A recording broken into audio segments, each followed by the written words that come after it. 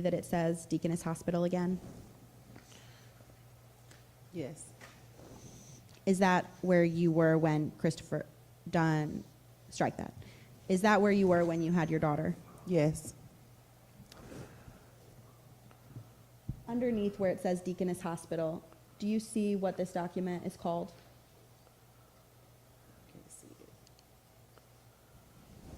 Nurse's note. The nurse's notes. Looking at the chart, what is the first date that you see? I can't see that. 5/18/90. Do you see the time that was notated by the nurse?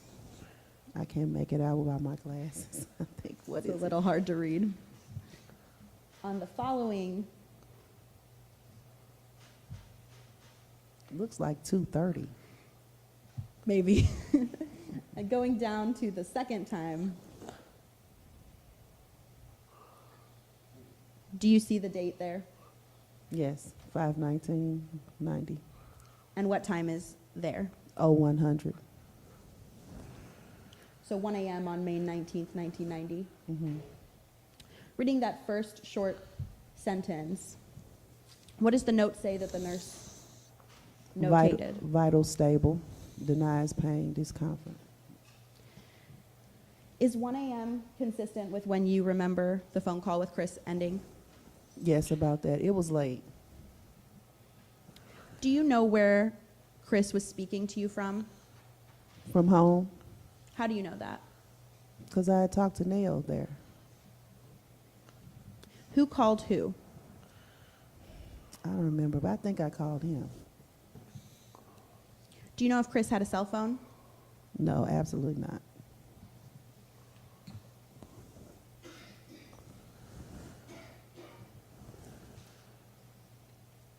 Do you know who else lived in the home that you called? His mother, his sister Dee Dee, I think Angela lived there too, and Neil. I need you to keep your voice up. I'm having trouble actually understanding you. It was his mother and 3 sisters. After your call with Christopher ended, what happened? After it ended, I think I called him back or something, and I talked to Neil, and they said he was being arrested. Did you try to come forward and tell someone that you were speaking with Christopher Dunn on the night of May 18th, 1990? Yes. Did you ever testify previously on behalf of Christopher Dunn? No. Do you recall testifying in proceedings after he was tried? Yes. When was that? I think it was in Licking, maybe, it's been a while, 5, 6 years ago. Did you ever sign an affidavit regarding this matter and what happened on May 18th, 1990? Yes.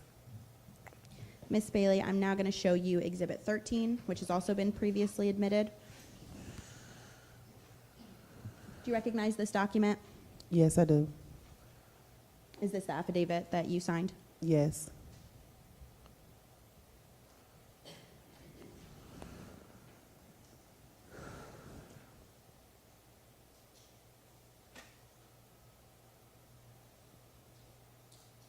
Do you see in the 6th paragraph down where it starts, I directly recall? Can we blow it up? I can't read it. Okay.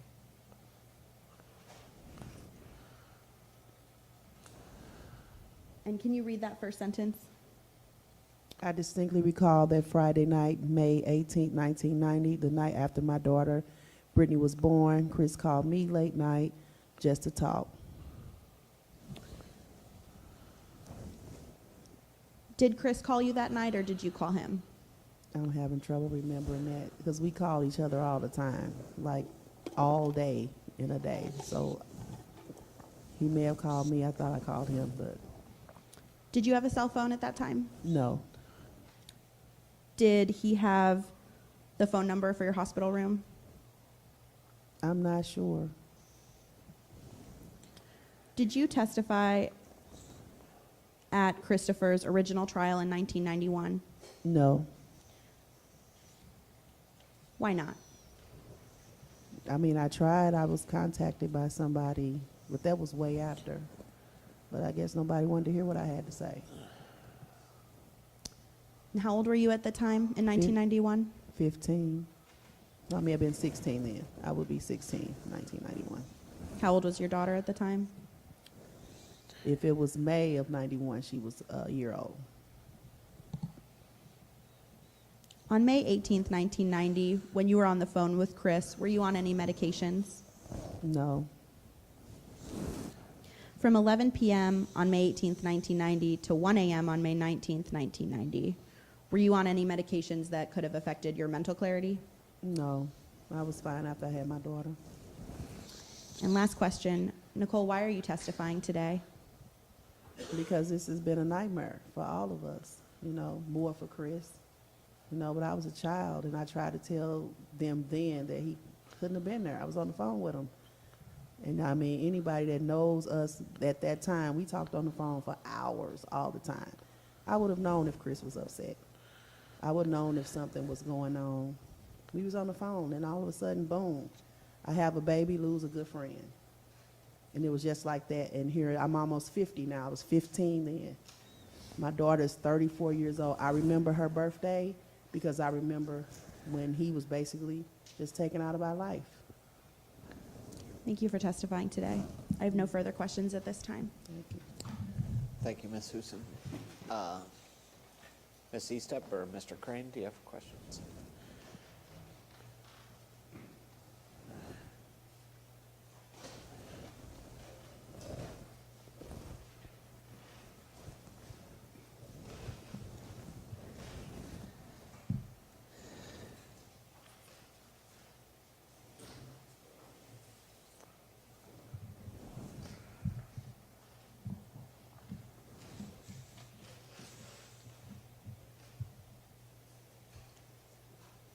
Good morning, Ms. Bailey. Good morning. You testified that on May 18th of 1990, you were 15 years old. Is that right? Yes. And at that time, you would have been about 24 hours post-op from a C-section. Yes. And that was, is it my understanding that was a scheduled C-section, not an emergency one? It was scheduled. It was scheduled, okay.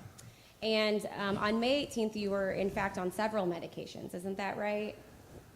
Not any medications. That I was awoke the whole time I had my daughter. I was not sedated. Okay, but you just testified that you were on no medications. Did I hear that testimony correctly? Yes. Okay. That would have impaired me mentally. I was. Well, I'm sorry. did you just testify that you were on no medications, you were not medicated?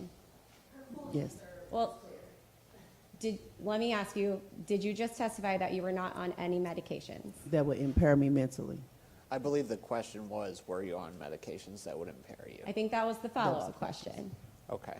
So the first question was, were you on any medications? Okay. Sustain.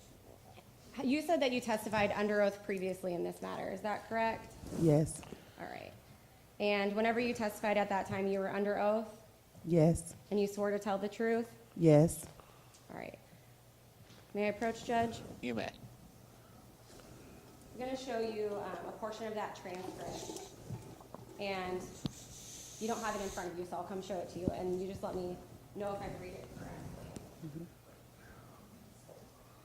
And this is page 64. And I'm going to start. I know you said you didn't have your glasses. I'll read it out loud, but I'll have you read along with me, okay? So you're asked on line 4 question, and you had several blood transfusions. Answer. Sorry, I'll start over again. So on line 4 question, and you'd had several blood transfusions. Answer. No, I only had 1 blood transfusion. Question. 1 blood transfusion. Do you remember being on medication? Answer. I wasn't on any medication. Question. You weren't on any medication? Answer. Question. Now, nothing for the pain or anything like that after having a baby? Answer. No. Did I read that correctly?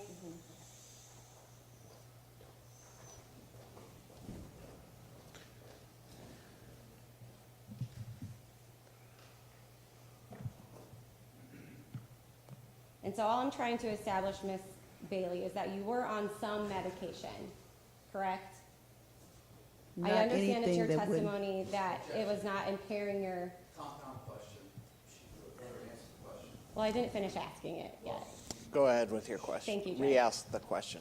I understand that you testified that you weren't on any medication that you are saying impaired your ability to remember, but my question was, were you on any medication? Okay, and so, No, I was listening to what she said and just said, as if I understood her question. okay, so you understood that question? Yes, I understand your Okay. question.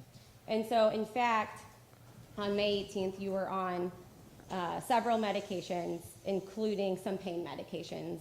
That I refused when it was offered. Okay, I so wasn't if, in any pain. Yes, I was offered medications. okay, so if the medical records indicate that you were given those medications, those would be false? I wouldn't remember that. Okay, and so if the medical records indicate that you were on, let's see, Parladel, Mylicon, Dialos, Percocet, Phenergen,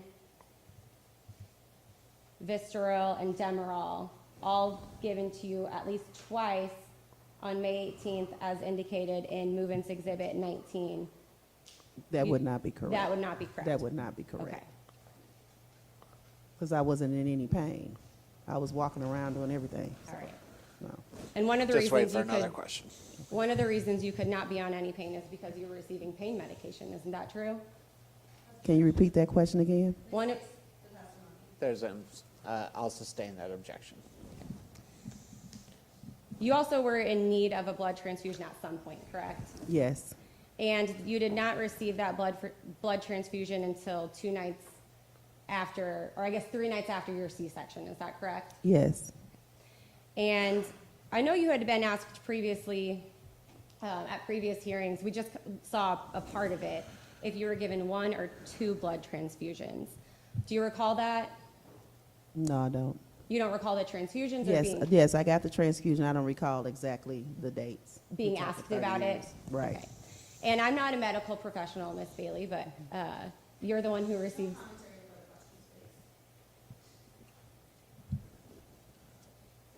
Just proceed with your question, Ms. Eastoe. You tell me if you know, but if your medical records indicate you received 2 separate transfusionists and 2 separate transfusions, is that considered 1 transfusion to you or 2? That would be 2. Okay. So if your records indicate that you received 2 transfusions, would that be accurate? I don't know what my medical, what transfusions I had. Okay. Where we going with this? So you don't recall today if you had 1 or 2? I know I had 1 transfusion. I don't know if they gave me 2 at the time, but it was 1 transfusion that I remember. Okay. And you also had been suffering from a headache since receiving your epidural, is that right? Yes, I did have a headache after. Okay. And in fact, you complained of suffering of that headache for multiple days after giving birth or having your C-section. Is that right? I don't remember if it was days, but I did have a headache after having a baby. Okay. And if the medical records indicate you were still complaining of that headache 3 days later, would that be accurate? If that's what they wrote down, maybe, but I don't remember having a headache for 3 days. But I did have a headache after I had my daughter. All right. And you were aware that your friend Christopher Dunn was facing murder charges in 1990. You became aware of that at some point. Is that fair? Yes. Maybe not the night that you testified that you spoke to him, but at some point. Yes. All right. And I know that you said you tried to talk to the police, but that was not, or you tried to talk to someone, but that was not until after his trial. Is that right? Can you repeat that? I will. The court reporter wants me to repeat it as well. You testified that you tried to talk to someone, but that was not until after he had been to trial. Yes, I was 15 years old. I didn't know who to talk to. Okay. And the first person that you were contacted by was an attorney sometime later. Yes, Emily Blood. Okay. And Emily Blood, oh, all right. So would that have been, and you may not know, but would that have been during his post-conviction relief time? I don't know. And you spoke to Emily Blood. So she was an attorney representing Christopher Dunn? I don't know if she was an attorney, but that's who I talked to. All right. And that would have been after he was convicted of murder? Yes, And I believe that you came down to the city and talked to Emily Blood. Is that fair? yes. Do you recall where you talked to her? Was it at a courthouse like this or somewhere else? No, it was at a courthouse, All right. Was it in a courtroom or like out in a hallway? out in the hallway. And in fact, you talked to her for quite a long time. Not a long time. She basically just greeted me, and I told her I was there. My grandmother brought me down. Did you talk to her about what you've testified to today? I just told her what I'd already told her before. That's why she told me to come down, but I didn't testify or anything. Okay. So you talked to her in a courthouse. You had talked to her sometime previously? Just to come down. She invited me down here. Okay. And you told her, what you told her was all about that night, what you remembered from May 18th? I don't remember her discussing that with me at all at that time when we got to the courthouse. All right. Just give me 1 second, Miss Bailey.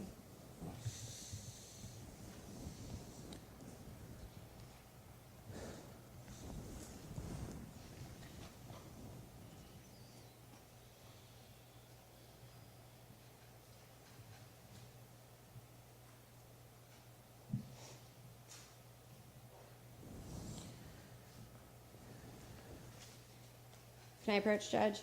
You may.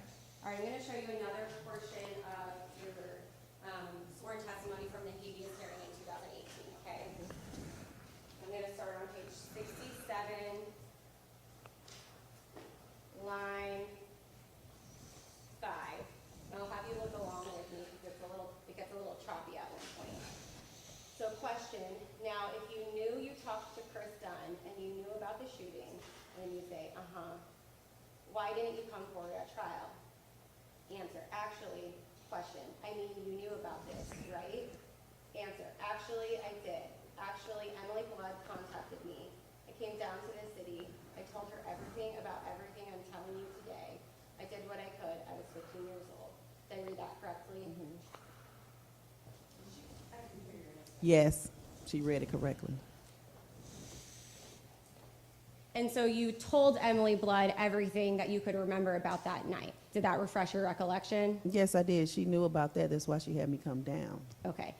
And you knew that that was important to tell her everything you've testified to, both at the habeas hearing and today? Yes. All right. And so your testimony today, Miss Bailey, is that you were speaking to Mr. Dunn on the phone around 11 to 1 a.m., roughly, Yes. give or take? That you don't know precisely. No, I don't. But it was late. We always talked on the phone for hours. Sure, so around that window.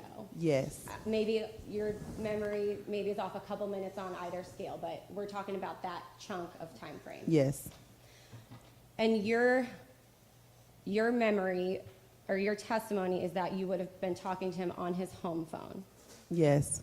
And I understand from your direct examination that maybe it's unclear who called who, but at least you knew he was home because you also spoke to his sister. Yes. And I understood that testimony correctly? Yes. Okay. So would you, and you said he did not have a cell phone. No. So you would agree with me, Miss Bailey, that if Christopher Dunn was driving around the city from 10 a.m. to midnight, he could not have been at home speaking with you on the phone. Right. And if Christopher Dunn was at a girl named Terry's apartment at midnight forward, he could not have been at home talking to you on the phone. Repeat the question. If he was at an individual named Terry's house, then he couldn't have been speaking. This is not an expert witness, and she's asking hypotheticals about things, witness has no personal knowledge. Judge, I think she has personal knowledge as to where she spoke to Mr. Dunn, so she can answer these questions if she has knowledge. I'm going to overrule the objection. And so if Christopher Dunn was at someone named Terry's apartment and not at home, he couldn't have been speaking to you on his home phone. Would you agree with that? We were on his home phone talking. I don't know about Terry or Okay. whoever you're talking about. And then if Christopher Dunn left his home at 11 p.m. on the 18th and didn't come home until 2 a.m. the next morning, he couldn't have been on his home phone speaking to you. Is that fair? He was on his home phone Hang speaking. on, hang to on. me. What's that? This is speculation. I don't see it that way, so I'm going to overrule the objection. You can answer the question. Can you repeat the question? Sure.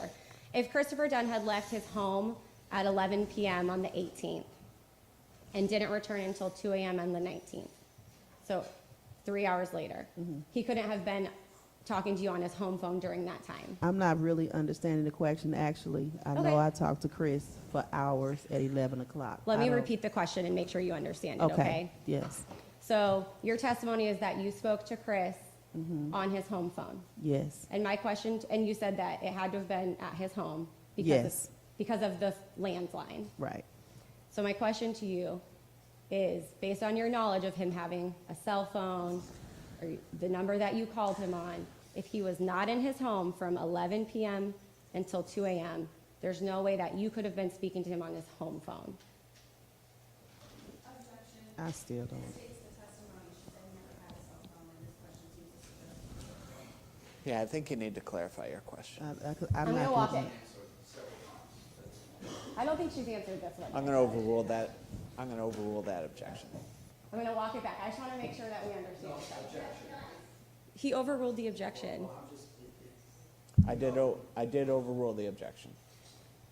Okay, Ms. Vale, I'm not trying to ask you a trick question. It's It just- seems, if you spoke to Chris, your testimony is that you spoke to Chris Dunn on his home phone. absolutely. Okay, my question to you is if Chris Dunn was not at home from 11 p.m. until 2 a.m., I don't know if he wasn't at home. He was at home when I talked to him. so you would not have been able to talk to him on his home phone if he wasn't home? No. Okay, thank you. No further questions. Okay. Do you have further questions, Ms. Huson?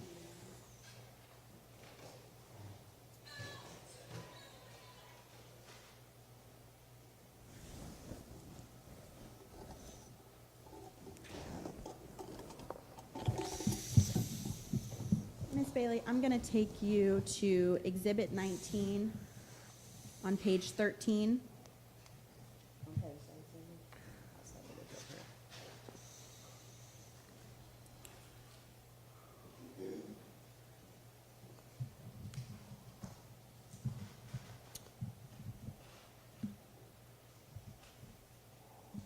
Do you see the title of this document?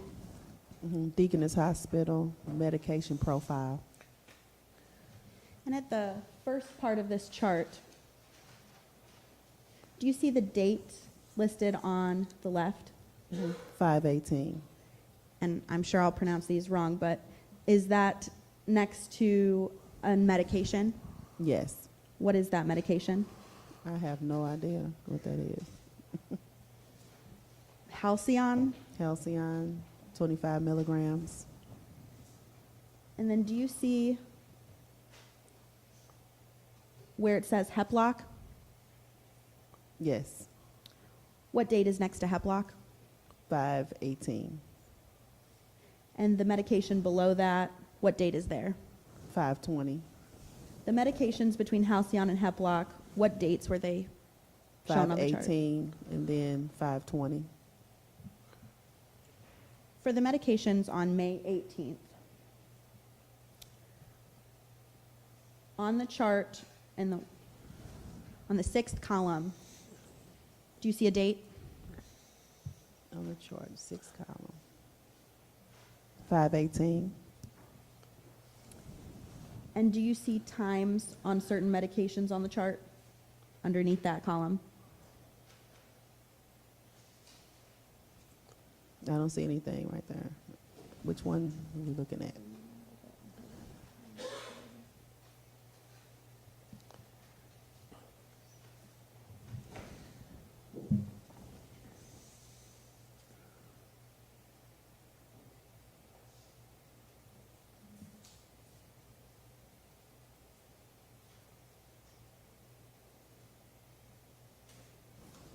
Okay, I see 1018 on 518. For the 10 and 18, let's say 10 and 6, do you see any other times on Parladel after 18 that you were given that medication on May 18th? No. What about Fiazol? No. Milacon is a little hard to read. Can you see what time it says you were given the Milacon? I can't read it from here. Are you aware that Milacon is a gas medicine? No, I didn't. I was 15. And the Dialos, do you see what times you were given that one? It looks like 10:18. And can you read when you were given Heplock? I can't read it from here. I see a 2 and a 5. I can't make it out. So you see 215. Yeah, I see a 2 and I see a 5. Do you know that Heplock is an anticoagulant? Now, exactly what is that? Judge, can we I take don't judicial know. notice of some of the medications on this list? I have page vaults from WebMD with what these, what Heplock and Milacon are. Milacon being the gas medicine and Heplock being an anticoagulant. Is there any objection to that? No, Judge, I would just ask that we go through all of the medications. Okay. We can go on the internet and do that, or Okay. take judicial notice of what all the medications are, which is fine as well. Okay. So after 6 o'clock that night, the medications that you were given were only Milacon and Heplock, according to this part of the chart. Okay. Scrolling down to the bottom of the chart,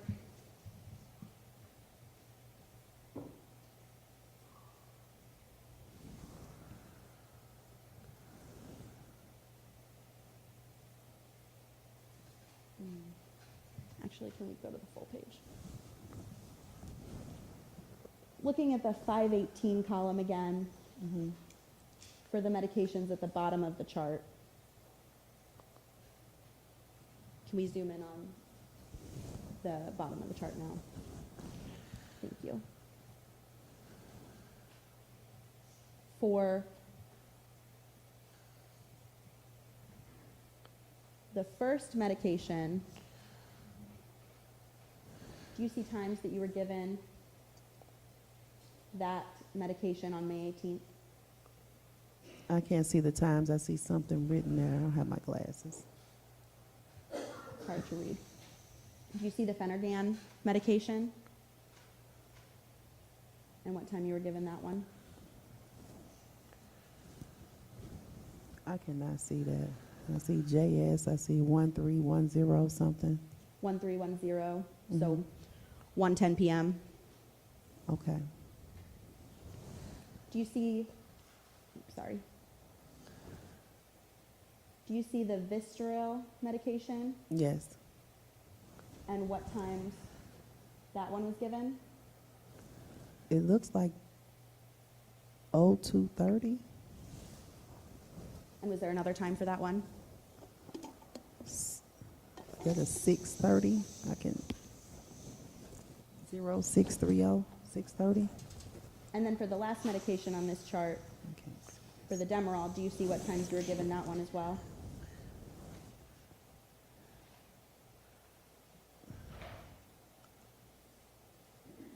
Oh Lord. 0230. And do you see another time for that one as well? I can't make that out. That's Can we zoom on that one a little bit?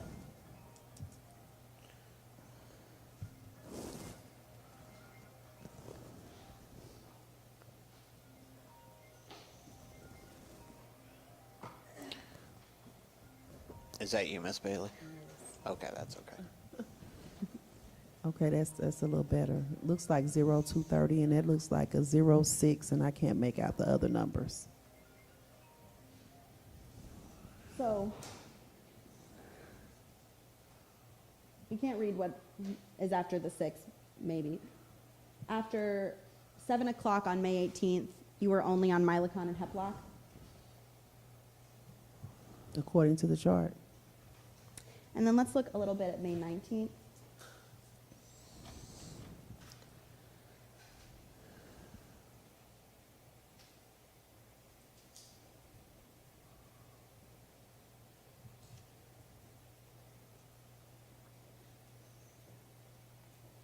For the Parladel, do you see the first time that's written down?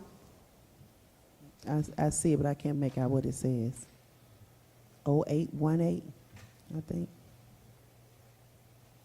Can we zoom in a little bit?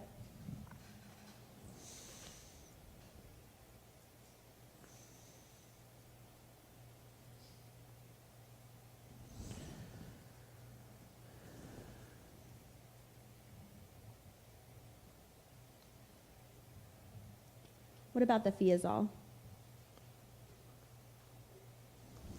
It is 0818, looks like.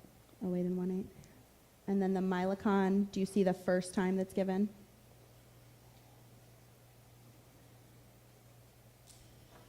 Looks like 0813. 08 and then 13. I don't know. And then the Dialos?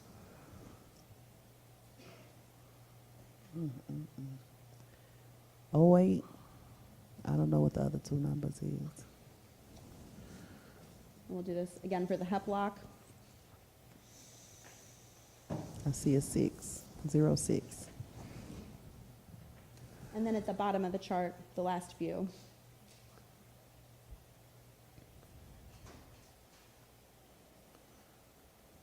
Miss Bailey, would it help you to get closer to the chart if you walked over there? Could you see better? I don't know. It looks kind of jumbled to me, but maybe. Okay. Well, if it would, you can feel free to do that, okay? Okay.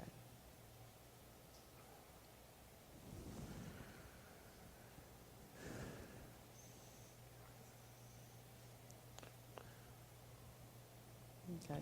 Looks like 818. So for the Percocet, what's the first time that you see there? 818. 08. And then do you see any times for the other medications on this No. chart? What times did you talk to Chris roughly between May 18th and the morning of May 19th, 1990? It was late that night, like I said. Hunter came on, I guess, about 11. Me and Chris was known to talk on the phone sometimes a day late. So it's only because the nurse said get off the phone so I can do the vitals. So it was way late. Do you recall any of the medications you were on affecting your memory in this case? No, I was telling him about the baby, about Hunter, just regular conversation. No further questions. Thank you. Thank you, Ms. Huson. Ms. Eastep, do you have further questions? Okay, thank you for your testimony. Ms. Bailey, you can step down.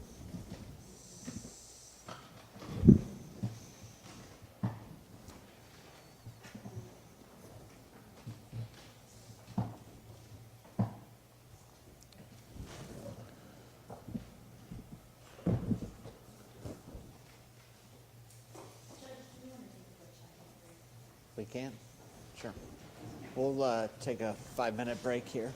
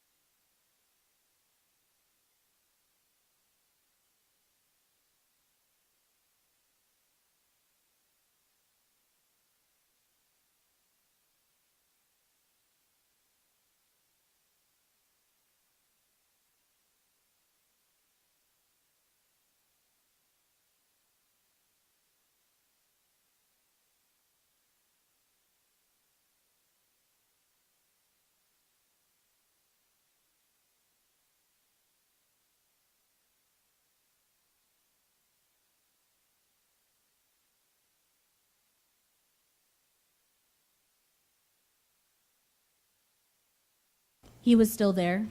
Right. And Judge, at this time, will now read the testimony of Martha Dunn. Okay.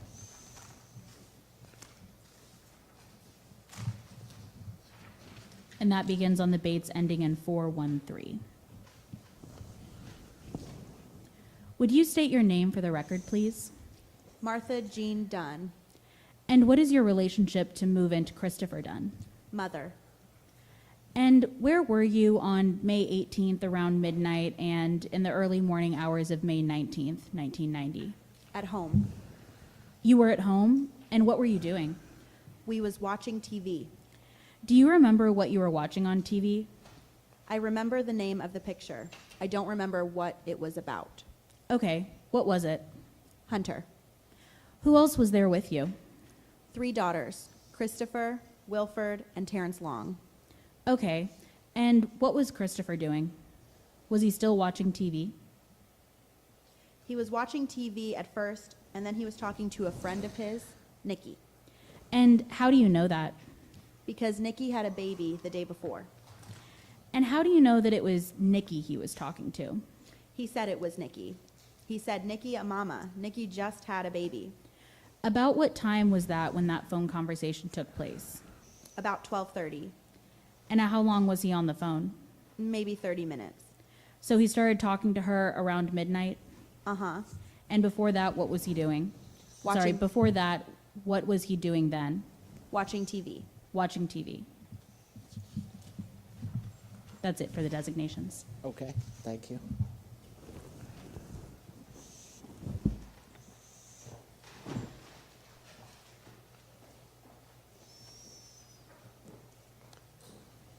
Your Honor, at this time, the circuit attorney would call Dr. Nancy Franklin. Okay.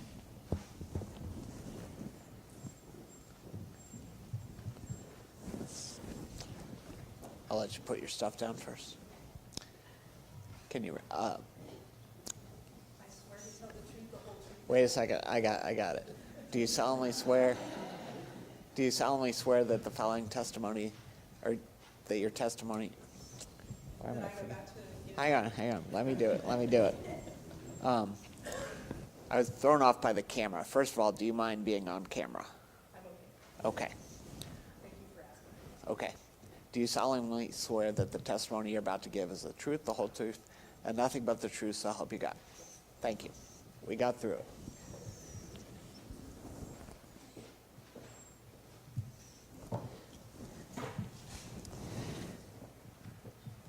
And just make sure you're close to the microphone and keep your voice up, and wait until the entire question is asked before answering, and if there's an objection, let me rule on it before answering, okay? Okay. Thank you. You may proceed. Please tell us your name.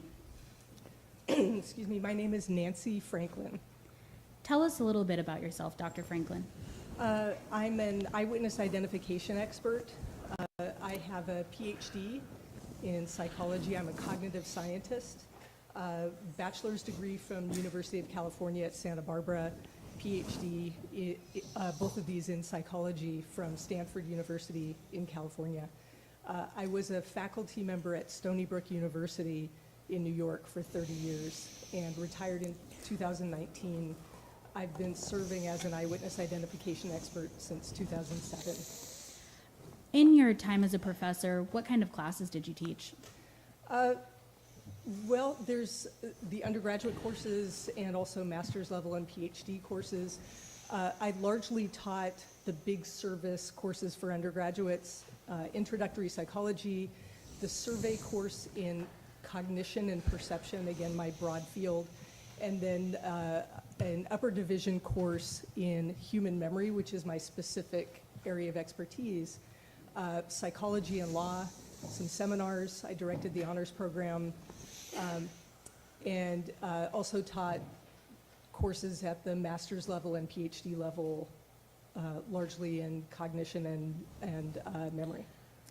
And as part of your academic career, did you publish any articles? Yeah, that's the primary obligation in the kind of university where I was. So I directed a lab. I was a principal investigator. I had PhD students who I trained. We conducted research the full time that I was at Stony Brook, and actually I was doing it as a PhD student and an undergraduate as well. And we would publish our findings, attend conferences, present at conferences. What are some publications that you've written that specifically relate to memory and eyewitness identification? For example, we've done and published research on what's called the weapon focus effect, which is a phenomenon whereby the presence of a weapon in a situation draws attention toward itself and away from the person who's holding the weapon.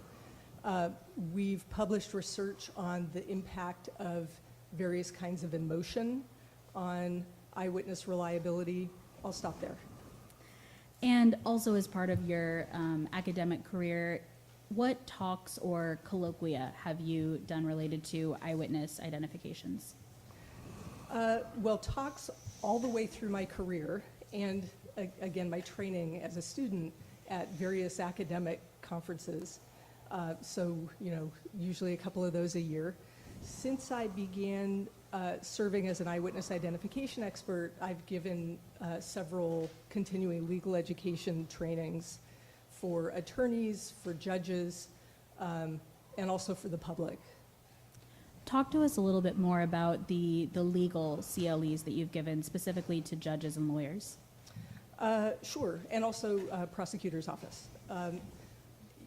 I've been invited most commonly by public defender offices to present, lectures on various factors related to eyewitness memory that can impact the accuracy of someone's testimony.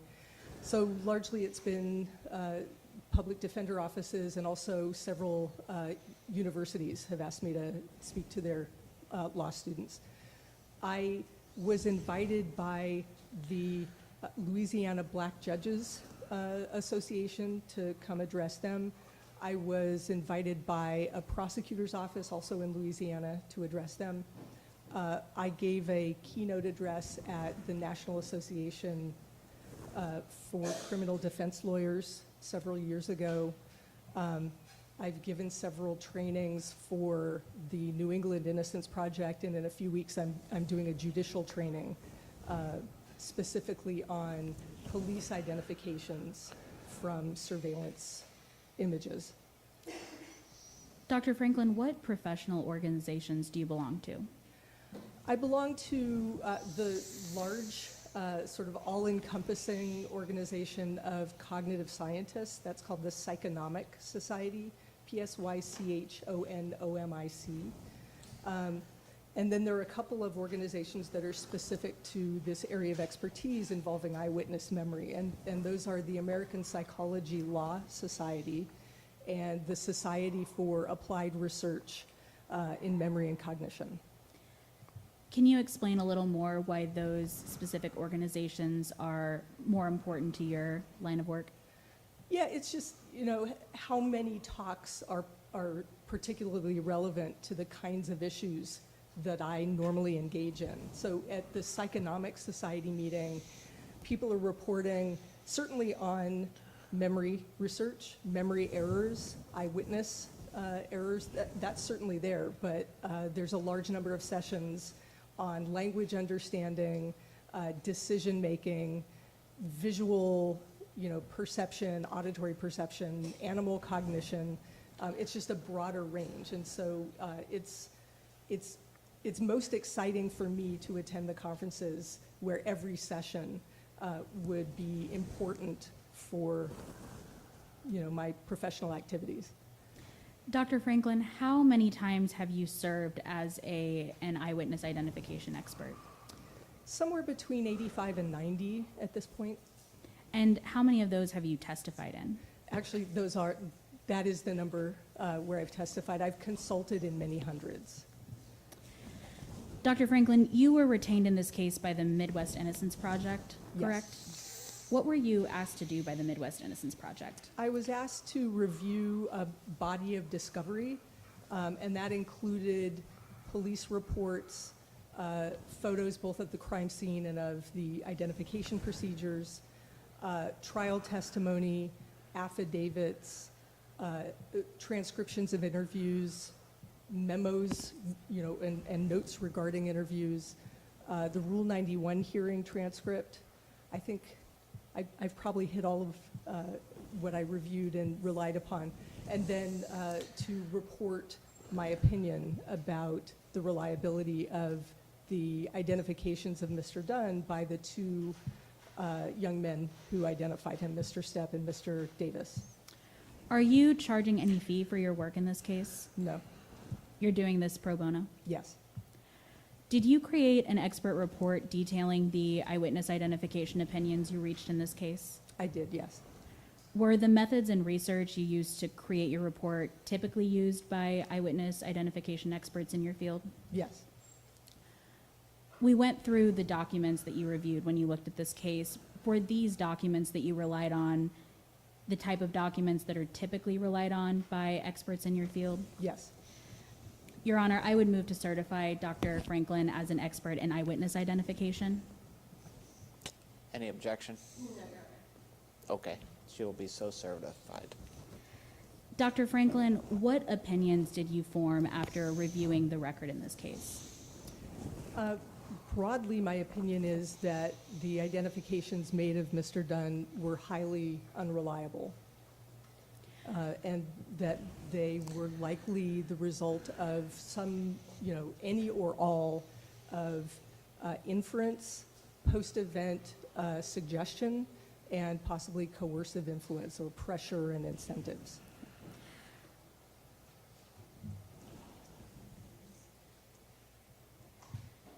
Dr. Franklin, if you turn to tab 33 in that very large binder in front of you, and also showing on the screen is Move-ins Exhibit 33.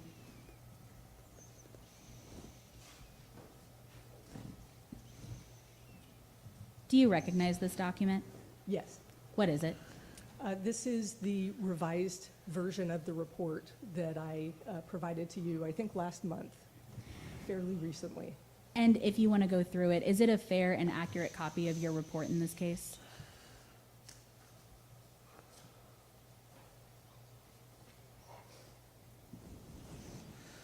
It looks to be, yes. Your Honor, I would move to admit Move-ins 33. Any objection? It will be admitted. Dr. Franklin, I want to talk about your first opinion about how the identifications of Mr. Dunn by Michael Davis and DeMaurice Stepp were highly unreliable. First, how does identification research in a laboratory affect the ability to apply it to actual crimes? We conduct this scholarly domain as a science, the same way medicine and physics study the phenomena in their fields. You have to have controlled experimental circumstances where you know what the factors are that are under investigation at the time. So you've got various conditions that you're comparing with each other. Importantly, ground truth. You know who the perpetrator is because you've set up this situation. And like these other scientific fields, properly conducted experiments allow you to draw scientifically responsible conclusions about how and whether a factor influences an outcome. Is there any research that compares the results from these laboratory experiments to actual crimes? There's some, where actual criminal situations allow interpretation of data. So there's, I guess, two branches here that come to mind. One is looking at contributing factors to exoneration cases, DNA exoneration cases, where we now know that the person who was convicted was innocent. And for example, we know that somewhere between 2/3 and 3/4 of those had involved misidentification. That research is very valuable in understanding how wrongful convictions and misidentifications in particular can occur. The second prong is examining where we can how real-world circumstances impact reliable eyewitness reports. And to the extent that we can do that, we find hearteningly that the patterns of factor influence reflect or parallel what we see in the lab. What we find consistently is that the lab tends to underpredict how impairing these phenomena are. For example, because in the lab, it's hard to make people fear for their lives. And so, you know, many of these factors are sort of dampened down compared to what we see in the real world. Dr. Franklin, I want to start with the optimal conditions of an eyewitness identification. What are the results in laboratory research under optimal conditions of eyewitness identifications? Well, the optimal conditions don't even involve memory, right? So, you know, we're looking to see how well people can process faces and make even perceptual matching tasks. So the most optimal circumstances would be having a face at the top of the screen and then having a photo array below that face while it stays on the screen and telling people, here are 10 faces below that top face. Is that person at the top in this set? If he is, it's another picture taken the same day. So again, optimized. There's not going to be a big, you know, appearance difference. And if he's not there, then that should be what you tell us. So under these circumstances, the images that are used are full face, good lighting, you know, close-up view, for as long as the person doing the task wants to look. And again, they can go back and forth and make all the comparisons they want because there's, you know, that face is still at the top of the screen. And what we find, remarkably, is that people make, in the condition where the right answer is he's not there, people make about 1/3 misidentifications. They pick someone, and if you pick someone in that situation, you're making a misidentification. So what we learn from these studies is that people have a tendency to perceive a match even when it's not there, to perceive that they're recognizing someone when they're not. What factors can increase the risk of misidentification? Anything that draws down from those optimal circumstances. So if the perceptual conditions are worse in terms of only a glimpse at the face, and then the face isn't there anymore, and now you're on your own looking at these photos, who knows when later. If the lighting is low, if there's distance involved, if any parts of the face are covered, or if your own, as the observer, if your own internal circumstances are distracting. If you're under stress, for example, then your cognitive processing won't be fully on the task at hand. You will be, for example, looking for escape routes or how to protect yourself. If there's a weapon in the situation, as I mentioned before when you were qualifying me, weapons tend to draw attention away, which means you're not processing the face as well or as much as you would have if you hadn't been distracted by the weapon. Dr. Franklin, explain how familiarity with a perpetrator can affect identifications. Well, the first thing to say is that familiarity is a continuum. So you can go all the way from never saw the face before to your mother.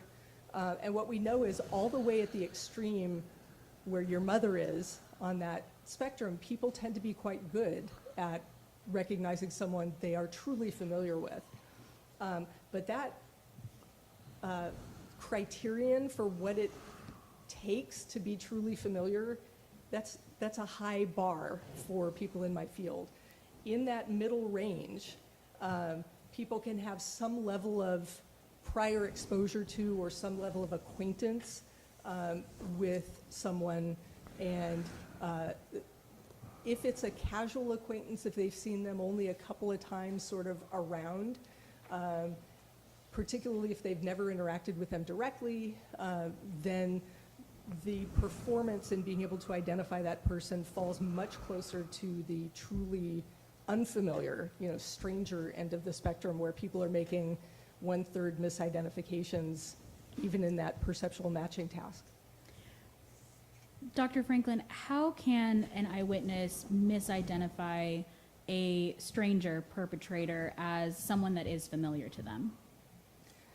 Well, again, people have a tendency to try to find a match, or to perceive familiar face, or perceive that they're recognizing the person more often than they actually are seeing someone who's familiar. And let me, if it helps, I can give you a published, finding on this. Please do. Okay, so this is a finding by Kerstholt, Kerstholt, and colleagues, from, I believe, 1992. So everybody who participated as a as a research subject was actually on staff at a perceptual research institute. So these people are much more familiar with the foibles of perception than the average person. This institute had, I think, around 125 staff members at the time. And there was a handful of people who served as research subjects. And then there were photos of people that they would be looking at. 2/3 of those people were actually familiar to them and had, on average, worked in the same facility as them for 13 years. And the other 1/3 were total strangers. The photos were presented in very dim, the photos were taken in very dim lighting with hoodies on, all of the people shown in the pictures. So not ideal circumstances. And the participants were shown one photo after another and asked, do you recognize this person? And if so, who is it? And what was found was about a quarter of the time when they were looking at strangers, they named someone from the facility. And so, yeah, I mean, people are good at identifying someone who's, quite familiar to them, but only if they can get a good enough view. And once you make the circumstances challenging, you get these sorts of misidentification errors, particularly, if people have a reason to expect to, be looking at someone they know. How does the Kerstholt study and the research regarding familiarity apply to Demora Stepp and Michael Davis? Well, the circumstances are remarkably similar, except that the Kerstholt circumstances were more favorable. So Demora Stepp and Michael Davis both described their views of the perpetrator. It was under lower lighting than the people in the photos for Kerstholt, and it was a much briefer view than what the participants in Kerstholt got. And they were in a neighborhood that they associated with Mr. Dunn. And they both volunteered to police and to detectives, and then testified at trial that who they recognized was Mr. Dunn, someone they claimed to have some familiarity with.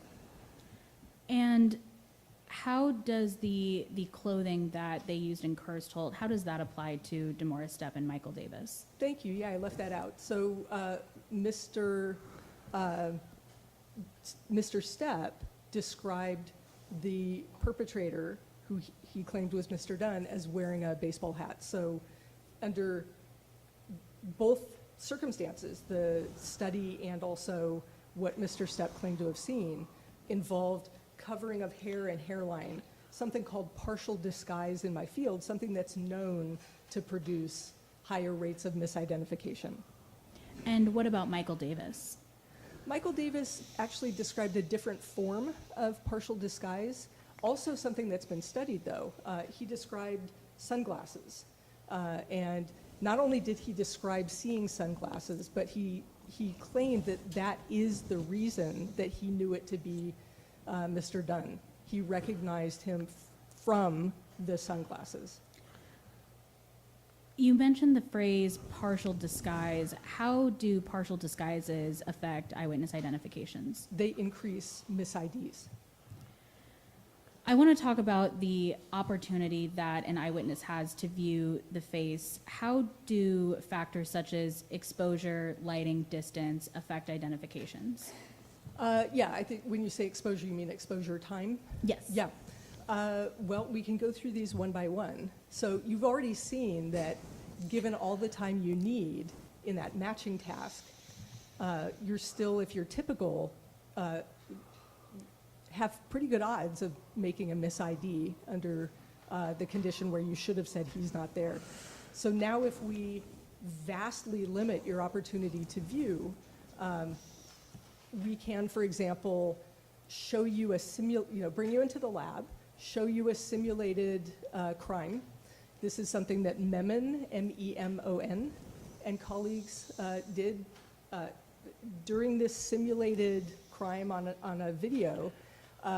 The participants actually saw a close-up good view of the perpetrator for 12 seconds, much longer than what the record in the Dunn case reflects.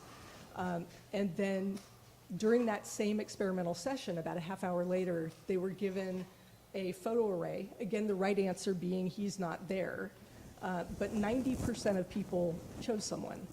You know, when you have a very limited view, when you are essentially precluded or really challenged from being able to form a stable, detailed memory for a face, you know, the face of the perpetrator, then you are at high risk of finding somebody in the photo array to be good enough of a match to whatever it was you were able to put into memory. And as far as lighting, how does low luminance or low lighting affect identifications? Low luminance is clearly associated with not just lower rates of correct ID, but also higher rates of misidentification. It interacts with what we've just talked about because low lighting slows down the ability to extract information from a scene. So that brief glimpse just got worse if it's a very dim situation. And that's assuming that the lighting is good enough to see anything. I know that that is a concern in this case, whether the witnesses were able to see the face at all. But under dim lighting, even if you are able to see a face, and even if you're able to see the face for several seconds, we know that that's associated with higher rates of mis-ID. And what about the distance? Misidentifications increase with distance, starting at about 25 feet under good lighting. What we know from research is that dim lighting effectively triples whatever the distance actually is. So that means as close as 8 or so feet away, we're starting to see a real drop-off in performance and a real risk of increased misidentifications. How are these three factors, exposure to the perpetrator, lighting, and distance, how do those apply to DeMorris Stepp and Michael Davis? DeMorris Stepp described himself as, you know, glancing over, seeing a muzzle flash, recognizing Mr. Dunn in that brief glance before he takes off from the step. There's some changes in how he describes this early on. At one point, he hears the first shot, turns and sees what the record to me seems to reflect him claiming to be that first muzzle flash after he heard it and turned. Other things that he says and that officers put into the record make it possible that he heard the first shot, turned and saw the second muzzle flash, but certainly by the second muzzle flash, he's up and running away. So very brief glimpse. It's not of great concern to me which of those two it is because both of them fall squarely in extremely brief. Mr. Davis told police that he did not see the shooter at the time of the initial part of the attack, and that he ran either just, again, there's some discrepancies in how he reports this, but it's either just before or just after he fell, he looked over. And that's when he saw sunglasses. And from the sunglasses, declares that he knew it was Mr. Dunn. What were the lighting conditions like described by DeMaurice Stepp and Michael Davis? Not just those two. There was strong agreement across the record that I reviewed that it was quite dark. Mr. Stepp called it the darkest part of night. And sorry, you said Mr. Stepp said that? Yes.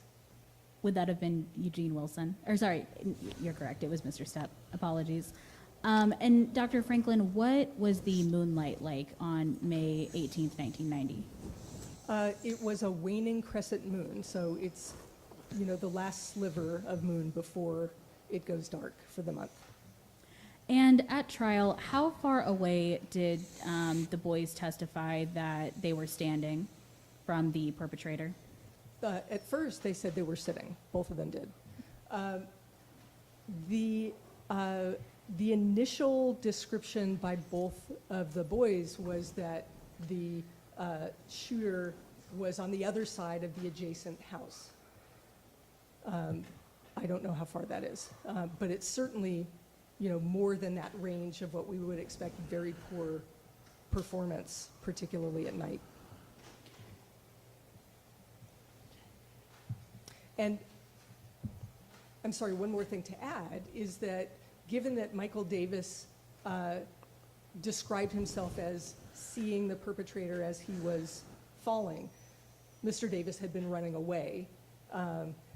Apparently, my understanding is that the shooter was also running. So, I have no way of knowing that their distance was relatively maintained, but it still, from what I understand, was distant and potentially increasing. Dr. Franklin, I want to go to Exhibit A, page 140, paragraphs 5 through 7. Is Exhibit A here? Yes, it is in a tab marked Exhibit A, but we'll show it on the screen here. Okay. So the question reads, all right, and about how far away from you was he, if you know? Answer, I'd say about 12, 13 feet. Did I read that correctly? You did. This comes from trial. So this is a different description by Mr. Stepp than his original description of saying that the person was on the other side of, I think in the record it says 5709. I think that should be 5609 Labadee. So again, most of the Tolliver house is in that direction.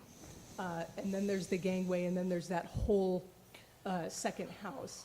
So clearly 12, 13 feet underestimates it. I think at this point, Mr. Stepp had changed his description and said that he had seen Mr. Dunn right next to the Tolliver house, right next to the porch, which is something like 12 or 13 feet away. And assuming, and even if this statement were correct, that the shooter or the perpetrator would have been 12 or 13 feet away, how would the lighting conditions have affected that distance? Yeah, it would have interacted with the distance and made seeing a face challenging. If Mr. Stepp had seen somebody who was standing at the corner of the Tolliver house, there was just, I believe, this one document in the record where he claimed to have seen Mr. Dunn clearly in that position. Explain how event stress can increase the risk of misidentification. Stress, well, it impacts eyewitnesses in precisely the opposite way that lay people often think it does. So it doesn't sear anything into memory.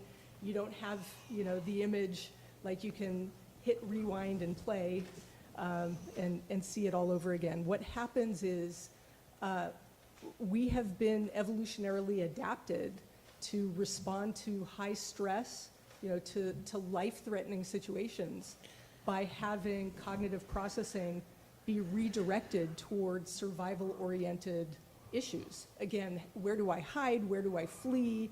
How do I defend myself? Not what's the color of the person's eyes. And so what we find is that eyewitness memory for what the person looks like gets worse. What studies have tested event stress in a sort of more realistic setting? Yeah, it's been studied in the lab by several people using different methodologies, and we see the outcomes replicated across different labs, which is good to see, and it's the standard that we hold ourselves to. And as I mentioned before, that's one of the things that we can't really simulate very well when it comes to the lab comparing to real-world criminal circumstances where people's lives really are at risk. But there are a couple of studies that sort of piggyback on top of real-world stressful situations. And for example, Charles Morgan at Yale has spent his career investigating the impact of stress on military personnel. And the impact in all different kinds of performance, one of which has involved memory, and specifically memory for people. And so he works with the military, making use of the kinds of highly stressful training programs that they routinely subject their personnel to. So for example, let's say you're about to be deployed overseas. It's likely that you will undergo a very realistic simulation where you're out in the woods trying to evade capture. You're going to get captured. You're brought into a cell and held there. And at some point, you're taken into an interrogation room with a single interrogator and good lighting. And it's a stressful interrogation. You might be slapped. You might be thrown against the wall. You might be put in a high-stress posture. And the trainees are, the intention is to stress them out. That's the goal of this training, and it's very effective. It also has occasionally led to very serious injury. So it's realistic to some degree. So there's 40 minutes of interrogation under good lighting with a single interrogator, and then a day after release, the people who were subjected to this training are brought to a room where trainers from this facility are at the front of the room. You either have encountered one of them before or none of them before as your interrogator, and your job is to say either who it is or that he's not there. And even under these circumstances of 40 minutes of interrogation and being tested the next day, high stress led to about 60% mis-IDs when the right answer was he's not there. So what we find, again, is that the lab studies show impairment, but not to the degree that realistic simulations do. How does event stress and the Morgan study apply to Michael Davis and DeMaurice Stepp? They were present at the time of a shooting, multiple gunshots, both shortly after this began, saw their friend fall to the ground. Both of them ran themselves, suggesting that they believed that their lives were at risk. Yeah, so that, is exactly the sort of situation that we would consider very high stress. Dr. Franklin, you talked earlier about your research into weapon focus. Can you explain a little more what weapon focus is and how it affects eyewitness identifications? Yeah, again, several studies have been conducted. There are a couple of what's called meta-analyses, again, sort of looking at the totality of the studies individually, but also with a meta-analysis, we can take the data from all of these and using sophisticated statistical techniques, be able to speak about the strength of the finding, the pervasiveness of the finding. It's sort of the gold standard in any scientific field. And under all of the various kinds of circumstances that have been studied, most of which have involved guns, we find that misidentifications, eyewitness descriptions, memory for the person's appearance suffers when a weapon had been present at the same time as a face. How does the weapon effect relate to DeMaurice Stepp and Michael Davis? They were aware that there was a gun. Mr. Stepp described seeing at least one muzzle flash, and at least by the time of trial, he was describing that he saw a nickel-plated gun, which suggests to me that, well, first of all, I would expect that a muzzle flash in the dark would draw attention. And the description of a nickel-plated gun in the hand of a perpetrator also suggests to me that that is where his attention and cognitive processing were directed during the moment of that flash. That's typical of weapon focus effect, is that people are in a position to be able to describe the weapon. It doesn't make them a great, accurate eyewitness overall. It reflects that cognition is directed in there and not to the person's face. Dr. Franklin, putting all of these factors that we just discussed together, how high was the risk of misidentification in this case? Yeah, I can't, it would be irresponsible to put a number on it, but the confluence of perceptual conditions here, and also the kinds of statements that I saw in the record early on by these witnesses reflect very strongly to me that the ability to effectively see the perpetrator's face in sufficient detail to be able to put a stable, representation into perception and memory. I lost track of the beginning of that sentence, but it was very low. That the risk of misidentification was quite high. Again, harking back to the Kirstholt study, very poor perceptual circumstances, and as we see in the record, some basis for being able to make inferences, right or wrong, about who it might have been, who you didn't quite see very well. Those sorts of circumstances appear to be present here. Dr. Franklin, in preparing your opinion, you discussed that you reviewed the habeas and trial transcript in this case. Yes. You also reviewed the police report, Yes. and you also reviewed the taped statement of DeMaurice Stepp along with Mr. Stepp's affidavit. Yes. And did you also review a memorandum from the Attorney General's office of an interview with Mr. Stepp? I did, yes. Dr. Franklin, in preparing for your testimony today, did we discuss a chart that summarizes the information in the record that you reviewed in coming to your opinion? Yes.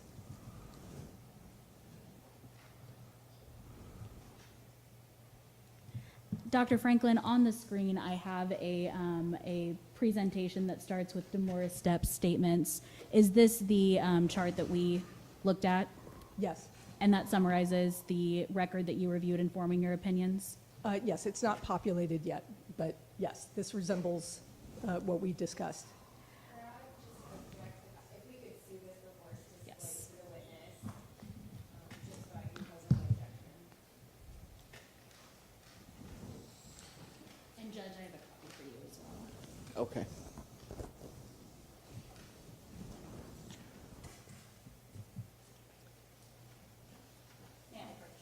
You may.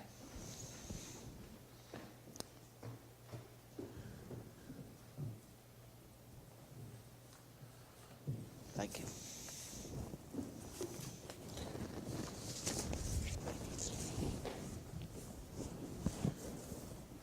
And Your Honor, I would move to admit this as a demonstrative and summary exhibit. Okay. I'll give them a second to take a look here.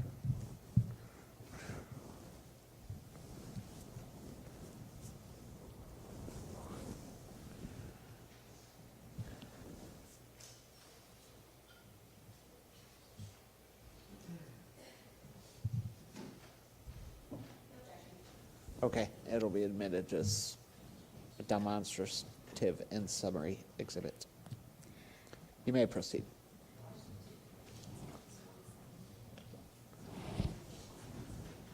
We admitted 47. 46 is already in. This is 47, yeah. Dr. Franklin, in reviewing the materials that you relied on, what inconsistencies in Demora's step statement did you find in what he saw that night? His first description, or his first statement was in response to the question, did you see what direction that, the gun or the bullets were fired from? And he answered no, sir, to that, which reflects to me that he did not see the shooter shooting at any point during the attack, and that he did not see a muzzle flash at any point during the attack, because then, even if he didn't see the person holding the gun, he would know the direction that the gun was being shot from. And how did this initial statement evolve in Mr. Stepp's statements? Well, shortly afterward, he was asked, the question isn't on here, but he was asked, did you see Mr. Dunn prior to the shots being fired? So very direct question that he would come later to answer at trial the next year. He would say that he had seen Mr. Dunn a few minutes beforehand. But the direct answer to a very straightforward question, did you see Mr. Dunn prior to the shots being fired, was he was shooting the gun. And how did that then evolve? It evolved by the time of trial. I heard shots and I seen firing over my head. And so at that point, he claimed that a bullet came within an inch or so above his head. He claimed that he saw a muzzle flash. Again, there's some discrepancy. At trial also, the detective, Stinum, testified that Mr. Stepp had said that he heard he heard the gunshot, he turned and saw the muzzle flash, and then there was a second shot. So again, the sort of physics doesn't work out here of seeing a muzzle flash from a moment ago. It's got to be gone by then. But so that was the testimony. And I'm sorry, the testimony by Stinum at that point was that's when he saw Mr. Dunn. So his statements of what he saw or whom he saw clearly did not include seeing Mr. Dunn or the direction from which Mr. Dunn was firing until trial. And continuing through the chronology, how did Mr. Stepp's... I'm sorry, I want to correct myself, because of course, on May 19th, he had named Mr. Dunn. I'm not saying that he first volunteered that he saw Mr. Dunn at trial. He did before, but the perceptual circumstances are not supporting it at this point. And how did those statements evolve over time? Well, at trial, again, Mr. Stepp claimed now for the first time that he saw Mr. Dunn 3 minutes before. By the time of his 2005 affidavit and afterwards, he's changed his claims again. So on October 21st, 2005, which is an affidavit, at first I didn't see anyone, then I heard more shots and ran. On May 11th of 2017, I didn't actually see Dunn with a gun.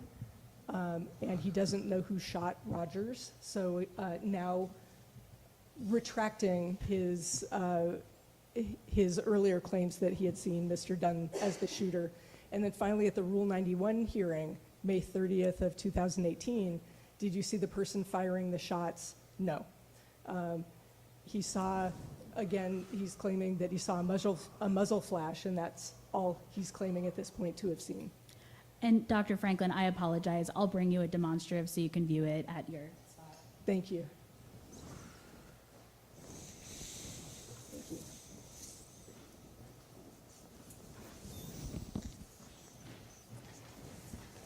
Now, Dr. Franklin, in reviewing the materials that you relied on, how did DeMorestep's statements evolve as regard to the number of shooters? That changed remarkably over time. At the time of the incident itself and at trial, he claimed to have just, seen and known about one shooter. By the time of his affidavit, which was 15 years later, he now, for the first time that I saw in the record, was claiming that there were 4 people, as opposed to the original claim of 1, who were shooting at them. And he also, in that same affidavit, said that there were 4 people now, or 5, on the stoop. So he's changing the situation quite extensively. And in 2017, he claimed that, and by the way, this is in the notes of his interview with the representative of the Attorney General's office. He now was describing seeing 2 people, and the person who was not Mr. Dunn was the one with the gun. Dr. Franklin, in reviewing the materials that you relied on, how did DeMorestep's statements about the visibility that night change, if at all? Well, so again, we know quite a bit about the perceptual circumstances that night. In his first interview with detectives, this item on the far left is actually in response to the question, how did you know it was Mr. Dunn, or Christopher Dunn, however the question was put. It was, how did you know it was him? And his answer was what I would consider to be a remarkably hedged statement. I looked at his face, but you know how you see somebody and you don't see him, that is an expression of the inadequacy of his viewing of whatever it was that he saw. And, I'll leave it at that. Over time, he continued to acknowledge that it was dark out. It was dark, it was the darkest part of night. That was a question by the prosecutor, and his answer was that indeed it was the darkest part of night. There was no question brought out about whether the porch light was on, and so it fits that it was as dark as the several people had described it as. And then going forward, he referred to the very dark circumstances as part of the reason why he couldn't see the shooter. Dr. Franklin, in reviewing the materials that you relied on and coming to your opinions, how did DeMorestep's statements about the gun evolve over time? Well, he didn't describe it specifically as nickel-plated until trial. And this actually fits with, potentially the evolution of a witness's description of what they saw, where they were, how good their viewing circumstances were over time as their experienced memory develops and becomes sort of richer and more cohesive. So the initial description, I'm not even sure from that original police report in 1990 whether he was claiming to have seen a gun. I mean, it was clear there was a gun at the scene, and the police report reflected that it was of unknown caliber. So I don't know that at that point there was any claim of seeing it. By the time of trial, he was claiming to have seen it and he could describe it. And then following the trial many years later, when he retracted that he had seen a gun as well. Now, Dr. Franklin, even if we assume that DeMorestepp was telling the truth at trial and that he did see a nickel-plated weapon, how would that apply to your research and the opinions you formed? Yeah, so that would bring in the weapon focus effect and create the likelihood that if he was able to see the gun during that muzzle flash, that was what he was looking at and what he was able to see. Dr. Franklin, in reviewing the materials and coming to your opinions, what statements by DeMorestepp, how did DeMorestepp's statements change regarding his relationship with Christopher Dunn? Yeah, it wasn't just his own relationship with Christopher Dunn. It was that first question asked about whether anybody had any problems with him. And his response, again, this is, that first interview, May 19th of 1990, was within 3 hours of the shooting. And his answer was not that he knew of, that anyone had had any issues with him. And then there was reference the next day to the possibility or, the claim that one of DeMorestepp's friends had a conflict with Mr. Dunn, but that he ran away. I'm guessing the claim was that Mr. Dunn ran away and that conflict didn't come to fruition as a violent interaction. At trial, he again asserts that he never had any problem with Mr. Dunn.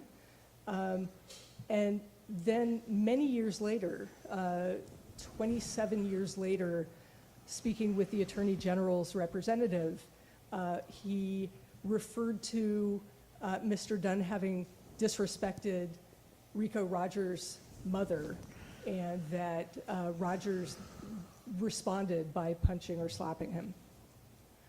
Finally, at the Rule 91 hearing, he didn't recall anybody, so I'll read it. I don't recall anybody else, but I know as far as myself, I didn't have any problems.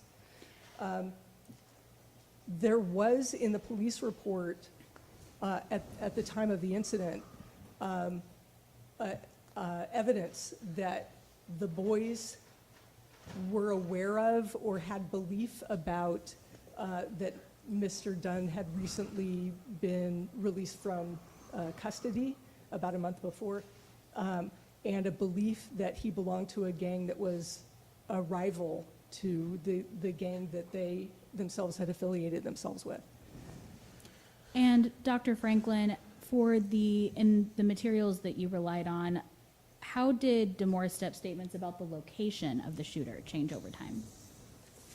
Initially, he described the shooter as coming from the location actually consistent with the crime reconstruction, crime scene reconstruction expert, that he had come from the west side, so the far side of the adjacent property, which here is listed as 5709 Labadee. I think might be referring to 5609.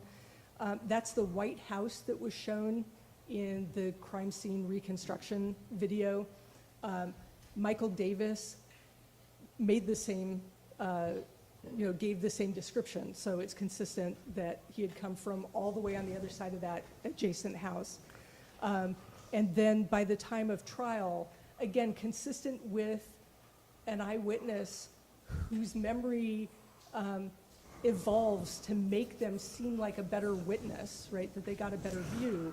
At trial, he, for the first time, reported that he had seen Mr. Dunn a few minutes before in the gangway, really just next to the porch that they were sitting at the corner of that porch. Dr. Franklin, looking at all of these inconsistencies over time, how did those inconsistencies affect your opinion? Well, so let me first say that what I care, what I used in determining the unreliability of their identifications were the early statements. You know, the police reports, the interviews with detectives. I certainly was interested in the claims that they made at trial. So that's what I relied upon in making in developing the opinion that they were unreliable. From my point of view, the claims and statements going forward might help inform how some statements evolved over time, might put some of the initial claims and claims at trial in context. But again, I was looking at the initial 1990 and 1991 statements. You know, you see someone and you don't see them. That was the basis for Mr. Stepp recognizing Mr. Dunn. That is such a red flag for an unreliable identification. And as far as Mr. Davis, how did you know it was Mr. Dunn? The sunglasses were pushed up against the face. So that's relying on an item of clothing that you associate with someone, relying on seeing sunglasses in what appears to have been pitch black or close to pitch black circumstances, and not relying on the appearance of a face in making an identification. Again, a very strong red flag, very strong, you know, unreliability. So I hope I answered you. You did. Thank you, Dr. Franklin. I want to talk about witness inference that you referenced at the beginning of your testimony. Sure. How does witness inference and self-suggestion increase the risk of misidentification? Yeah, well, I mean, we are very sophisticated cognitive beings, and we make meaning of circumstances that are partial or, you know, are challenging in terms of perceptual circumstances. What we do is fill things in, you know, make inferences very often immediately in the moment to try to create sense out of what might be, you know, insufficient information coming from the world. And that actually is what, you know, the Kirstholt study is about, where people were looking at dimly lit, you know, photographs of people wearing hoods, and were trying to make sense of who this could be, and doing what humans do very well, which is to, you know, sort of make inferences, fill in details that may not actually be there, and, you know, draw a conclusion that makes sense to them. And how does witness inference and self-suggestion apply to DeMaurice Stepp and Michael Davis? Again, there was already, I'm going to say knowledge, but really belief in the neighborhood, because I don't know, I know that Mr. Dunn had recently been incarcerated and recently been released within the previous month. I don't know whether he actually was a member of a rival gang, but it doesn't matter whether he actually was. What matters was the beliefs of these kids. And if that was part of their beliefs at the time of this attack, that could have been a basis for making the inference that it was Mr. Dunn. And these inferences in the research, how quickly can those inferences happen? They can be immediate. And why is that? Why is that? Yes. Yeah, well, that is how we are designed. We're designed to interact with the world effectively, efficiently, rapidly, you know, filling in even details that we're not aware we're filling in, drawing associations that may not actually be true, but we're sort of making our way through life using this, again, very sophisticated, but, you know, sometimes error-prone cognitive system. And yes, it can happen in a moment. It can happen during perception. It can happen in the seconds after an event is completed very easily. Dr. Franklin, I want to talk now about how post-event suggestion can influence eyewitness identifications. How can Sure. it? Well, that sophisticated cognitive system is full of holes.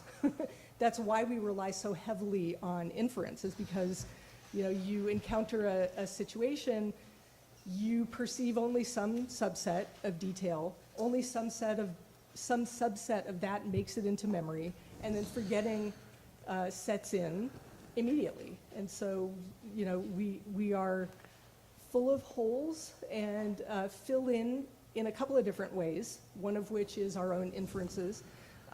But we're also very strongly inclined to incorporate details that we encounter after the fact.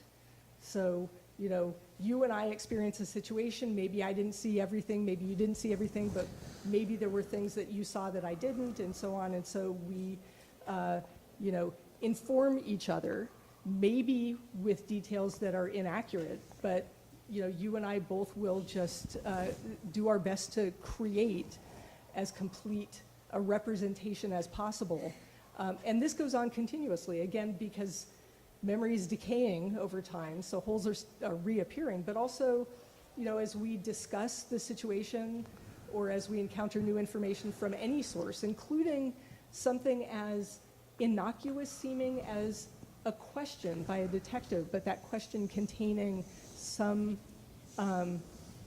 given that I may not have believed before, right? I might incorporate those details. The rub here is that we're not designed to tag every detail with where and when it got put into memory. And so, we sort of own all of this cobbled together memory as being our own. We tend to really buy into it and believe it. So, we're designed for, the kind of interface with the real world that's different from a courtroom where we have to say what was true at a given moment in time. That's something we're not good at. And you talked earlier about kind of a dialogue that two people who witness something can have. What is the word for that in your field? Yeah, it's co-witness influence, or what the field is usually called is co-witness contamination, because as we talk, I'll be incorporating details that you said that were not in my original memory. And eventually we will provide testimony that can strongly corroborate each other and make for a very compelling case, when in fact we've simply influenced each other and trained on, the same outcome. And for DeMaurice Stepp and Michael Davis, in the materials you reviewed, was there evidence of co-witness contamination? Yeah, in a couple of ways. One is that the statements from people who were at the scene reflect that Mr. Stepp was the first person to announce that it was Mr. Dunn, or, according to one person, maybe it was Mr. Dunn, or it probably was, something like that, sort of telegraphing that it's an inference and not a perception. And also Mr. Stepp testified later that he had told Mr. Davis to say that it was Mr. Dunn. So that's one thing, that the older person who who the people at the scene may have believed had a better view for some reason, and who was, seemingly authoritatively announcing who the perpetrator was, may very well have influenced the younger person. The second way that I was concerned that there may have been co-witness contamination was at the point of the photo array. So one of the boys, appropriately, the two boys were given the photo array separately from each other. And as is common from my experience, when an identification is made, the photo is flipped over and the witness signs the back. The researchers in my field, the American Psychology Law Society, admonishes very strongly to not let one witness know that another witness has identified the same person, because that bolsters their belief. It bolsters their belief. It increases their confidence completely artificially. You know, yes, the other person identified the same guy. And in this case, I don't know who signed first, but both signatures appear on the back of the same photo. So whoever went second got that positive feedback that the other person had made the ID.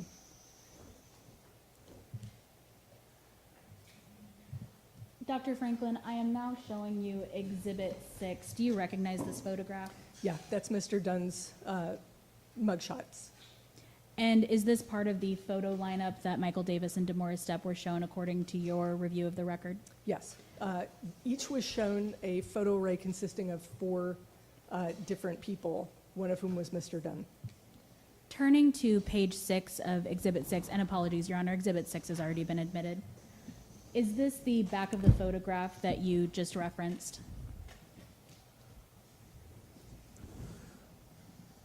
I'm going to say yes. I don't need to turn to Exhibit 6 because I'm familiar with this as the back of Mr. Dunn's photo.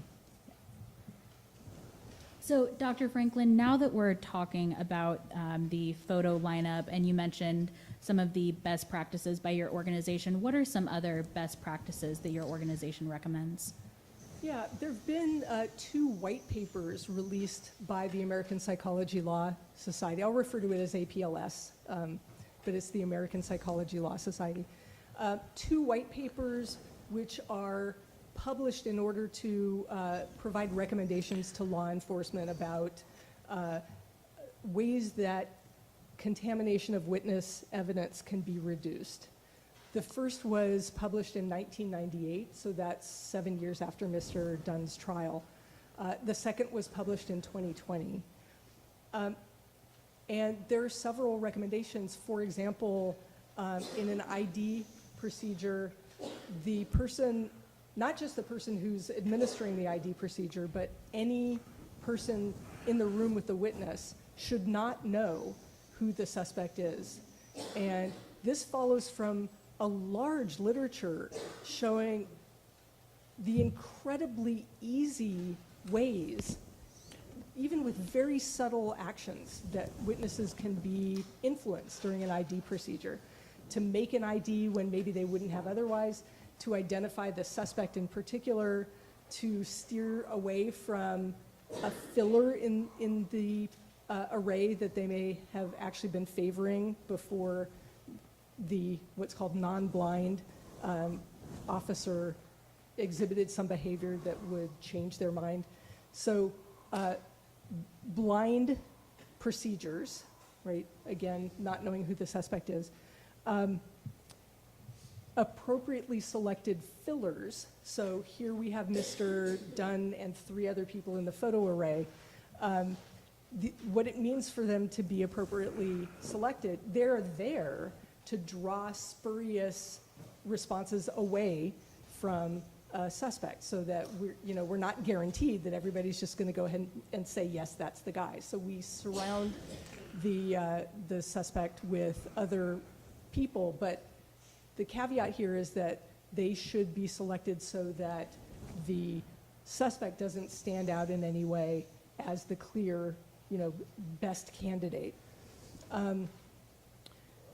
Witnesses should be given instructions before they're shown any sort of ID procedure that reduce the likelihood that they will make a misidentification, and those instructions are: you can say that you don't know, don't expect the perpetrator is necessarily in the set, don't ask me, don't expect I know. The investigation will continue whether or not you make an identification. So all of those are recommended.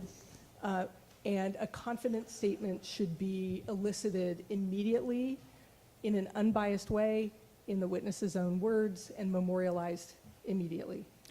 When you say a confident statement, can you explain a little more what you mean by that? Yeah, so the witness can say, they can pick a filler, they can pick the suspect, they can say he's not there, or I don't see him.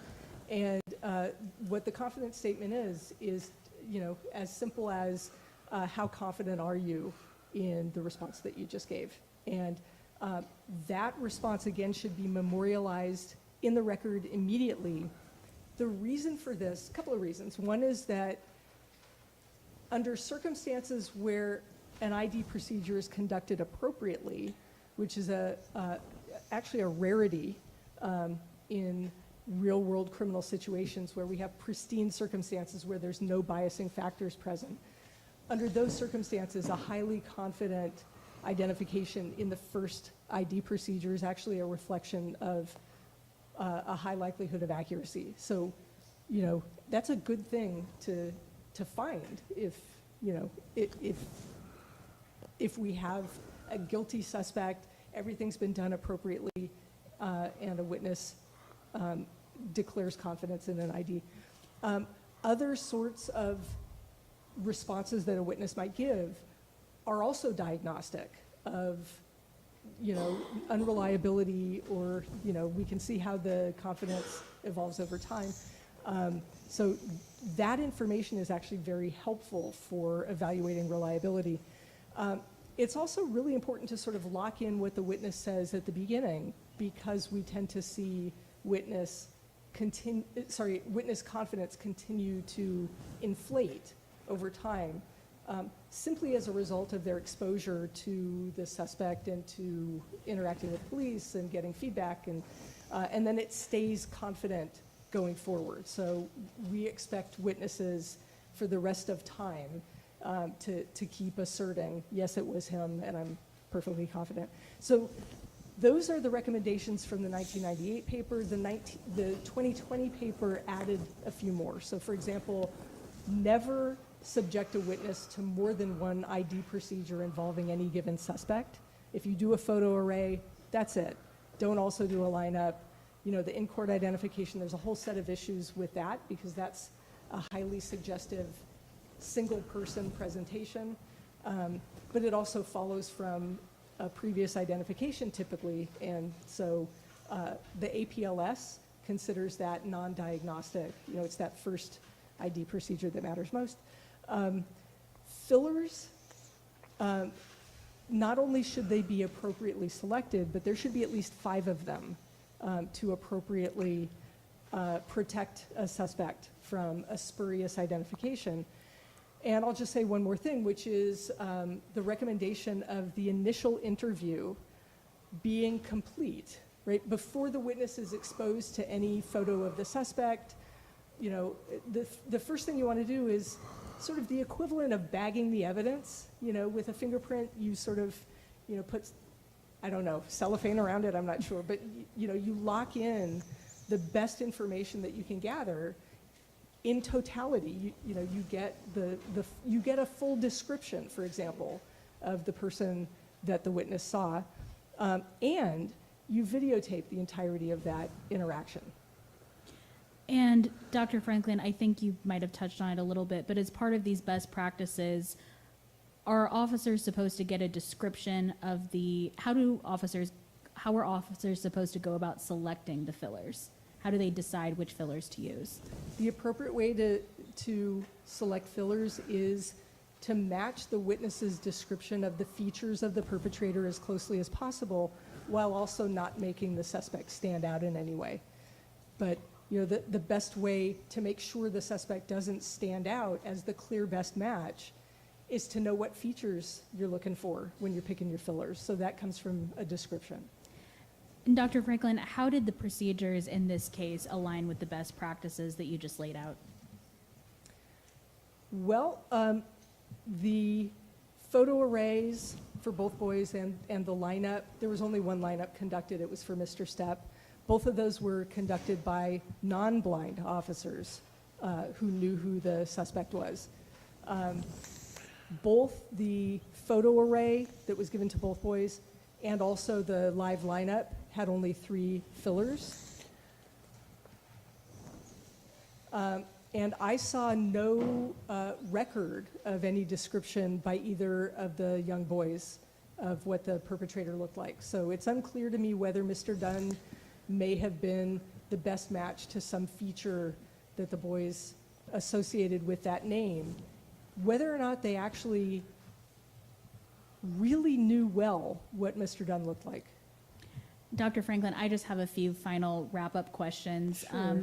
everything that we've discussed today, what of this research would have been available to Mr. Dunn in 1991?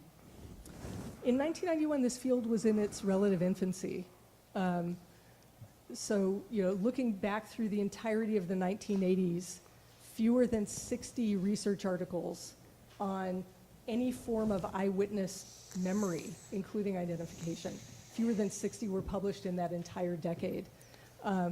What we know about the impact of stress has changed quite a bit from the time of trial. And I'm saying that one first because, again, lay people, without being advised about what stress actually does to memory, can tend to credit witness testimony from a highly violent, personally salient, emotional event. Weapon focus, which is related to stress, was something experts had not yet fully, come to embrace. Our understanding of various forms of post-event influences had not been well known yet. Most of the research by 1991 was actually on correct identifications. I don't know why, but my colleagues who did that research before 1991 largely did not collect data on the risk of misidentification, which since then we've seen to be remarkably high under conditions that reflect real-world criminal situations. And for that matter, most of the research before 1991 were, here's a face, here's a face, here's a face, and then later on you had yes-no tasks, rather than people seeing simulations of actual crimes. And so, what's called ecological validity also made a major shift after 1991.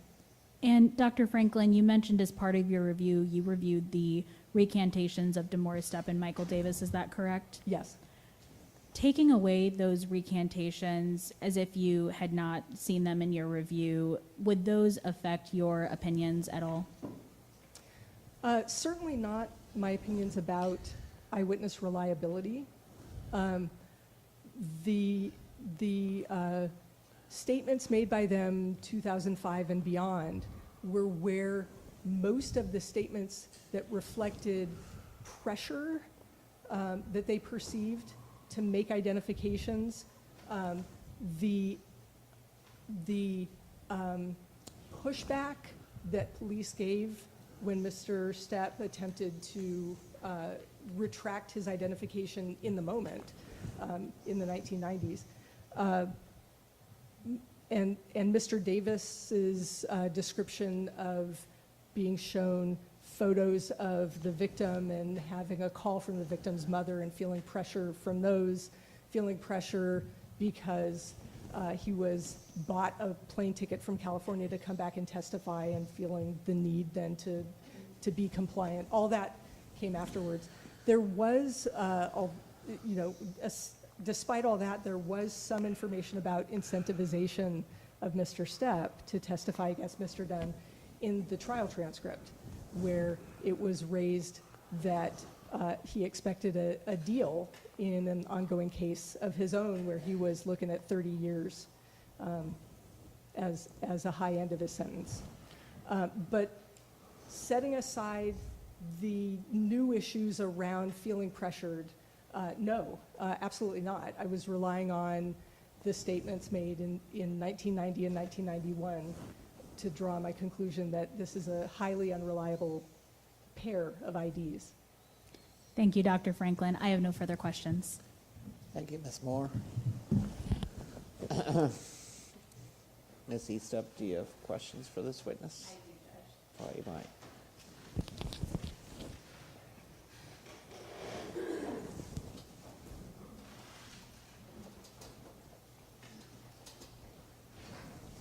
Good morning. The court reporter asked for a second.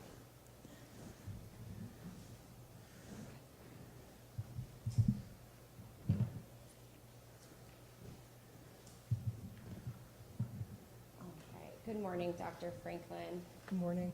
You just testified, I think it was one of the last things you were asked about some claims that you saw on the record from witnesses that would have come post-identification. So I think you classified them as statements about coercion or pressure or incentive, perceived incentives. Is that fair? Yeah, yes, Okay. And in your report, whenever you reference those claims, you say, the evidence that you reviewed include claims that, if true, would present challenges to those identifications, in addition to what you had already noted, but specifically those claims, if true, would present additional challenges. Did I understand your report correctly? yes, Okay. And so whenever reviewing the information, you accept it as true. Is that fair? no, Do you challenge it in any way? no. Okay. And want to talk about, you talked a little bit about receiving descriptions, law enforcement receiving descriptions of people they may or may not have seen. No, You didn't? not in this case. You talked about that on your direct examination in general, about that's something that you look for, is if descriptions Yes. were given. Okay. Yes, And you said that you didn't see any facial feature descriptions given in this case. Is that fair? yes, All right. There were some descriptions about what the shooter was wearing. That was the two boys, though. Is that correct? yes. All right. And I want to talk a little bit about kind of what I'm classifying.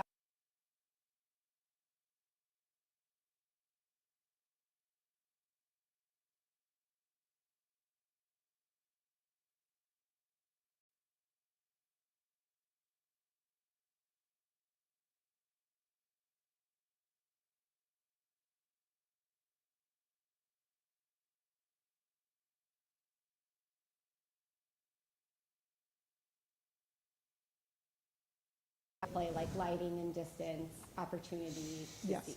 Okay. So I first want to talk about lighting.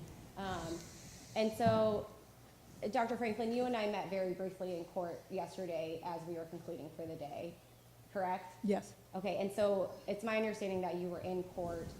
Were you in court all day or just for the afternoon testimony? I don't know how to answer that. I flew in the morning, and I came in during proceedings. I came in during Eugene Wilson's testimony. Okay, so sometime in the morning. Sometime in the morning, I stayed through. And, to be fair, I had a very hard time understanding him. Okay. So I was here for at least some of that testimony, and I don't know how much I got of that. I was here for the entirety of the crime scene reconstruction testimony. Okay, and in regards to Mr. Wilson, if you remember, did you get here before, during his direct examination, whenever someone from Mr. Dunn's team would have been questioning him, or when I was asking him questions? I don't remember. Okay, fair enough. So, you said that you were here for Dr. Roeder, for Mr. Roeder's testimony, though, correct? Yes. Okay. And in your report, you indicated that you talk a lot about the lighting. Is that fair? I certainly discuss it, yes. Okay, it's one of the factors that you considered as an important factor to your overall opinion. Yes. And I just want to make sure I understand correctly. So you talked about everything that you reviewed, and I won't have you reiterate that again. But from the voluminous documents and information that was available to you, you didn't see anything suggesting that there was a porch light on Marlon Tolliver's home where this murder occurred. Is that fair? That's right. Okay. And then I think you also note, you talked about this on direct, that you did some research to look up what the moonlight would have been that night. I did, yes. And then you also indicate in your report that there was no other source of illumination within several houses from the event house. And I thank you for bringing that up. I learned yesterday that my view on, I guess it was Google Earth, was wrong, that I didn't see any streetlights, but the crime scene reconstruction expert testified to a light across the street and one house over, I think, and there was a light at the corner. Mr. Davis described that there was a street light, but not right there. That was the phrase he used. Let me ask you, that's in the records? That's in the record. Okay. Yeah. So I had not seen a street light. In my view on Google Earth, I guess it was last year that I looked. Okay. And I think it looks like I was in error there, and I Okay. apologize. And I think, Doctor, I just want to make sure I saw your report correctly, but I think you actually referenced doing your search on Google Maps. Could I think be they're good. different. So. Yeah, that's how much I know. I mean, I'm very unfamiliar with this, and it might be why I missed a light post that was there, that I was, hitting the turn key and missed. I apologize. Okay. I did my best. You're and- human, we make errors, fair? Fair, Right. yes.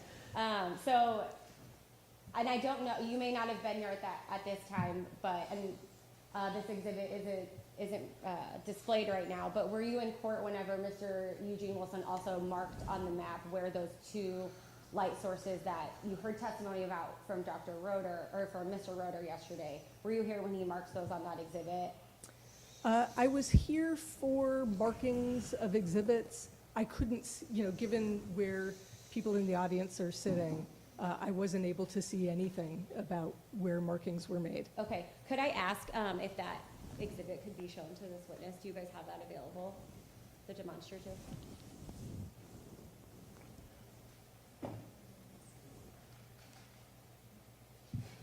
I think it's over there. I'll wait.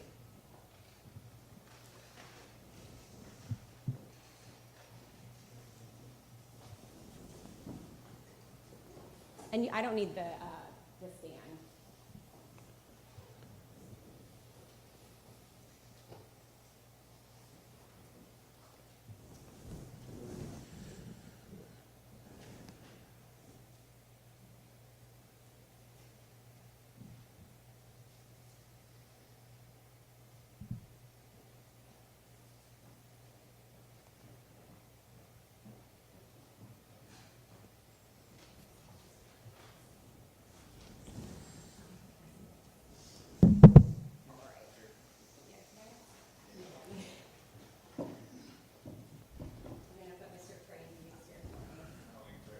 Yeah, and I'm gonna bring it pretty close to you, Doctor, just because the markings are quite hard to see. Can we maybe lift it up on the? Thank you. Okay. Can you guys see okay? Okay. All right, and so, Doctor, I'll kind of point you to the markings that Mr. Wilson made yesterday. So, I would Yeah. object that I can't see any markings that Mr. Wilson made as far as where the porch lights were. do you want to come closer? Sorry. I don't know how to do this. Okay, and so I'll point to you, you heard his testimony, but you couldn't see that. So you heard that he identified the home. Sure, yep. I know you couldn't see this because of the relative positioning of the demonstrative, but you heard that he identified the home here on Labadee where the murder occurred with this red circle. And then can you see the two black X's here that he marked referring to streetlights? And I don't want to overwhelm you with it, but I can bring it closer. Yeah, my answer is no. Okay, here, I'll bring it closer to you. Judge, I would object that I can't tell where those markings are, and they were made far too small for Dr. Franklin or anyone else to identify where he marked. She can answer. Well, he did make them, and I remember where he made them, so I'm going to overrule it. So I'll point to right there, that little X and that X right there. I said I'll point right, thank you. I'll point right here and that X, and I think there's a little blue circle around it as well, and then an X right there. Do you see that? I do see that, yes. Okay, thank you. I apologize for the And manner in which actually, if you don't mind, I'd like to have this to continue looking at it. Sure. I'll just put it right here if that's okay. May I stand? Sure. Thank you.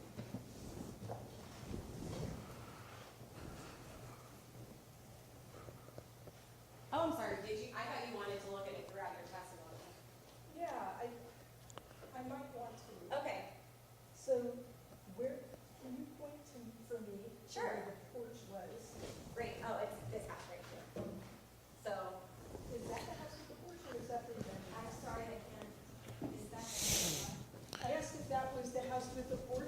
abandoned house. She's pointing to the house on the left of two houses together.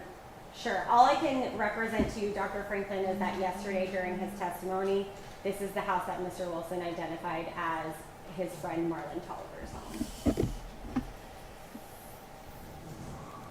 That's all I can represent to you. Okay. Okay? Thank you. Yes. Yeah. Okay, we can, I'm Sure. going to demolish it. Yes. I may not. We're going to take it away. Okay. All right. Thank you.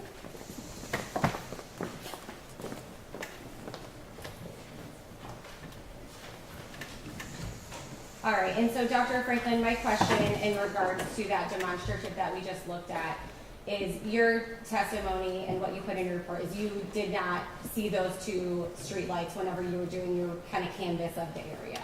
That's right. Okay. And so those And would to be clear, I didn't rely on my viewing of, you know, the 2023 positioning of street lamps in evaluating the lighting at the scene. I relied on witness descriptions. Okay, and so my question to you simply was that those two sources of, potentially sources of illumination were not something that you considered in your overall opinion. I didn't consider them in my overall opinion, but I also didn't consider the absence of them in drawing my opinion. Okay, understood.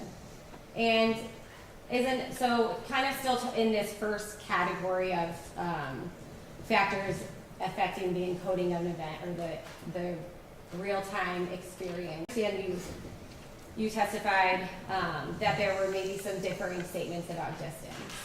But, so your report indicates that 6 feet is the optimal viewing distance for identifying facial features, is that correct? Yeah, 6 feet under good lighting. Under good Yeah. viewing circumstances? Yes. Okay, and then the identification accuracy drops quite rapidly once you get to 30 feet?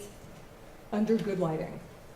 And I also referenced research by Nyman, N-Y-M-A-N, I don't think I mentioned the author's name previously, that showed that under dim lighting, distances are effectively tripled. Oh, I think you did mention that. I in did your mention it, direct but not, examination. I didn't name the author. And then, could the age of the person experiencing or encoding an event impact, let me rephrase that. When encoding or viewing a person's face, is it true that someone is more likely to recall or process facial features of those that are similarly aged to them?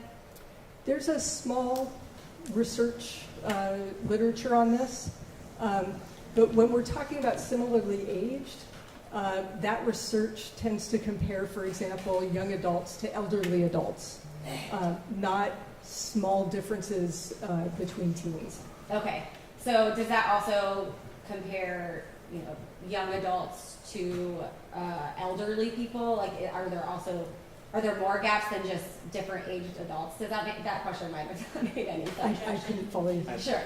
I'm going to rephrase that. You said that research focuses on young adults to older adults?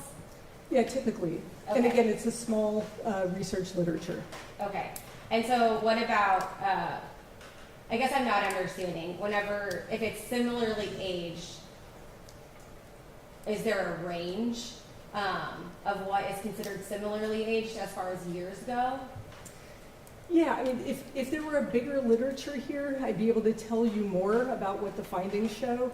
But typically what we find in that area of research is that, as is true for so many other kinds of tasks, elderly people don't perform as well as younger people. But, you know, elderly people can, you know, overall, they're not as good typically, but they will do better if looking at faces of other elderly people than if looking at faces of younger people. Race identification, where, you know, and also cross-cultural identification. I guess this is more similar to that, where people in a particular kind of cultural community differ from each other in ways that are different from how members of a different cultural community differ from each other.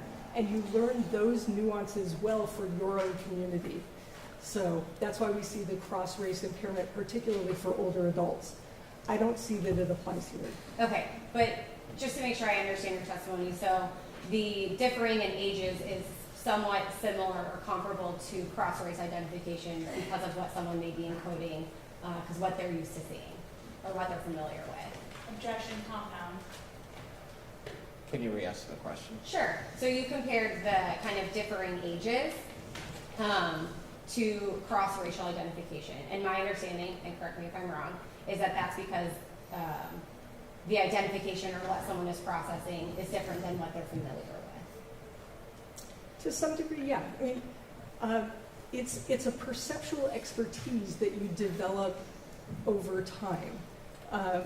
And so, for example, rather than cross-race, which this isn't as similar to as cross-cultural, let me refer to research by Sporer,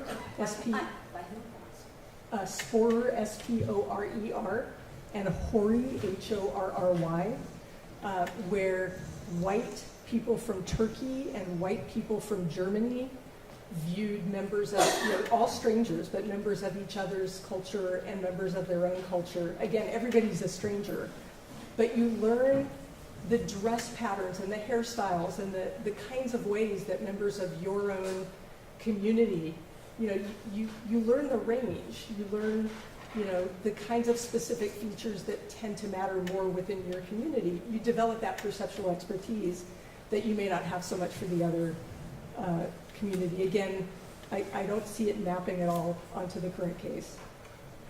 So you also, kind of the second stage, or at least what I'm calling stages, is then storing the memory or storing what you have perceived. And you talked about that on direct, and it's what I gathered from your testimony is a lot can happen to memory over time. Is that fair? Yes. And memory can fade. Yes. And your report largely focuses, or at least a large portion focuses on how seeing and hearing new information can impact a memory. Yes. All right. And specifically as it relates to eyewitness identification. Well, in this context, yes, that's the context that matters. Sure. And you talked a little bit more about memory in general, but obviously the research that you were applying in your report focused specifically on eyewitness identification. Yeah, and it reflects the broader memory research. Sure. Yeah. And so new information that an individual is exposed to could become incorporated into that original memory. Yes. And whether that new information is right or wrong. Sure. And I think that you called that, I think it was post-identification events or... Almost post-event influence or information. Okay, I switched some words there. Yeah. And so basically, the stored memory and the new information become one. They're merged together. The new information can influence the existing memory. Okay. Details can be incorporated. The details that get incorporated can be, can perfectly reflect the new information you were exposed to, or they can influence in some other way. Yeah, but there is certainly, this is a very large research literature on, it's also called the misinformation effect, how easily new information can influence memory and do it permanently. And because of that, it's, I think in your report you indicated it's often impossible for a memory expert such as yourself to determine what details come from the original memory and what of the incident and which details have been then incorporated after the fact. That's right. That's why it's so important to see statements at different points in time so you can see the evolution and understand how memory is changing over time as a function of that. And so that kind of phenomenon, it would be difficult for an expert, but it would also could be difficult for that witness to separate what came from the original memory and what came from the post-event suggestion. Is that Exactly. fair? Yeah, a witness can be entirely sincere and entirely wrong. And again, it's the reason why you want to bag, again, to use that term, bag a witness's memory as soon as possible. So get the entirety of what they remember when it's at its freshest, when forgetting has had as little chance as possible to set in, and also, as early as possible before at least additional contamination might be introduced. And then you can see how it evolves from there. And so talking about kind of the new information that potentially can be incorporated into an individual's memory from that experiencing the original incident, could that include photographs? Could the post information Yes. info? Yeah, absolutely. And being shown pictures of a crime scene, could that alter or influence, if that's a better word, a witness's original memory? Yes. Okay. And specifically if those photos contain different structures than at the time of the crime, like missing buildings or new structures, could that impact someone's original memory? I suppose it could. So you're asking, for example, if a new fence and gate got put in, that people are Yeah, or are different- inclined to. Or different buildings? Basically, the landscape or layout of a scene has changed. Yeah, so one of the reasons that I'm hesitating is that, for example, specific to this case, we have boys who are well acquainted with the larger area before the event took place. So they would have had a clear representation of the house and its surrounds. And for those who remained in the neighborhood as structures were torn down or built or altered, this becomes complicated very quickly, but to the extent that somebody knew the scene well, we're not talking about where the body fell, because that's not something they could have known well before the night of the incident. But that would be a clearly held memory. Although you just showed me that Mr. Wilson circled the abandoned house as the location of the porch. And what about if the lighting is different in photographs? Could that potentially alter someone's memory of the circumstances whenever they experience the event? Potentially it could, yes. And then kind of the third stage, as I'm calling it, I'm certainly don't know if that's how it's categorized in your field, but the third stage is kind of retrieving that memory, being asked to retrieve or, I guess, recite, share that memory with someone else. So after, and I think you testified to this on direct, but after experiencing an incident, that forgetting sets in immediately. Is that correct? Yes. All right. And so in general, the shorter amount of time between encoding the memory and retrieving it, the better. Yes. All right. And here, I think you testified to this on direct as well, but you relied in forming your opinion more on those earlier statements given to law enforcement because of that phenomenon, that it's better to look at the shorter amount of time between encoding and retrieval. Yes. And you talked a little bit about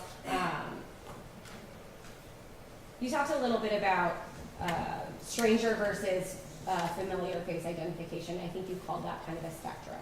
Yes. Okay. But when it comes to eyewitness identification, stranger identification is the most error prone. Yes. And stranger identification is very easily impaired and perhaps more easily impaired by those kind of different factors we've talked about. Yes, and when I say stranger identification, if the perpetrator is a stranger, then you have high risk of misidentification. That includes identifying a stranger as someone you know.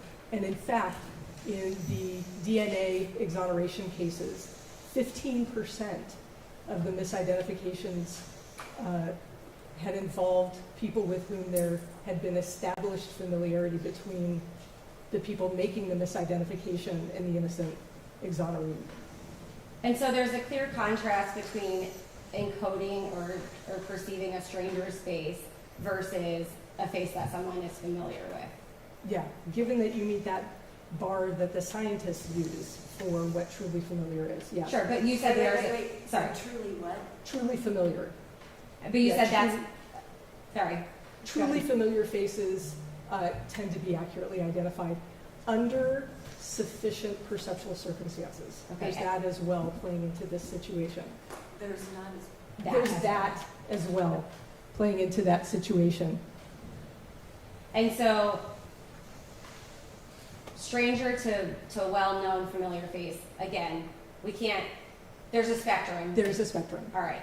And whenever identification of a familiar face is known in your field to be quite good, Yes. close to perfect. Assuming sufficient perceptual circumstances. Yes. Okay. And identification of a familiar face is done automatically and quite rapidly. Yes. If you want to qualify that, under I sufficient absolutely want to circumstances. qualify that. Sorry, let me finish it. Sorry. It's okay. Let me re-ask the question. So identification of a familiar face would be done quite automatically and rapidly under sufficient circumstances. Yes. And a familiar face can typically be recognized given appropriate viewing circumstances. A familiar face can be recognized within a fraction of a second. Yes.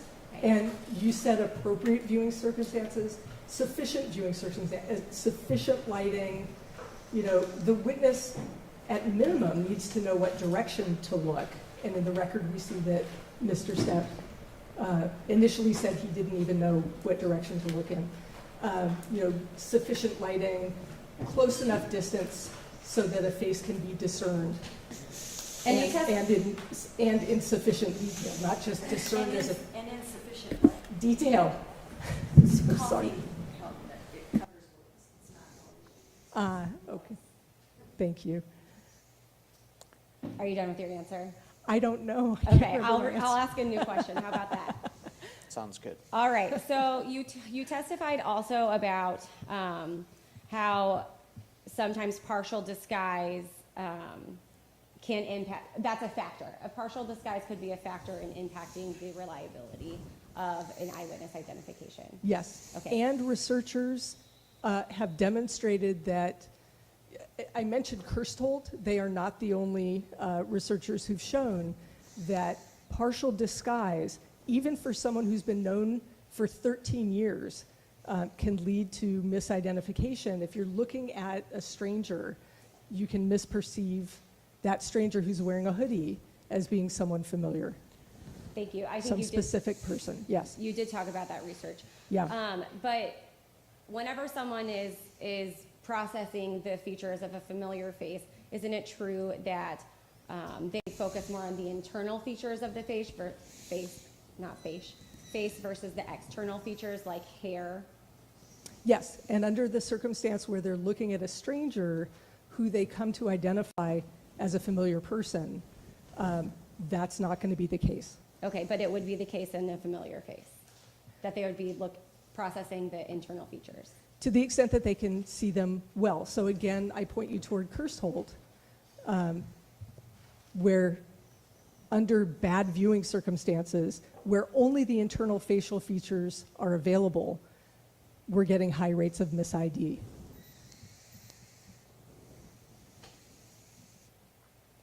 So there are other factors impacting or affecting, let me rephrase that. There are Sure. other factors that experts in your field consider when looking at the reliability of eyewitness identification that you don't really discuss in your report in detail, perhaps because they're not present here.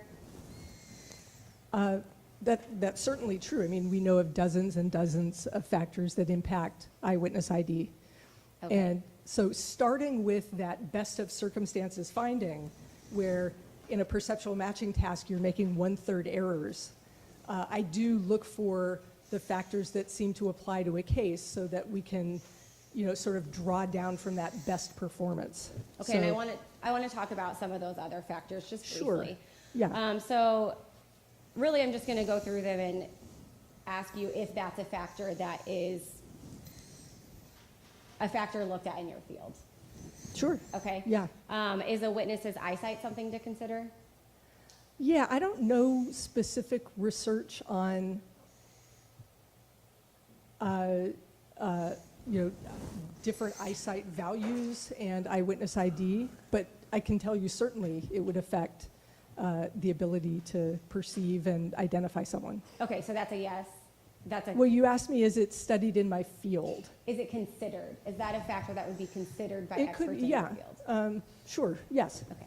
And the weather conditions at the time a witness viewed someone? It could be. If it was a blizzard, it would make it more challenging. And any intoxication, fatigue, or other impairment by the witness at the time that they're viewing a person in question? Yes, And that's important because an impairment would make someone less available to recognize or perceive a visual facial feature, what they're seeing. Is that yeah, I wouldn't the say idea? less available, but yeah, different forms of intoxication can impact perceptual ability and also decision-making function. Okay. And then the time between, the passage of time between the person seeing an individual and then making an identification. Yes, And we may have kind of touched on that with the retrieval aspect, but that's a factor that's considered. yes, We touched on this, but kind of in dicta with each other, but whether the witness and the person in question are of different races or ethnicities. yes. And then, obviously, you testified that that was not in play in this case. I don't think I testified to that, but I didn't see any cross-race identifications here. Okay, I think you mentioned it to me in an answer on cross a little bit ago. I don't remember, but you're right. It doesn't, as far as I know, come into play here. Okay. And, Doctor, you've testified to your opinions as far as the reliability of identifications in this case. But you cannot speak to the accuracy. Is that fair? That's fair. Okay. And you can, because you don't know whether or not these individuals were accurate. That's right.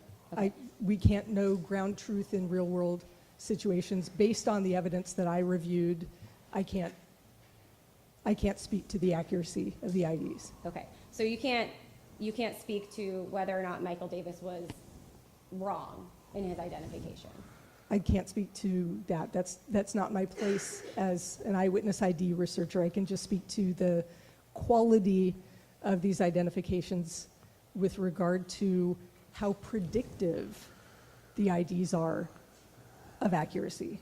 And That's you what can't- reliability means. Okay. And you're not offering an opinion or cannot offer an opinion as to whether or not DeMora's step was wrong. I can't, no. And you don't know that if Christopher Dunn was the shooter on May 18th, May 19th, 1990. I don't, no. All right. And again, you can speak to you've offered testimony about the factors impacting reliability, but cannot opine on the accuracy of those IDs. That's right. That's not my role. I have nothing further. Nothing further. Okay. Thank you for your testimony, Dr. Franklin.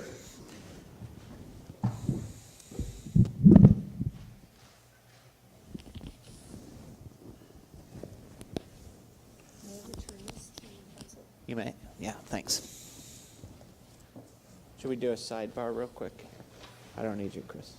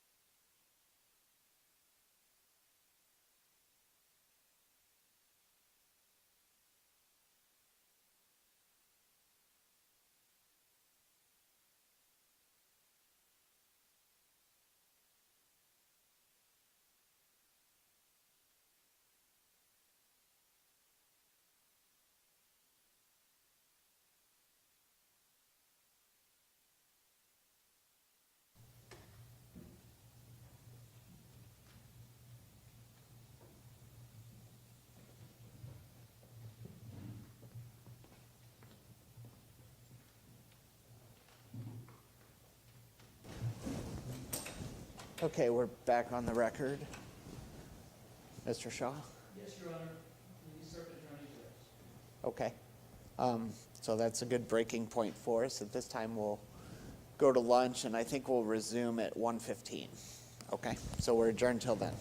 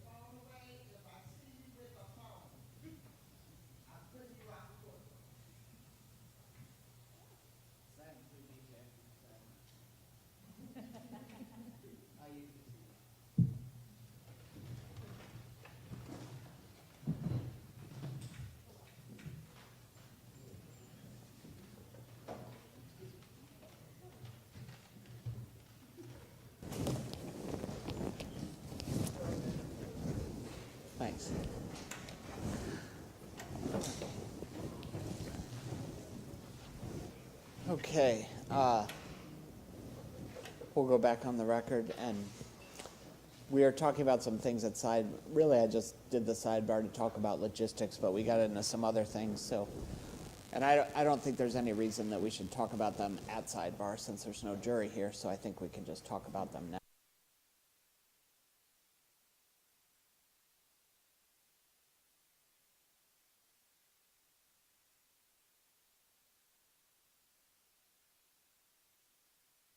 Said. I'm sorry, so the Attorney General does not intend to call Demore step. So my understanding, and Judge, this has all been discussed off the record. So the court had previously ruled in May that the Attorney General's proper witness, Tiffany Lindewer, was going to be excluded to testify as to impeachment evidence. And so I'm asking the court at this time, while we're on the record, if that is the court's final ruling. Yes. Okay. And in light of that ruling, Judge, I would ask at this time to make an offer of proof in the form of calling Tiffany Lindewer. Okay. Does anyone from the other side want to be heard on this? Judge, you don't know that it makes any sense to do that.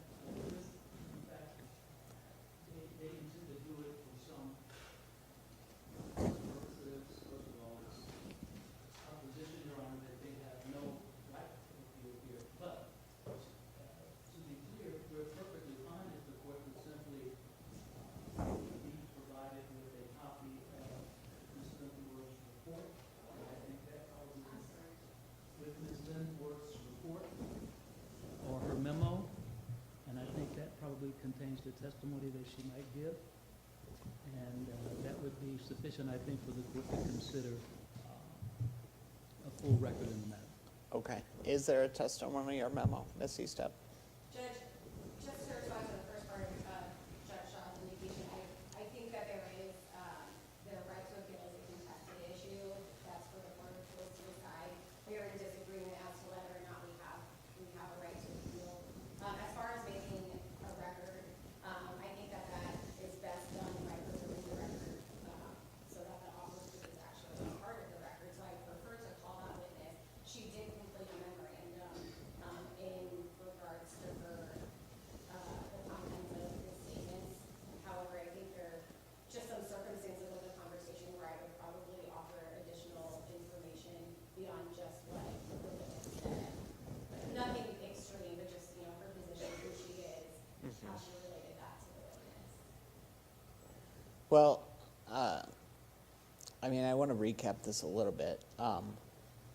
So, you guys had Miss Lindeworth, and she went to talk to Mr. Shaw fairly recently, right? Mr. Stepp. Mr. Stepp, yeah, not Mr. Shaw, who's standing there. Sorry.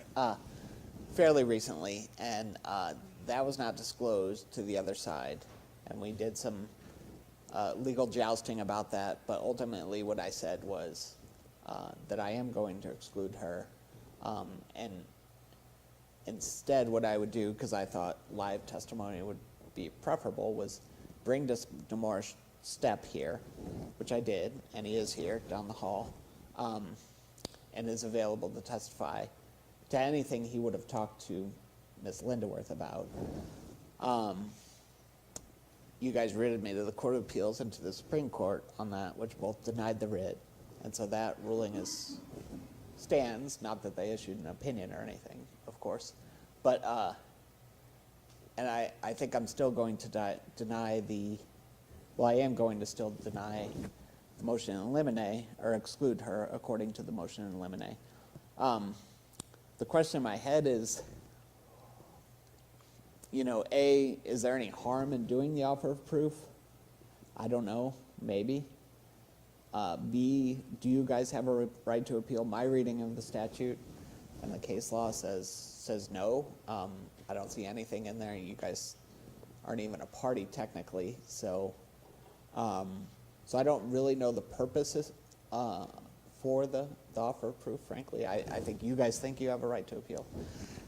I'm not sure that's right, but we don't have any guidance. And, you know, just the act of bringing Demora's step here, we violated the statute in doing, as you know, because I put that in my order, and Judge Mason did the same thing in the Lamar Johnson case. So we're dealing with a new sort of proceeding here that doesn't have set limits to it. So, so I'm kind of wavering. So maybe I'll ask you, Mr. Shaw, do you see any harm in doing the offer of proof through live testimony, or do you see any harm, I guess, is my question. The harm that concerns me, Judge, is that it appears that they may, whether intentionally or otherwise, attempt to taint the record by trying to introduce into the record evidence that they otherwise would not have been able to introduce. I understand that their stated purpose is to make an offer of proof, but an offer of proof can be made in any number of ways. It can be made by the representations of the attorneys involved, by a report of the testimony, by a transcript of it, or however the court sees fit to do it. So I don't see any purpose other than a purpose that is improper to offer this testimony live. Okay, thank you. Ms. Eastep, I'll give you a chance to respond to everything that I just said and Mr. Shaw said. And Sure, Judge. I don't think there's any harm in it because, as the court has already articulated, this is a new area of the law and we don't have a lot of guidance. I think that it's appropriate, out of an abundance of caution, to make a record, and we have a right to preserve a record so that it exists, whether or not we have a right to appeal, which obviously there's some disagreement there. I think that because this is a bench trial and there's still a requirement that courts receive offers of proof in bench trials or bench hearings, in addition to cases in front of a jury. But this court obviously knows what testimony and what evidence it can consider in its ruling, and so I certainly don't think there's any harm or concern from the Attorney General that the court would consider evidence that it's not supposed to. But we have an interest in making our record potentially for reveal just so it exists, because we can't come back and do that again if we in the future sometime get guidance on that. And our preference would be to do that through testimony, because I think that's the best way to preserve the record for any review court. okay, yes, you may be heard. Sure. You know, our position could also be that it's inappropriate to create an offer of proof for rebuttal witness where they themselves aren't calling the witness. So the testimony of Demora Step in 2018 is provided from a time when the Attorney General had the opportunity to cross-examine at that time. To have a rebuttal when they're not going to present what he would say now, we don't even know that it's appropriate to do so. So to have an offer of proof on a witness that shouldn't have been in under any circumstance without calling Mr. Step first seems inappropriate. Okay, thank you. I think I'm going to kind of stick with my original ruling. You know, I have offered you the opportunity to call Mr. Stepp, and you've declined that opportunity. So I'm going to allow you to make the offer of proof, but not through testimony, only through a written report. Okay? Okay, Judge, with that ruling, I will offer what I have marked as Respondent's Exhibit Z, as in Z. And I'll offer that for the record to the court and to opposing counsel.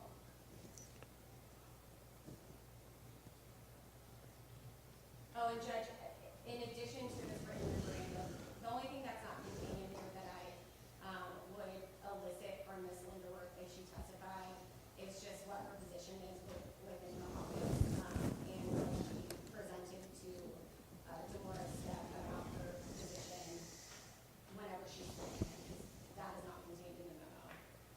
Okay. Okay.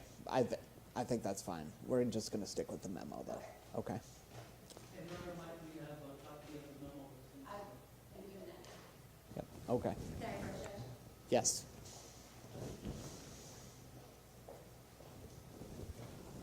Just put this in our, Just anywhere up there is fine. do you want to put in our binder with exhibit? No, it's fine. I'll get it. straight and thank you, though.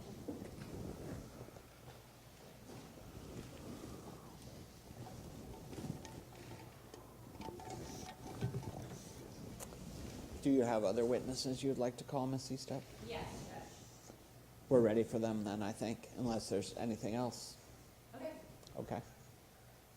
Oh, Judge, just for the record, at this time, since this has been passed by the Attorney General, we would offer into evidence Respondent Exhibits A through T, as well as W. And I believe this is without objection based on my conversation with Ms. Houston, but no Is- objection, Your Honor. To any of them? Okay. To any of those. Okay, A through T and W will be admitted.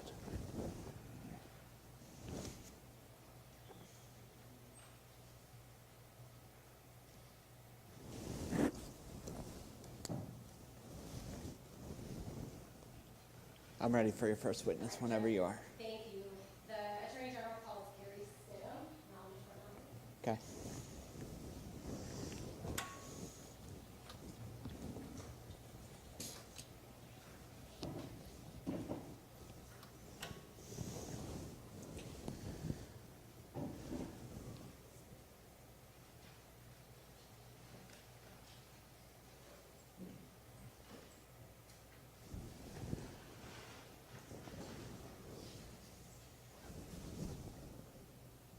No. Just leave them back there till we're done.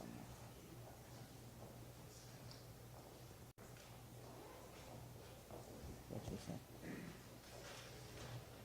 Okay, can we leave them there till we're done today? No, it's okay. We can let them go. Just let them go. You can go. Will you raise your right hand? Do you solemnly swear that the testimony you're about to give is the truth, the whole truth, and nothing but the truth, so help you God? I do. Thank you. Do you mind being on camera, sir? Repeat, sir. We have some media here. Do you mind being on camera for your testimony? Not afraid, no. Okay. I'll take that as a yes. So I'm going to ask you just be kind of close to the microphone, actually really close to the microphone, and keep your voice up for everyone, and let the whole question be asked before answering, and if there's an objection, let me rule before Gotcha. answering. Okay? Thank you. You may proceed. Thank you, Judge. Good afternoon, sir. Will you please state your name? My name is Gary Stinum. And Mr. Stinum, my understanding is you're retired. I am retired And where did you retire from? from the St. Louis Metropolitan Police Department.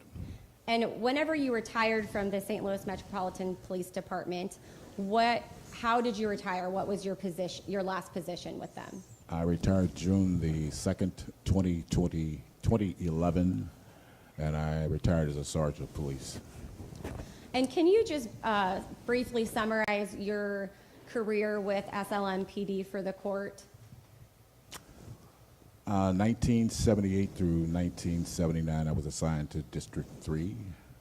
79 to 84, I was assigned to Mobile Reserve. From 84 to 1987, I was assigned to District 4. From 1987 until 2003, I was assigned to the homicide section. 2003, I got promoted to sergeant. Did a short tour in District 8, subsequently returning back to homicide the latter part of 2003, probably early 2004. 2006, I was reassigned and returned back to District 8. From District 8, I concluded my tenure as a police officer, returning back to District 3. Okay. And during the time that you were assigned to the homicide section, does that section cover the entire city of St. Louis? The entire city. All right. And the times that you were assigned to particular districts, and I guess in addition to your homicide, your experience in homicide, do you become familiar with different neighborhoods in the city of St. Louis? Yes, you do. All right. And in general, are there some neighborhoods, at least at that time, in the 80s, 90s, in the city of St. Louis that are known as more high crime neighborhoods? Yes. Okay. And in addition to that, were particular neighborhoods known for particular type of criminal activity? Yes.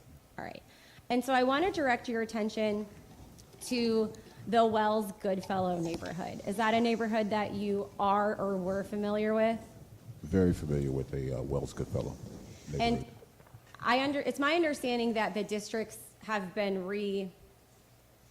reallocated over the years in the city of St. Louis. What district during your time at SLMPD was the Wells Goodfellow neighborhood within? District 7. District 7, okay. And did you ever have particular assignment to District 7? Outside the scope of mobile reserve, no. All right. Whenever you were a detective in the homicide section, is that one of the districts that you would have investigated homicides in? Plenty of times at District 7. Okay. And I want to direct your attention to the early hours of May 19th, 1990. Were you assigned a homicide investigation at that time, so late, the early hours around midnight of May 18th going into May 19th of 1990? Yes. All right. And what was your role in that investigation? I was a scene detective. What does that mean when you're the scene detective? And what that means is that I arrive and I assess the scene.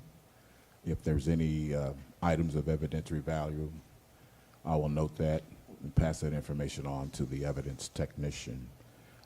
Outside the scope of that, I then conduct a canvass of the area looking for witnesses to see if anyone may have seen or heard anything relative to the incident that I'm investigating. Okay. And responding as the scene detective, do you then become the lead detective of that case? Yes. Okay. And as part of your duties as the lead detective, do you compile a report? Yes. Is that report authored in its entirety by you, or do other officers contribute? Other officers contribute to the report depending upon what they're doing in the report. In this particular incident, I do believe that Sergeant Brown, he was a supervisor then, and he conducted a canvass, so the bulk of who he talked to, what they said, he would have typed that out and emailed that to me. Detective Scoville, she would have spoken, and she would have also, what the contents of what she did, she would have typed it out and emailed that also to me. So we would cut more like cut and paste and put it all together in one report. Okay, so you become, in your role as the lead homicide detective, do you become aware of other people's pieces of their investigation? Yes. All right. And so where did you respond whenever you were contacted about this reported homicide or incident? I believe that was in the 5600 block of Labadie, I think it was. And what neighborhood is that in? That is the Wells Goodfellow neighborhood. All right. Does 5607 Labadie sound correct? Yes, it does. Okay. And did you have the opportunity to spend a lot of time in that neighborhood? Yeah, I did. Outside of policing, I did a lot of outreach. Okay. And I'm going to ask you about that, Detective, but specifically, did you investigate a lot of crimes in that neighborhood? Wells Goodfellow, yes. All right.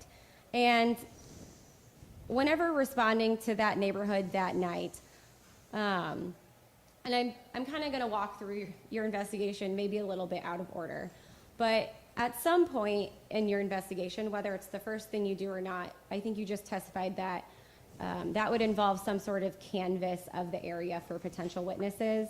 That is correct. All right. And in relation to your investigation of this incident at 5607 Labadie, did you interview an individual named Mr. Tolliver? Yes. Okay. And do you recall what you learned from Mr. Tolliver about what happened? I believe that if my memory serves me correctly, that they were sitting on a porch, something to that effect, and gunshots started ringing out. Okay. And, gunshots started ringing out. All right, and I'm going to give you a copy of Exhibit I, Respondent's Exhibit I, which is admitted into evidence, which is a copy of your police report, and I may ask you to refer to it throughout your testimony in case it helps refresh your recollection. Sure. You'll just bear with me 1 second.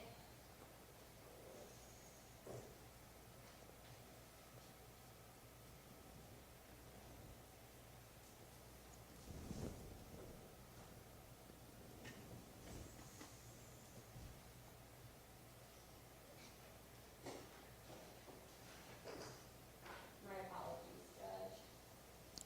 No problem. You don't have 8 people at your table like the other 2.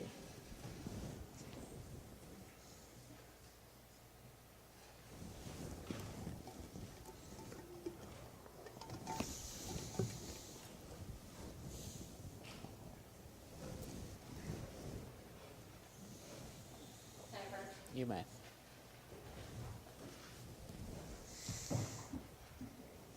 You know what, I'm gonna move this binder just so you have a little more room. Here, let's do it. Right there? Okay, perfect. Yeah, that's fine.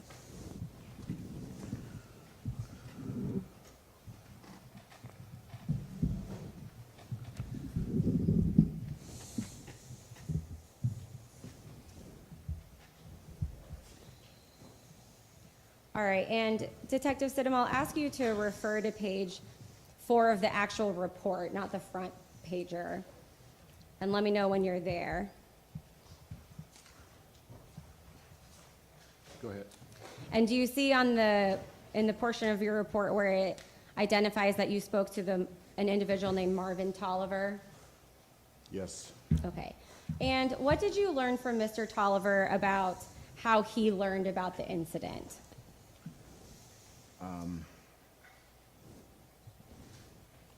It is as to what I wrote, is that Tolliver, I need you to speak up.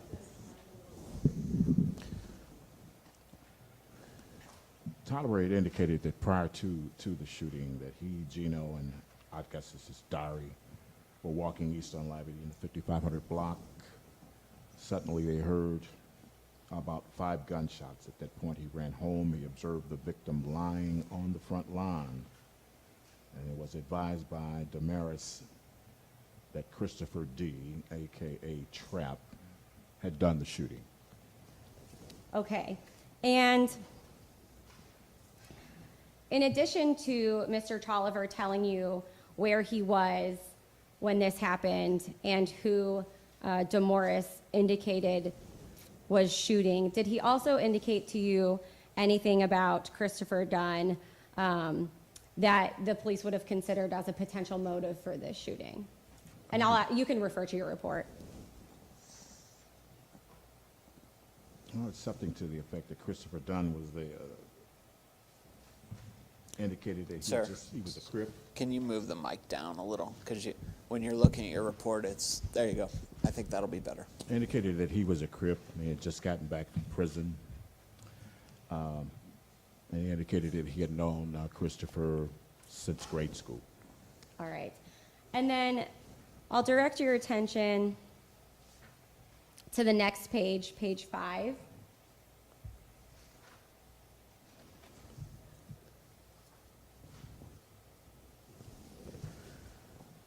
Go ahead. And did you also, Yes, sir. I don't object to the witness reading from the report, but can you make it clear in the record when he's reading from the report or when he's reciting from memory? Yes. All right. So, do you have that? yes, Judge. Okay. Absolutely. And so, Detective Stinum, I'll direct your attention to the first it looks like the first individual identified on this page, I think you pronounced it Dari D. Do you see that? That is correct. And would this have been another individual that you spoke with during the canvass? Yes, it was. Okay. And I'll ask you to look at your report, and you can either look at it and see if it refreshes your memory or read from your report. If you could just let us know which one you're doing, and let me know what you learned from Dari D. about the incident. I will read from the report. Okay? And he indicated to me that he, the victim, and Damaris were sitting on the front porch of the Labby location. It was at that point that they proceeded to walk east on Labadie when suddenly he heard 5 gunshots. At that point, Damaris ran from that location and advised Christopher D. was shooting at them. Dory then returned to the Labby location where he observed the victim lying in the yard, and he could add nothing further. He could add nothing further. Okay, and then I'm going to turn you back to page 4, the one that you were just on. Let me know when you're there. I'm there. Okay. And did you also speak with an individual named Derwai Rogers or Derwai R? Yes. Okay. And again, if you could read from your report, and that's just fine, if you could tell us what you learned from Derwai Rogers.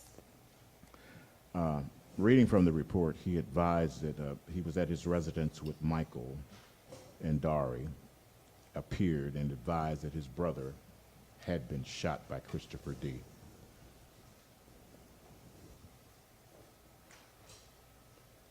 Okay, and I'll ask you to flip to page 5 and look at the second paragraph of what you learned from Derwai Rogers.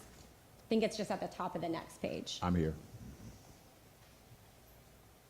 He left his residence to investigate, and he located the victim lying in the lawn at the mentioned Labadie location. You can keep going. He concluded and stated that he observed Christopher D. during the PM of 5/18/90. During that time, he had indicated that he was a Crip and left the area. This is the first time that he had ever seen Christopher D. Okay. And then, Detective Stinum, whenever you arrive on scene, are you the first responding officer, or would someone typically arrive prior to detectives? In any given critical shooting or homicide, the district are notified to respond. The officers get to that location along with a supervisor. EMS, they're there. EMS was assessing the situation, and at one time the district supervisor will switch over to the SOD channel and request that homicide respond. They will indicate whether or not the victim will remain or if the victim is being transported to a hospital, and if it is a hospital, what hospital. And so in this case, whenever you arrived on scene, were there already officers there securing the scene and starting some Yes. sort of investigation? There were uniformed officers present. And do you recall who those uniformed officers were? I believe there was a night staff commander. I think that was Captain Ballman. I think he was there. Ballman, B-A-U-M-A-N. There were the officers who got the initial call. I don't recall their names. And there was a secondary backup officer with him, and I think there were a couple of detectives that were there. I don't recall their names. There was a lieutenant that was there. There was a district precinct sergeant that was there. I don't recall his name. But altogether, that scene was secure. Okay. And whenever you arrived on scene, did you speak with an Officer Reynolds? Yes. Okay. And Officer Reynolds, what did you learn from her about their initial response to the scene? She indicated at the time that she got the call, what the nature of the call was about, and when upon her arrival, She observed the victim and how the victim was.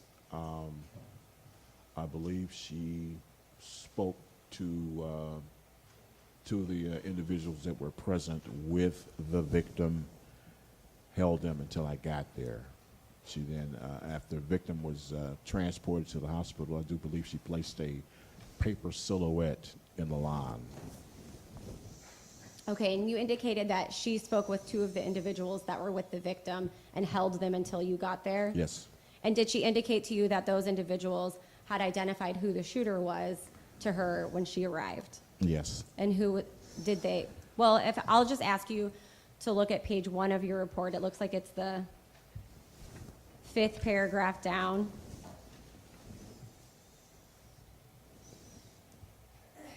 Are you there? I'm here. Okay. And what were the names of the individuals that Officer Reynolds spoke to on scene? Damaris S. and Michael D. And who did they indicate to her was the shooter? Christopher D. They indicated to her that Christopher D. was holding in his hand an unknown caliber handgun, which he pointed in their direction and fired 4 to 5 gunshots.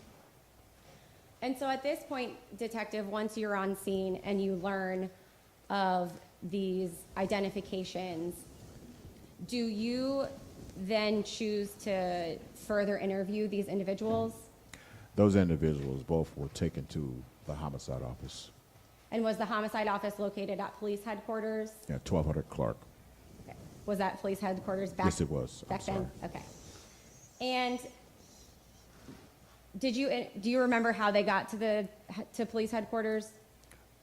I'm believing that Officer Reynolds conveyed them. Okay, so you would not convey them yourself? No.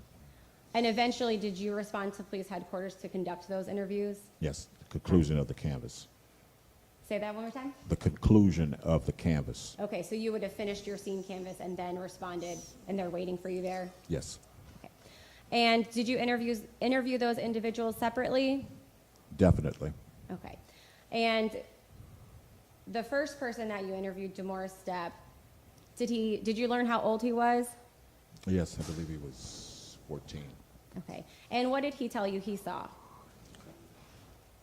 They were on the porch area, and talking. Gunshots rang out. As they took cover, he turned and he looked, saw the muzzle flash, and saw Christopher D. shooting at them. And at that time, during that interview, did he indicate to you what the shooter was wearing? He indicated a white hat, a white top, and I do believe some blue pants. Okay. Blue pants. And Detective, I'll direct your attention, just so we're clear, to page 5.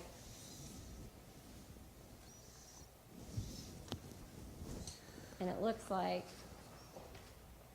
it's the end of the second paragraph in relation to Damaris Stepp. I'll just ask you to read that last sentence, and I'll ask you again about what he was wearing. Repeat that again, please. Sure, the second paragraph under the Damaris Stepp section, that last sentence. 5.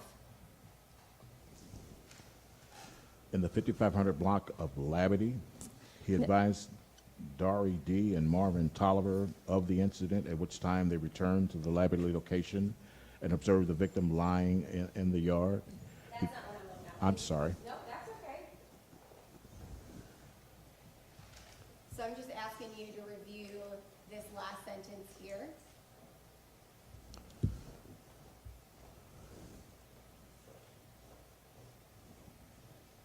Was that Damaris S. further stated he heard a second shot, which caused him to run to the east, subsequently jumping a fence at the yards of 5707 and 5605, Labadie, and run east into the 5500 block of Labadie. And Detective, the sentence right before that paragraph starts, that starts with Christopher D. was clad. Repeat that again, please. Oh, yes. Christopher D. was clad in a white T-shirt and a blue baseball cap. Okay, so I think you testified earlier that your memory was that it was a white T-shirt and a white baseball cap, but would this report be more accurate than your memory? Yes. Okay. And did you also interview Michael Davis at police headquarters? Yes, I did. And did you learn how old he was at that time? He was 12. And did he tell you what he saw? Yes, he did. And what was that? He was indicated he was sitting with the victim in Damaris. Suddenly he heard a single gunshot and observed the victim fall on the lawn. As he fell on the lawn, he said his attention was directed to the lawn at 5609 Labadie. At that location, he observed a subject he identified as Christopher D. He further stated that Christopher D. was wearing sunglasses, and a white T-shirt. At that time, he heard 3 additional gunshots, which caused him to lie in the lawn and play dead. While he was lying on the ground, he observed Damaris S. running east, jumping fences, and running from his view. After the shots had subsided, someone who was in the window at 5607 Labadie asked where the shots were coming from. He indicated from the next yard at 5609 Labadie. All right, and after you interviewed these individuals, Damaris Stepp and Michael Davis, did you conduct any sort of identification procedures with them?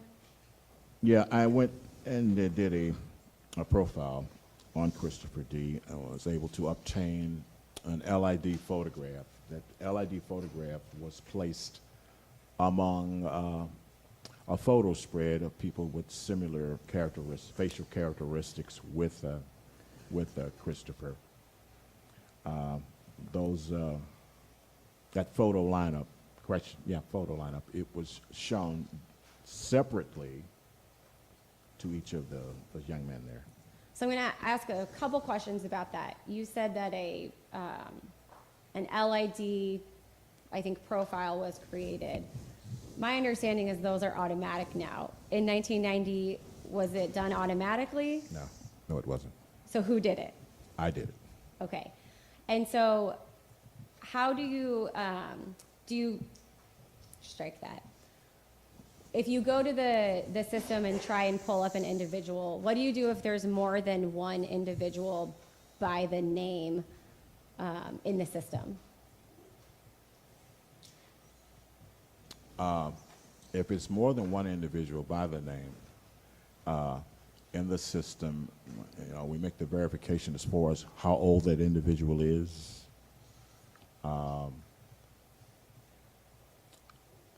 If it had have happened that way, I would have placed all of the individuals bearing that name and made a photo lineup of all of those individuals, so that they could just pick out who it was in a situation like that. And so in this case, was there only one individual named Christopher Dunn? That's all it was. Okay.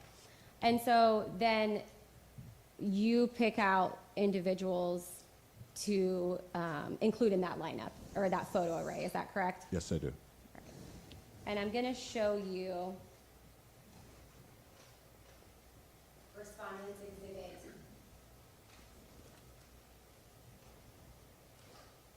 bear with me, G.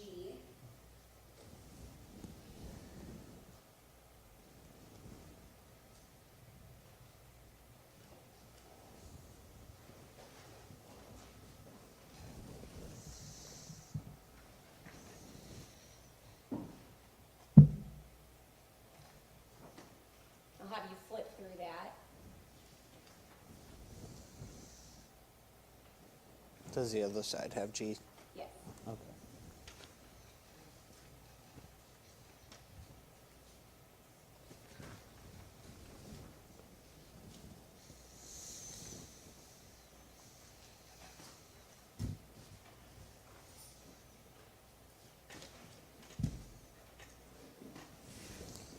And Detective, is this the photo array that you prepared for Damaris Stepp and Michael Davis? It is. And Detective, how do you know that? Because they initialed the rear of the photograph there itself. Okay. And that's what I packaged it in. All right, and you also complete this packaging? Yes, I did. All right. And whenever this photographic lineup, the way I have it is individual pieces of paper. Is that how it's presented to the witnesses?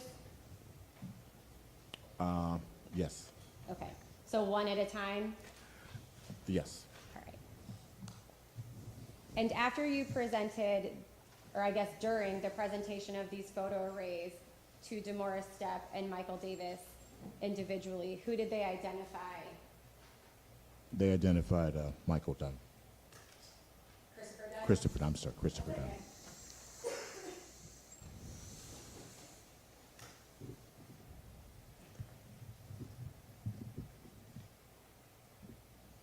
After, and again, I told you I'm going a little bit out of order, but down the road, I think the next day after Christopher Dunn was arrested, did you then request a live lineup or an in-person lineup? That was after he was arrested. Okay. And what was the purpose of doing a live lineup? That's a procedure that we do.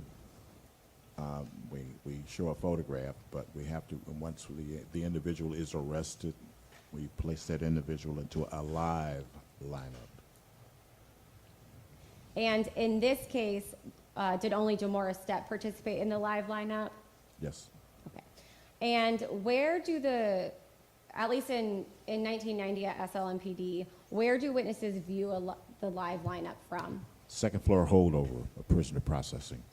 And so where are the individuals chosen from to stand in that lineup in addition to your suspect? We inspect what individuals they have incarcerated. Again, similar to the photograph, an individual with the same height, same facial features, same hairstyle. We put them in a lineup like that. And who selects the individuals to be in that live lineup? I do. All right. And so you would have selected the individuals in this case? Yes. All right, and I'll show you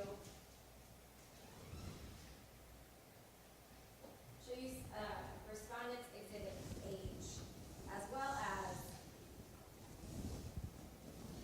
M, which is the same photo, just a little easier to see.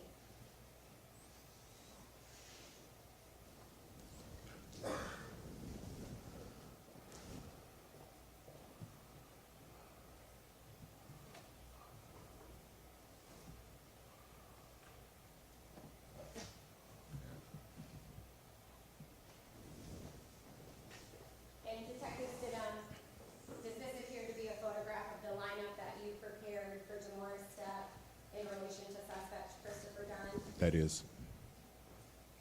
And who did he identify from that live lineup as the shooter? The person in position 1. All right.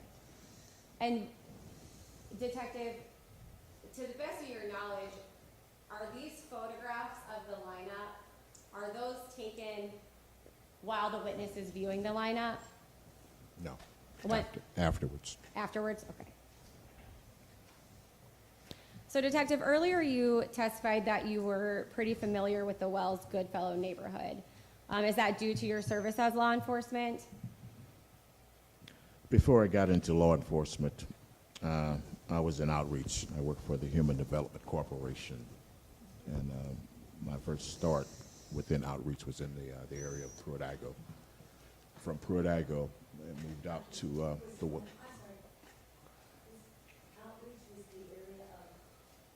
Pruitt-Igoe. Okay, and from Pruitt-Igoe, I ended up into the Wells Goodfellow area. Working within the Wells Goodfellow neighborhood, I also was a radio announcer, so I had two things going at the same time. But I dealt with a lot of youth within the Pruitt-Igoe area, as well as the Wells Goodfellow area. The concept is that a lot of kids have something to say, they just don't know how to say it. They don't know who to trust to even say it. So looking at the children like I did, you know, I looked at them and I'm understanding them because, you know, there's something that they need to do. There's something that they need to be. They need a purpose. They need some sort of direction. They need some sort of guidance. Having lived that type of situation, my mother died when I was 5, you know, and she died at an early age. So there was the concept of saying that I have to give something back because in my growth, I understood what the area was about. I lived in the West End, which was the south side of the Wells Goodfellow area. So I was familiar with the area, but you know, the whole concept was that it was just giving something back to youth. Okay. And did your youth outreach crossover with your law enforcement service? It did for a while. Actually, when I went to homicide, and within the caseloads, within the additional unit that I was in, I was a SWAT team member, and that was a lot of calls within that situation. So I had to cut that down as far as having to meet with youth in that area. And then there became a surge of homicides. I believe it was in 1989, and I think it was 93. I think the city of St. Louis had some close to 300 homicides within both of those years. So the workload was big. Okay. You know. And in fact, did you ever receive any recognition for your service in the area of Goodwell's Polo? 1981, I received an Officer of the Year award from the Human Development Corporation with the Wells Goodfellow Center. Okay. And based on your experience at SLMPD and your youth outreach with that neighborhood, are you aware of, particularly in 1990 or around that time, any gang activity in the Wells Goodfellow neighborhood? Well, I attempted to search for a memorandum, but at that precise time, there was a memorandum that came about from the intelligence unit. You said from the intelligence unit? From the intelligence unit that indicated that there was a possibility of members coming from the California area, probably stopping in the Chicago area, working their way to the St. Louis and Kansas City area, as far as a recruitment type of situation is concerned. So these kids, they didn't know anything about being a gangster other than what they saw based upon what they heard. We called it a lot of perpetration. What does that mean? Well, they were faking like they were something that they weren't. And how would they do that? Oh, they would wear various colors. They would wear the red. They would wear their blues. Some people would wear black, pretending that they were gangster disciples. But there was no identification within that. It was just perpetrating. So perpetrating as members of these gangs, but not necessarily affiliated with. That is correct. Okay. Affiliated with the gangs in LA area? Correct. All right. And was that a root or cause of gun violence in that area? Yeah. Yes, it was. Among the drugs that were in the area.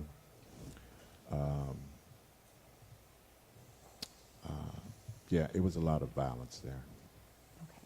And on going back to the day of May 19th, 1990, later in that day, were officers eventually able to locate and detain Christopher Dunn?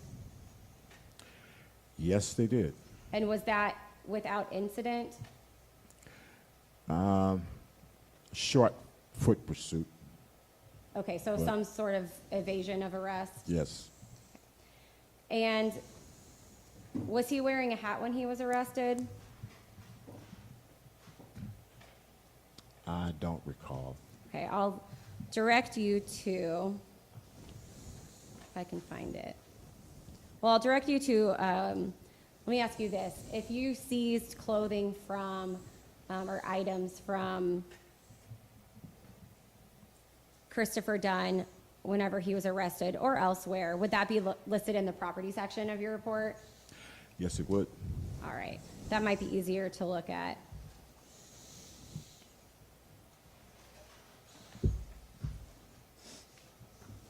And I'll direct you to, it looks like maybe page 4 of the property list.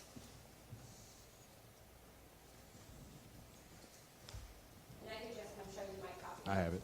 You have it? All right. And it looks like it's the second item on that page. Was there a hat seized from Christopher Dunn? Chicago Bears navy blue baseball cap. All right. And I'm going to backtrack just a little bit and ask you, again in this property section, would the police also seize items from the victim from either, I guess, the hospital or the morgue or the ME's office? At the hospital, there would usually be a uniform officer accompanying the ambulance. Those clothes are seized. They are marked and packaged and delivered to the laboratory. Okay. And I'll direct your attention to page, it looks like page 6 of the property list.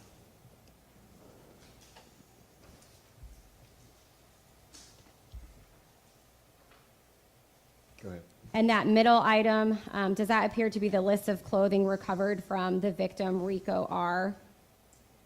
Yes, it is. And what color were his shoes? Had red tennis shoes.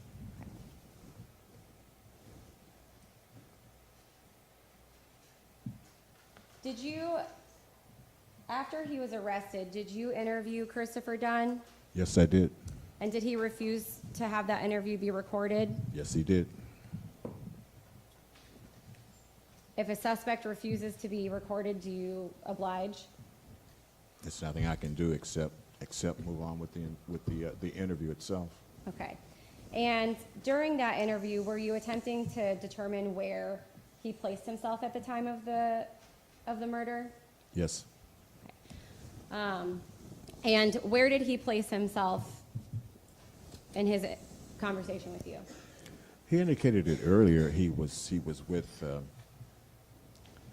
some of his friends there in the area. I think it was maybe 6:30. He had left the area and traveled to another location.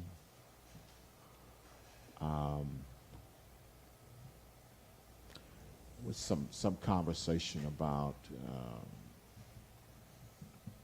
going to, I believe it's Miss Young's house or something to that effect.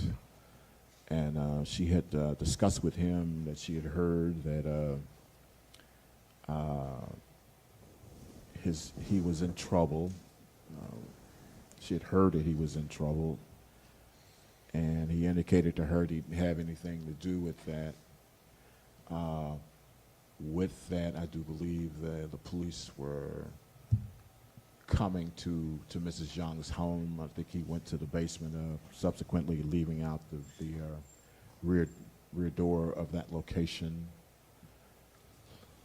And Detective, I'm just going to stop you. So it sounds like you're describing his whereabouts the day of his arrest. Where did he tell you he was during the night of the murder? And if it helps to look at your report, it looks like starts on page 15, near the bottom.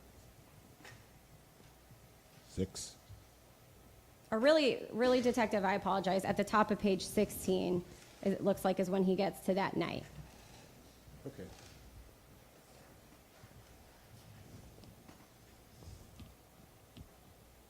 He stated he was at his residence at 10 o'clock and subsequently left and rode in Rickman's vehicle throughout the city, whereupon a group consisting of 14 to 15 persons whom he refused to identify had congregated at the east side of his residence.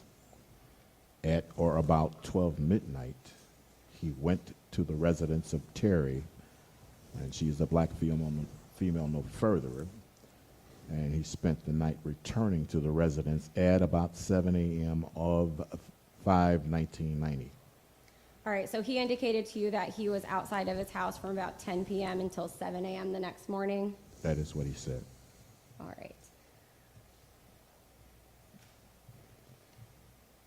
And at some point, Detective Stinum, did you respond to, in the early morning hours of May 19th, did you respond to Christopher Dunn's home looking for him prior to that arrest? Sergeant Brown and I conducted an investigation at Christopher Brown's home in attempts to locate him. Okay, you said Christopher Brown's home. I'm sorry, It's okay. Christopher Nunn. I got things in my head. And it's reflected in your report that that was around 2 in the morning, is that right? Thereafter, yes. Okay. And at that time, who did you make contact with? The mother. All right. And did the mother indicate to you whether or not he was home? She had indicated, I'm trying to figure out which one of the interviews, because he was interviewed a couple of times. Sure. So I'll direct your attention to the bottom of page 6 of your report.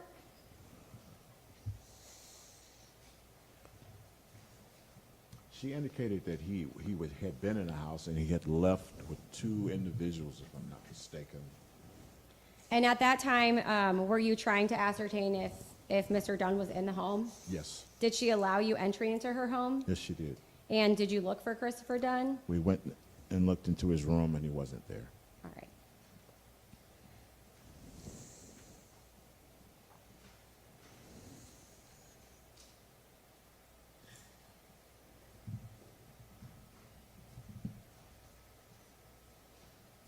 At some point, did you or other officers seize some clothing items from Christopher Dunn's mother that she indicated he had on the night before?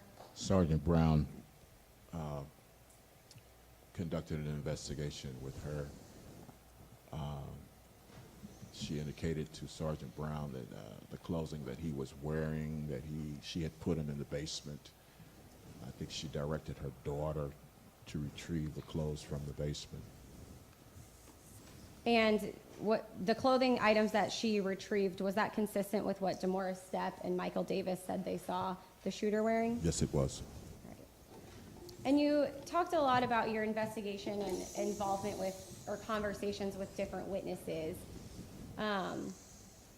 After concluding interviews, concluding at least the bulk of your investigation, is it common practice for law enforcement to take witnesses to the circuit attorney's office with them when applying on cases? Yes. And who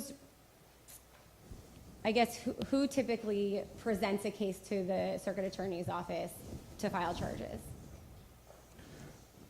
Normally the primary investigator. Okay. And in this case, who went to the Warren app?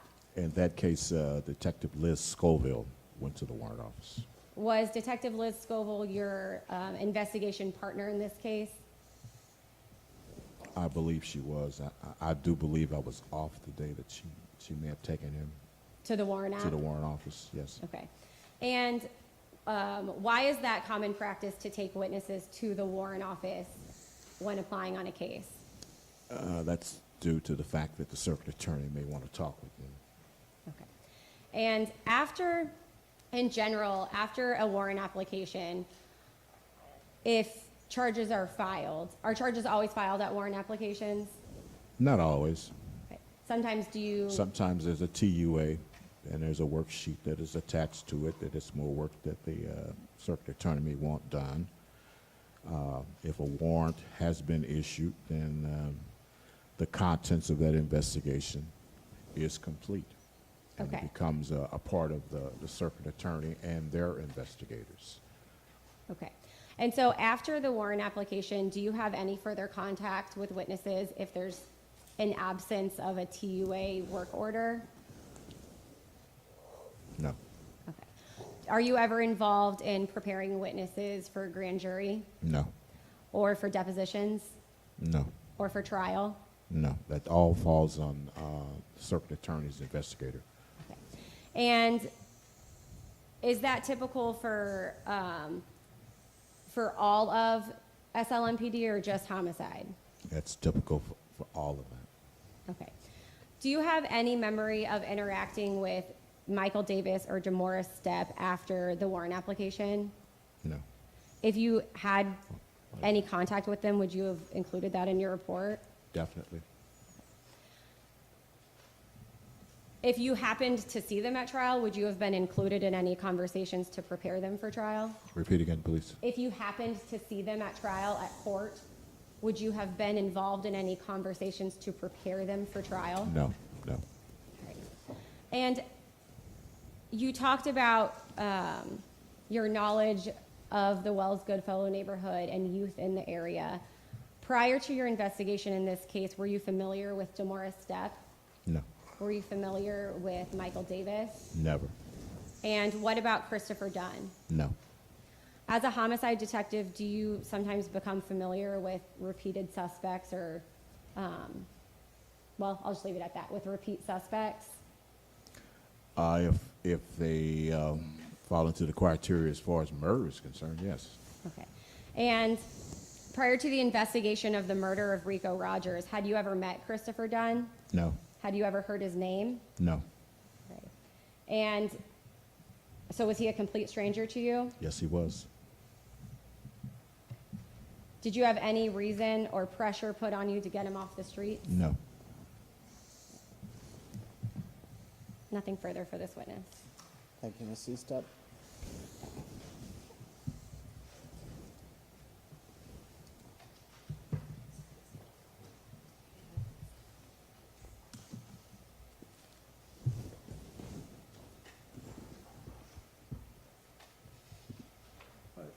Good afternoon, Mr. Stinum. How are you today? I'm fine, sir. How are you? First of all, I would like to thank you for your 30 years of service with St. Louis Metropolitan Police Department. 32 years, sir. 32 years. Thank you. Now, you completed your investigation into the murder of Rico Rogers in July of 1990, correct?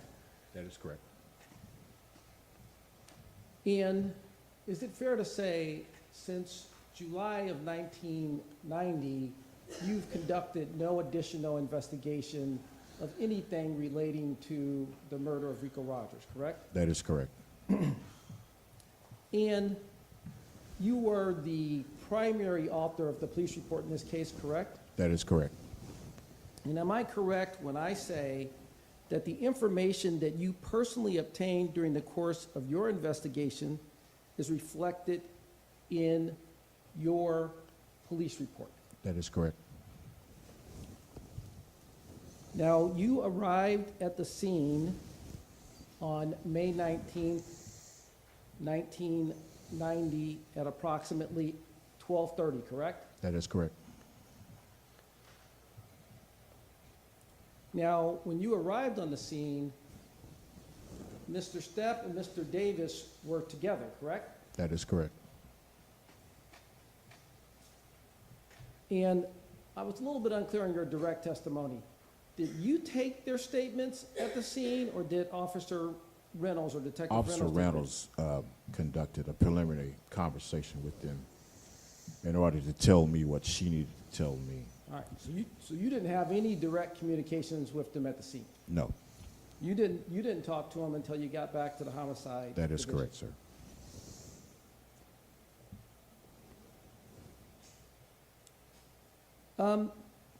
Now, sir, in conducting your interviews of Mr. Stepp and Mr. Davis in the early morning hours of May 19th, 1990, you took Mr. Stepp's statement first, correct? I believe so, yes. And am I correct when I say that on May 19th, 1990, Mr. Stepp was a child? A child? Yeah, he's a child. How do A you mention- 14-year-old child. Yes.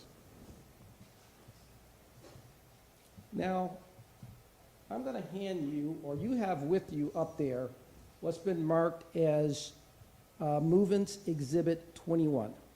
Could you take a look at that? It's in a binder. Is it the really big binder? Which one is it? Yes, it's a really big binder.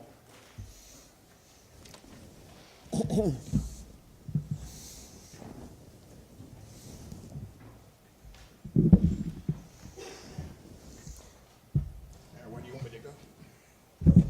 If you could, go to Movements Exhibit 21, which is the taped statement of Demore Stepp.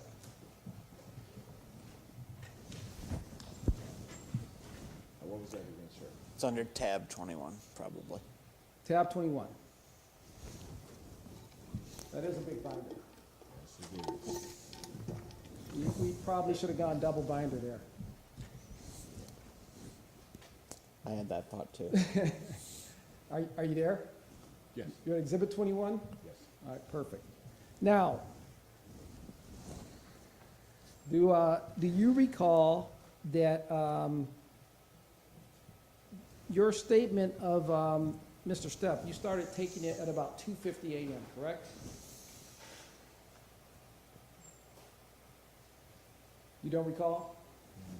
Okay, sir, I'm going to hand you what has been marked as Movements Exhibit 46.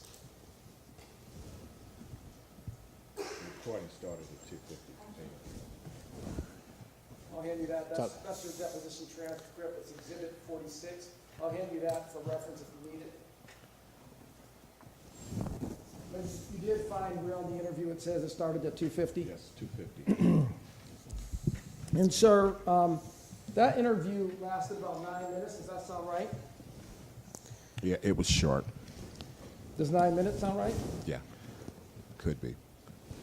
Well, let's take a look at Exhibit 46. That's the other one.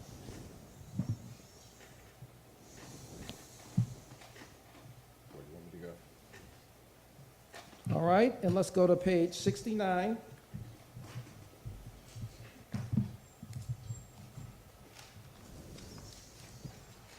I'm there. All right.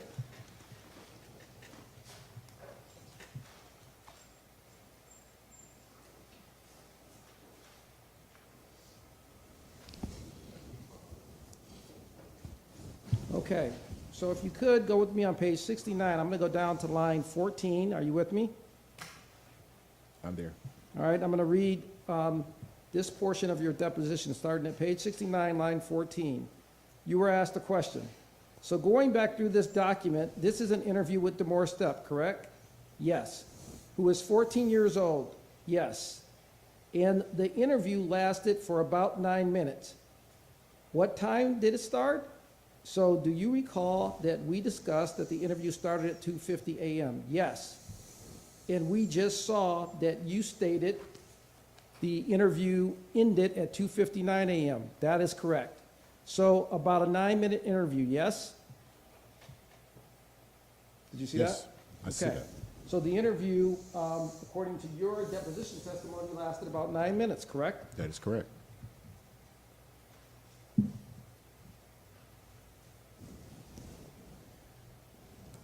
Now, sir, I would like you to look at Movements Exhibit 21. And I want to go to page 5 of this tape statement. Are you there with me?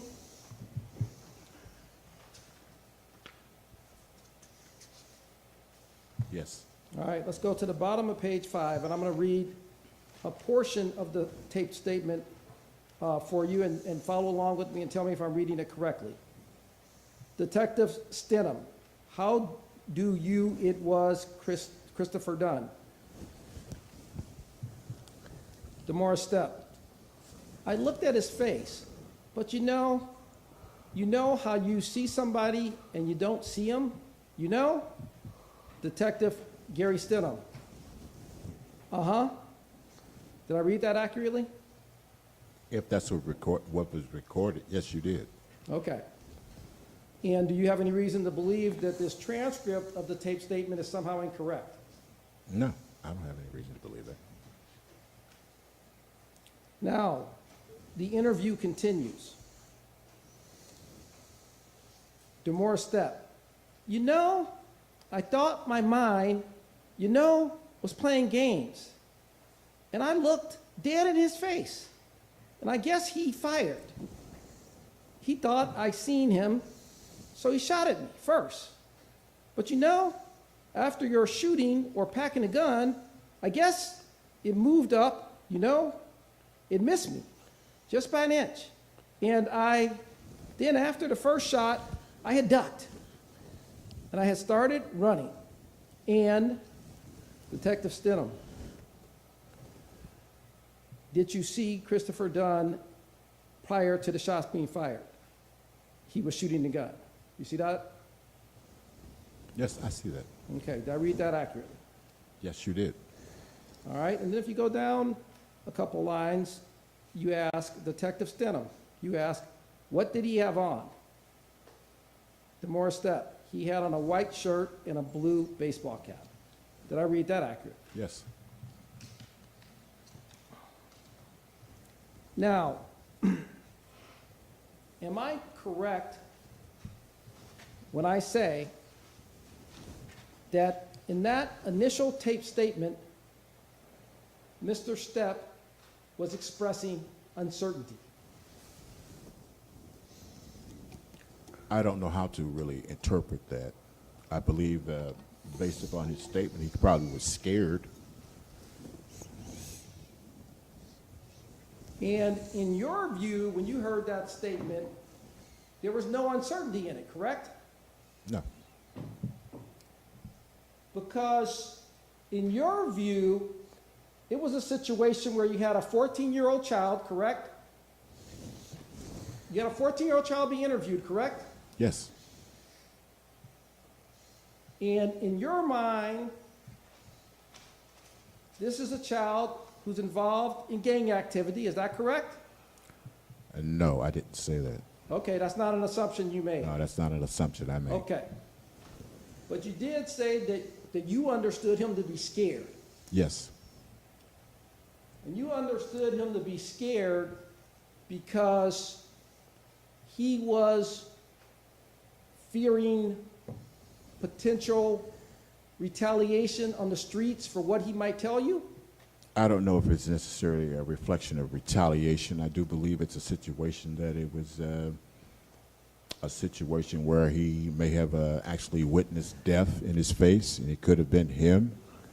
I believe it was something like that. So you believe that what he had witnessed that evening had impacted him emotionally? Yes. And you believe that it continued to impact him at the time he was making his statement to you, correct? I mean, he was reliving what he saw. He was talking about it, yeah. And he was probably had some anxieties within it. And he was impacted by that trauma that he had experienced that evening, correct? Probably. I mean, you would probably have to ask him if he was experiencing that. He's 14 years old, Yeah. correct? Right.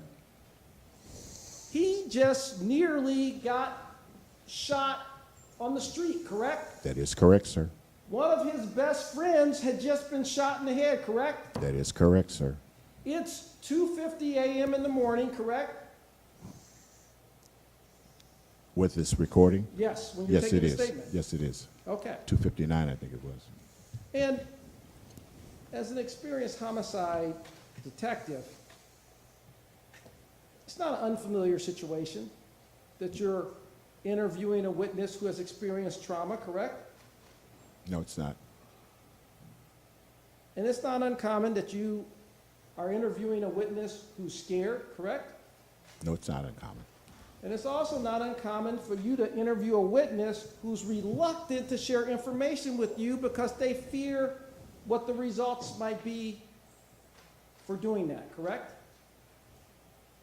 I don't know. It could be a yes, it could be a no. I mean, you're talking about a street code situation? I'm talking about a situation where you have a witness who has information, but they maybe don't want to share it because they don't want to be a snitch. That's something you encountered regularly as a homicide detective, correct? Not regularly, no. Not regularly. Not regularly, but No. you encountered it, correct? I've encountered it, yes.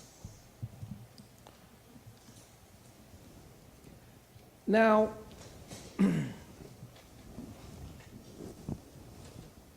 When you were being questioned on direct, you read from your police report, correct? That is correct.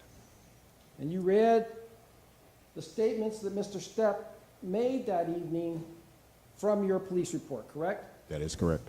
And when you read those statements in your police report, those statements didn't say anything about Mr. Stepp's mind playing tricks on him, did it? No, it did. That didn't make it into the report, correct?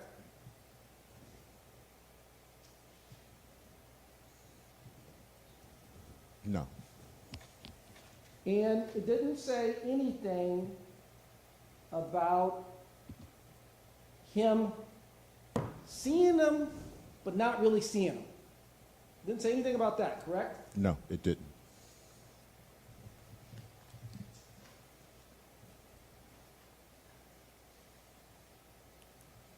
Okay.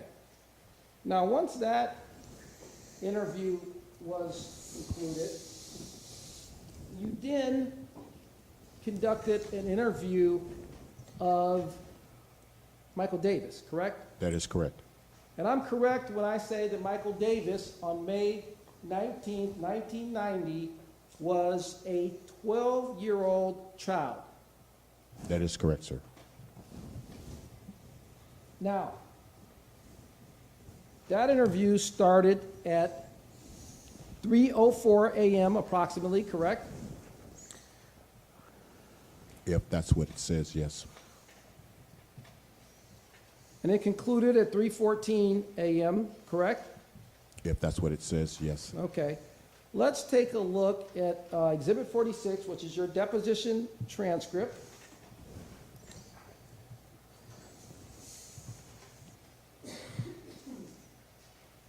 Okay, let's go to page 77.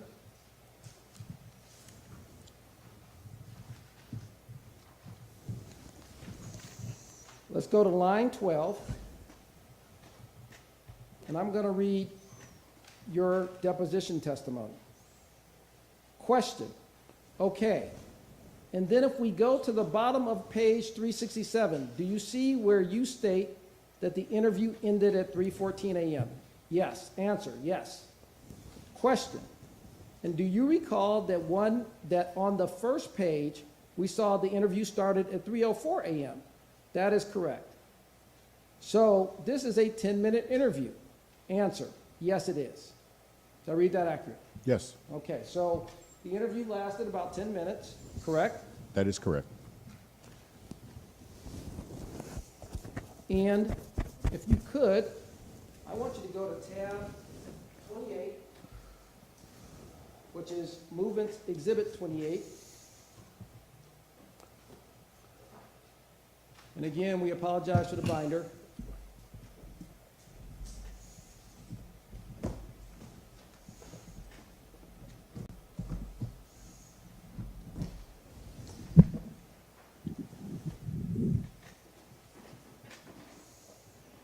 Okay, that's Michael Davis's taped statement, correct? Yes, It's a transcript of it, correct? yes. Okay, if you could go to page 3 of that taped statement.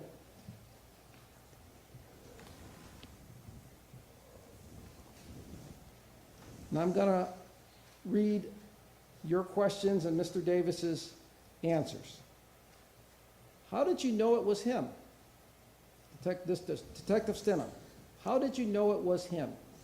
Michael Davis. Because I seen the way his glasses on his face, the way he wears his glasses. Detective Stinum. How was his glasses? Michael Davis. Pressed against his face. Can you describe the type of glasses that he wears? Michael Davis. No, sir. Detective Stinum. Do you know how they look? Michael Davis. Yes. Describe how they look. They ain't prescription glasses. They just little bitty sunglasses like. With the things that go across the ears in the back. and you're indicating, Detective Stinum, and you're indicating that he has something like a wire type of, what do they call that? Frame. Detective Stinum, frame. Michael Davis, yes, sir. Detective Stinum, okay. Did you see any type of clothing that he was wearing? Yes. What did you see? A white T-shirt. Is that all you saw? Yes. Did I read that accurately? Yes, you did. Now, he makes no mention of a blue hat. Is that correct? That is correct.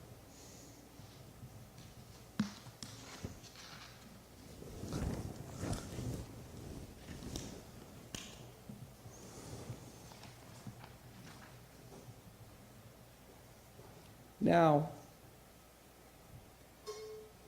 am I correct when I say that the tape statements of DeMar Stepp and Michael Davis, as taken in the early morning hours of May 19th, 1990, were inconsistent?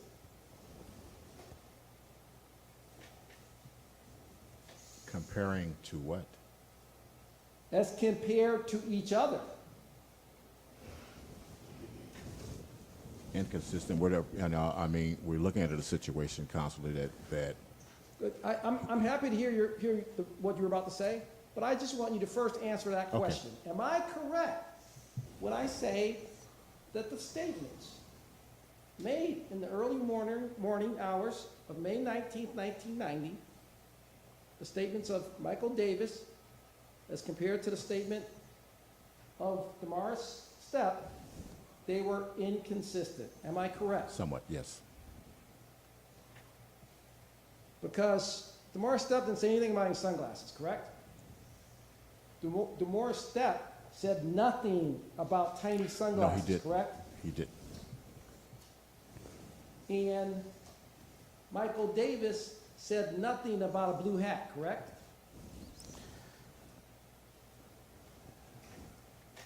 I don't think so, no. Well, if he did, it'd be in the tape statement, correct? Repeat, sir? If he had said something about a blue hat, it would be in his tape Yes, sir. statement, correct? Yes, sir, it would have. Okay. Now, you were wanting to say something about these statements and Disregard. them being inconsistent. Do you? Disregard.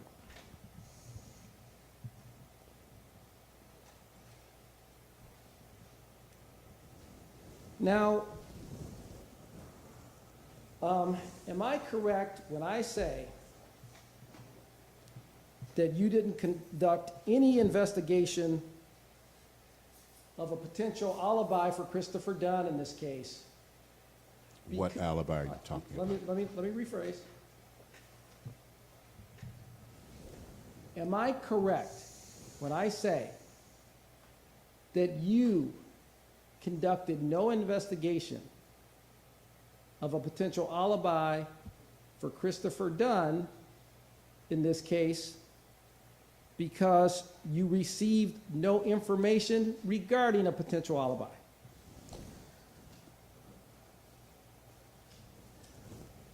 I'm not understanding. Okay, well, let's do it this way. Could you please take a look at Exhibit 46? In your book? Yep. Exhibit 46 is actually the separate one. That's your deposition transcript. It's The not in book. other one.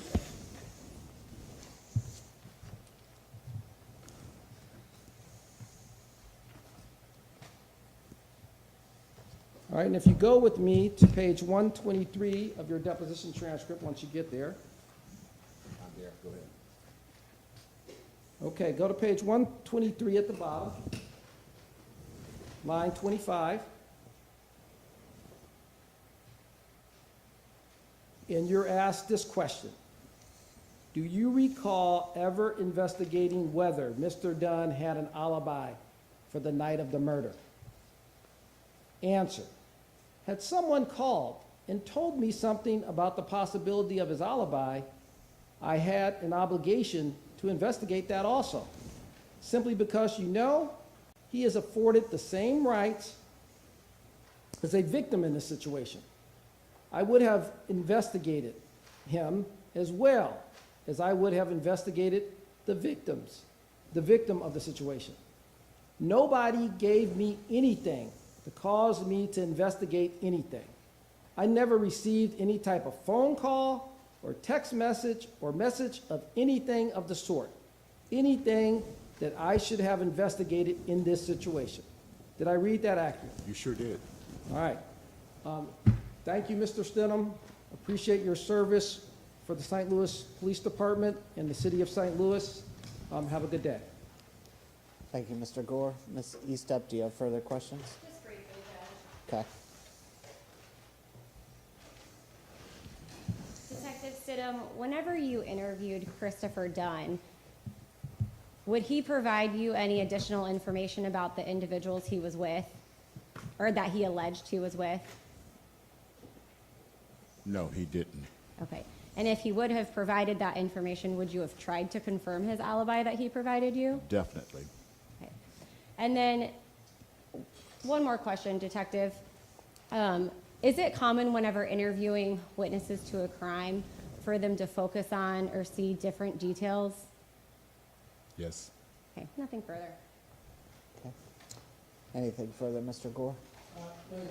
Okay, thank you for your testimony, sir. You can step down.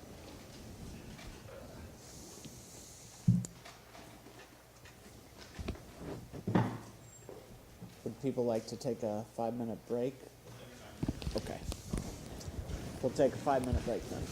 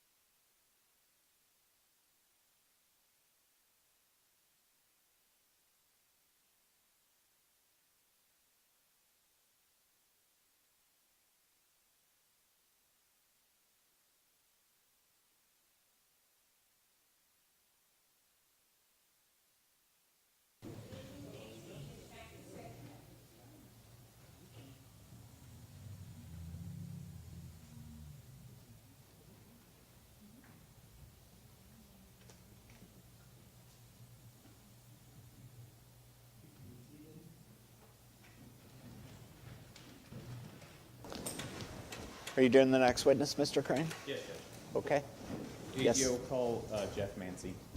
Okay. All right, this time we'd like to bring more motion in limine to exclude Mr. Mancy's opinion. Mr. Mancy is expected to testify of his opinions on generally coercive prison techniques. At this point, there has really been no evidence of coercive prison techniques by any of the testimony in the last couple days. The circuit attorney has closed their case in chief, and the attorney general has already had one witness go, and it doesn't seem that evidence is suggesting that at all. As for general opinions, again, it's not the role of the attorney general's lawyers to make the link between evidence as fact and apply expert opinion. The expert is supposed to apply his own opinion to the facts. In this case, Jeffrey Mancy does not know any of the facts, so it would not be helpful to the trial fact to give his testimony. Do you want to respond, Mr.? Well, I don't think I'm going to have you respond. I think I'm going to deny your motion to reconsider and stand on my written order that I already issued. Okay. So you can, where is he?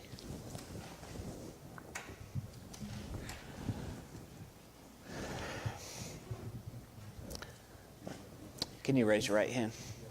Do you solemnly swear that the testimony you're about to give is the truth, the whole truth, and nothing but the truth, so help you God? Are you okay appearing on camera? Yes, sir. Okay. Step right up.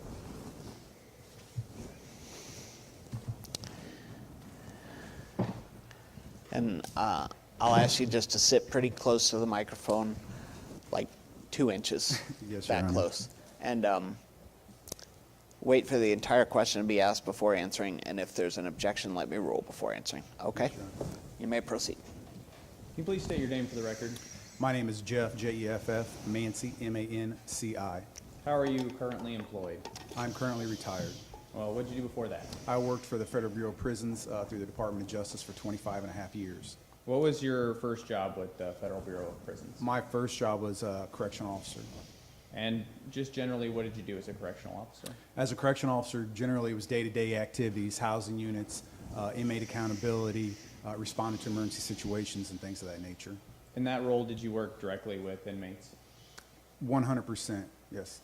And as a corrections officer, were you also trained to investigate crimes or violations that happened in prison? As a correctional officer at the basic entry, yes, entry level. What kind of training did you receive at that level? We would receive annual training and annual refresher training on basic crime scene. I'm sorry, yes ma'am, you bet. You bet, yes ma'am. We would receive basic training annually in crime scene preservation, sketching, things of that nature. And who would provide those trainings? We had instructors that were instructed for the Federal Bureau of Prisons, their evidence recovery team, and they would train with them at least annually, sometimes monthly, out of Kansas City.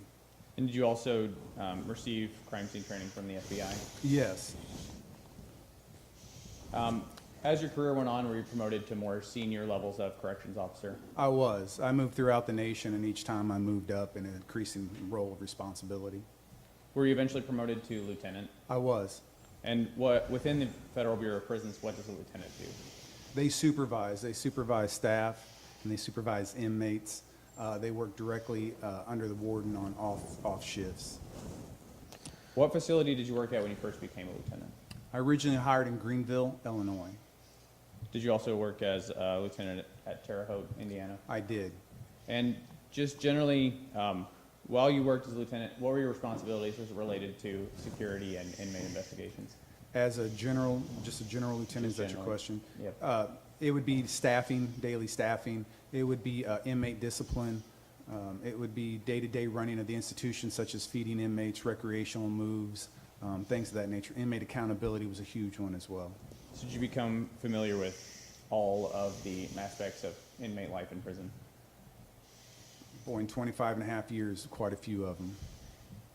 And what, specifically as it relates to investigations, what did you do as a lieutenant at Greenville and Terre Haute? In Greenville, I finally got promoted to the Special Investigative Shop, which was inmate investigations specifically, and I'd also do some staff investigations from time to time. But inmate investigations were working assaults,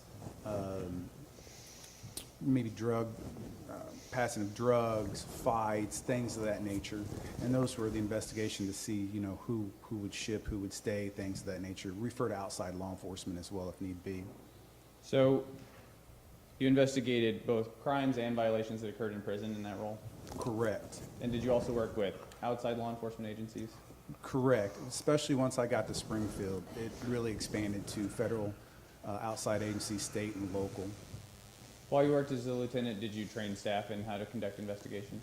Yes. Eventually, I got to the part on a national level. I became a national trainer, and I would train at our national get-togethers once a year, and then at our institution on a monthly basis, local staff. A monthly basis, ma'am. And did you also continue to receive training or attend conferences to learn more about investigations? Always continuing education, yes. Tell me about when you went to work at the facility in Springfield. I went there as a regular lieutenant, and then an opening came up in the special investigative shop, and I worked a homicide there with the FBI, and really clicked with the FBI and the evidence preservation side, getting ready for trial prep and all that. And from there, I was put in there permanently because of that working relationship I had with the FBI. And how long did you work in that role? I worked in that role for approximately 11 years. And while you were in the special investigative unit at the Springfield facility, what were your responsibilities?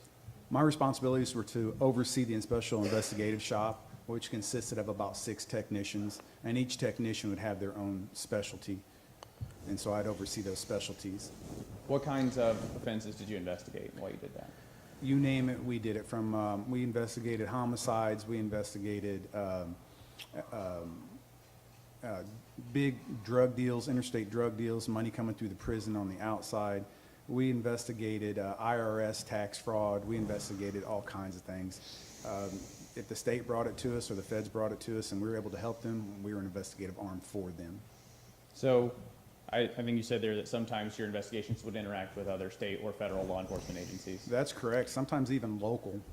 And so when you worked on those cases, did you get to assist in state investigations, federal crime investigations, and other kinds of investigations? Correct. A lot of times the state just didn't have access to the federal side of it because of the red tape. So we'd be the investigative arm for the state and present the facts for them in their trial prep. While you were in that role, did you exchange intelligence with those agencies, state and federal? All the time. I think that was one of the pluses, just getting that working relationship with the state and federal. We were able to help them or they were to help us, vice versa. So yes, it was integral. And through that intelligence, did you become familiar with the behavior of inmates in prison and how that relates to investigations at all different kinds of levels? I did. You know, at a basic level when you first come in to at the end, you really opened your eyes working with the outside agencies because as technology grows, so do the deceptive practice of inmates. It grows as well. During your time working for the Bureau of Prisons, about how many cases would you say that you investigated? Internally, I would say upwards of over 500, and then outside probably another 500. So over a 25-year career could easily be in the thousands. And during those investigations that you worked on, would you sometimes find that inmates would try to conceal information from your investigations? Correct, yes. And how often was that part of your job? A majority of the time. And did you have to monitor that type of activity? All the time, yes. And I think you said earlier that the techniques that inmates would use to try to conceal information would change over time. Correct. It was like a game of whack-a-mole. Once we were able to get it in one area, they were already opening up a new avenue. So we were always chasing our tail on that. It was always forever changing. So you'd have to continue to keep up with, you know, how they were trying to get around your monitoring. That's correct. And did you also find that inmates would sometimes try to influence witnesses involved in your investigations? Yes. And how often was that a part of your work? It happened from time to time, inside and outside, mostly inside the correctional facility, but sometimes it reached outside the walls as well. And did you have to monitor those types of activities? Yes. And did inmates, the ways that they would try to influence witnesses, did those change over time as well? Correct. And you'd have to continue to monitor and learn about different ways that that was happening? That's correct. And based on this intelligence and your experience in investigations, What are some of the ways that inmates communicate with other inmates in prison as it relates to influencing witness testimony? There's various ways. The first and foremost could be something as easy as just verbal, speaking to you, maybe on the rec yard, maybe in the chow hall, someplace that staff aren't around. Maybe I send a third party to speak to you, so I'm not being seen with you. Maybe if you're in a different prison, I communicate to you through a loved one, through visiting. Other ways, through attorney-client privilege, they communicate. So there's a lot of ways within prison that they communicate with each other. If an inmate sends another inmate to approach a witness for them, is that normally done just for free as a favor? That all depends. If it's done for free, more than likely they know each other and they're just doing each other a favor, but usually nothing is for free in prison. So what kind of incentives would an inmate use to get another inmate to influence a witness? They could either pay them commissary, they could pay them money. I'm sorry, they can what? They could pay them in commissary. They can pay them money through Venmo out on the street, through third parties. They could pay them in stamps. And what is commissary? Commissary is a store within the prison. It sells things that they can buy, such as hygiene items, snack food, and things of that nature. And is it common in corrections for inmates to be transferred to other facilities? In the federal system, yes, it happens all the time. Do you know if it's common in other systems as well? I would assume so, yes, sir. And when inmates are transferred between multiple institutions, how can they communicate with inmates who are in other institutions? I think the biggest way is if I know, if I'm trying to communicate to a witness and I know that there's an inmate going to that institution, I can pass word to the inmate that's being transferred. And then that way it's secure with him. So it's not in a written format, it's verbally from one man to another, and then that man transfers to the new prison and then passes on the word. And these are situations that would come up in your work and investigations where inmates are passing messages through other inmates as they're being transferred to facilities? In my experience, it happened a lot, yes. Transfers to the new prison and then passes on the word. And these are situations that would come up in your work and investigations where inmates are passing messages through other inmates as they're being transferred to facilities? In my experience, it happened a lot, yes. When you were working on investigations, did you also monitor inmate communications with people on the outside of prison? Yes. And if prisoners are trying to influence witnesses who might be outside prison, what ways of communicating with them would they have? There's different ways, especially with technology now, with the internet. One of the ways is maybe through visiting. My sister may come visit me as a scenario. I pass it on to my sister, and then my sister can reach out and touch him through Facebook. Maybe put family members on Facebook to intimidate them. There's multiple ways that you can. The other big thing too nowadays is cell phones in correctional facilities. It's an increasing problem all over the nation at any level that you look. So cell phones are another big issue to communicate, and we cannot monitor those. Between all those different ways that inmates might communicate with potential witnesses in cases, is it possible for corrections staff to monitor those all the time? No. So is it possible for inmates to, and in your experience, have inmates been able to reach out and influence witnesses both inside and outside of prison without being monitored? And I think that's the most frustrating part of the job. So the answer to your question is yes. And no matter how hard you work, there's still ways that they can go around it and beat it. Does it make it easier for inmates to communicate and influence witnesses if they are already familiar with them? Yes. So, for example, if an inmate is speaking through their friends or family to reach out to other people that are from the same neighborhood, does that make it easier for them to communicate? It does. I've noticed that through, in the state, it's a little different than in the federal system. In the state, they're from the same 100 blocks, so they know each other, and those roots run very deep within the prison and outside within the community. So yes, it could be very easy. And when you say those roots run deep in and out of the prison, what is that information based on, your experience with the state system? By conducting some interviews, you start talking to them and you realize that they grew up with each other out on the street. And then they find themselves within the prison with the same people they grew up with out on the street. In the federal system, that rarely happens because we have prisons all over the nation. So it's easier in state than it is in the federal for that because we can ship you anywhere in the nation compared to the state. They don't have that luxury. So in preparing to talk about your testimony in this case, you interviewed people who had been involved in the state correctional system? I did. I interviewed on both sides. I interviewed prior inmates. I also interviewed prior correctional officers as well. Understood. So I want to talk specifically about inmates who cooperate with law enforcement. In your investigations, did you ever talk to inmates as potential sources of information? Yes, I think that's one of the biggest parts of our job is working with confidential informants and determining their reliability as you work with them.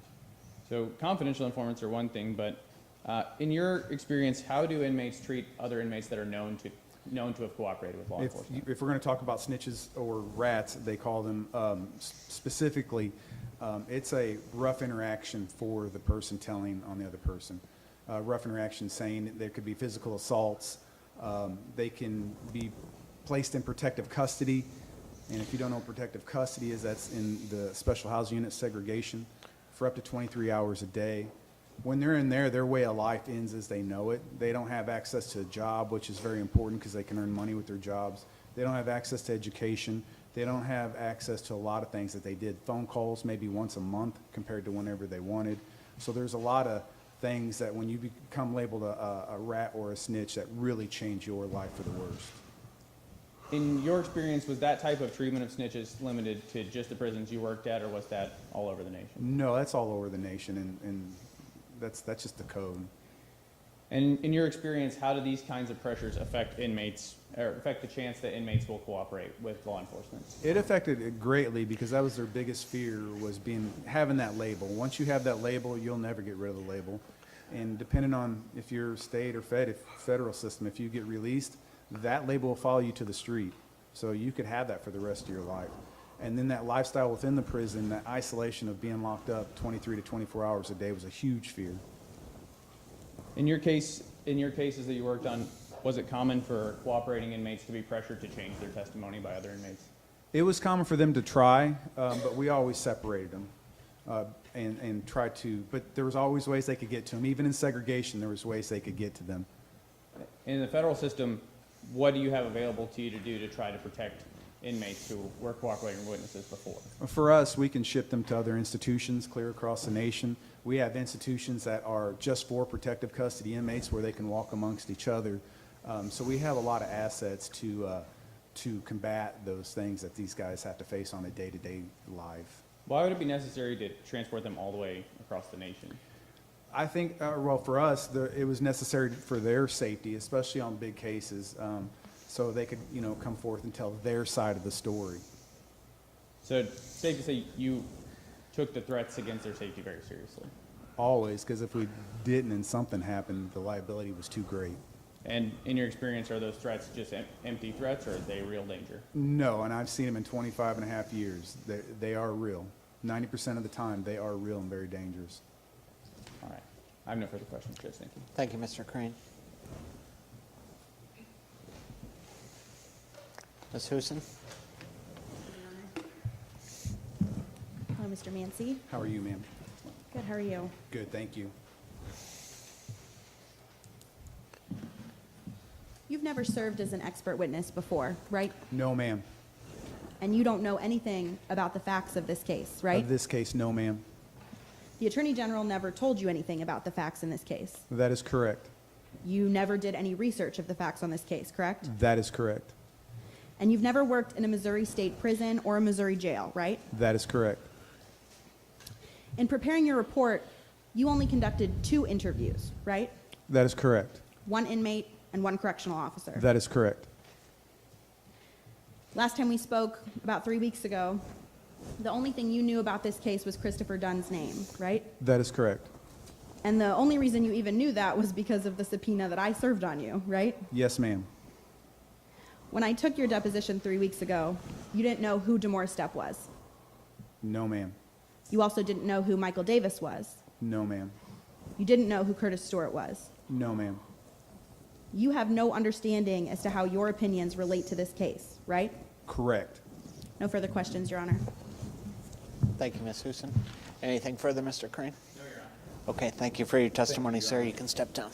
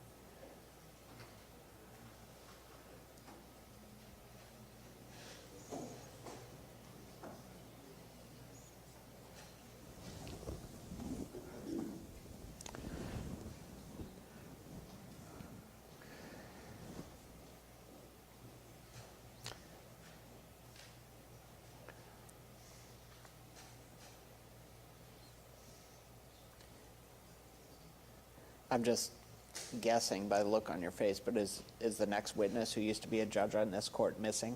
No, he was in the restroom. Oh, okay, okay. I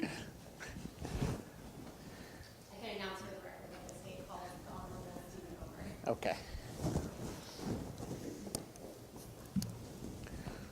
Welcome. Come right up, sir. Good afternoon. Can you raise your right hand?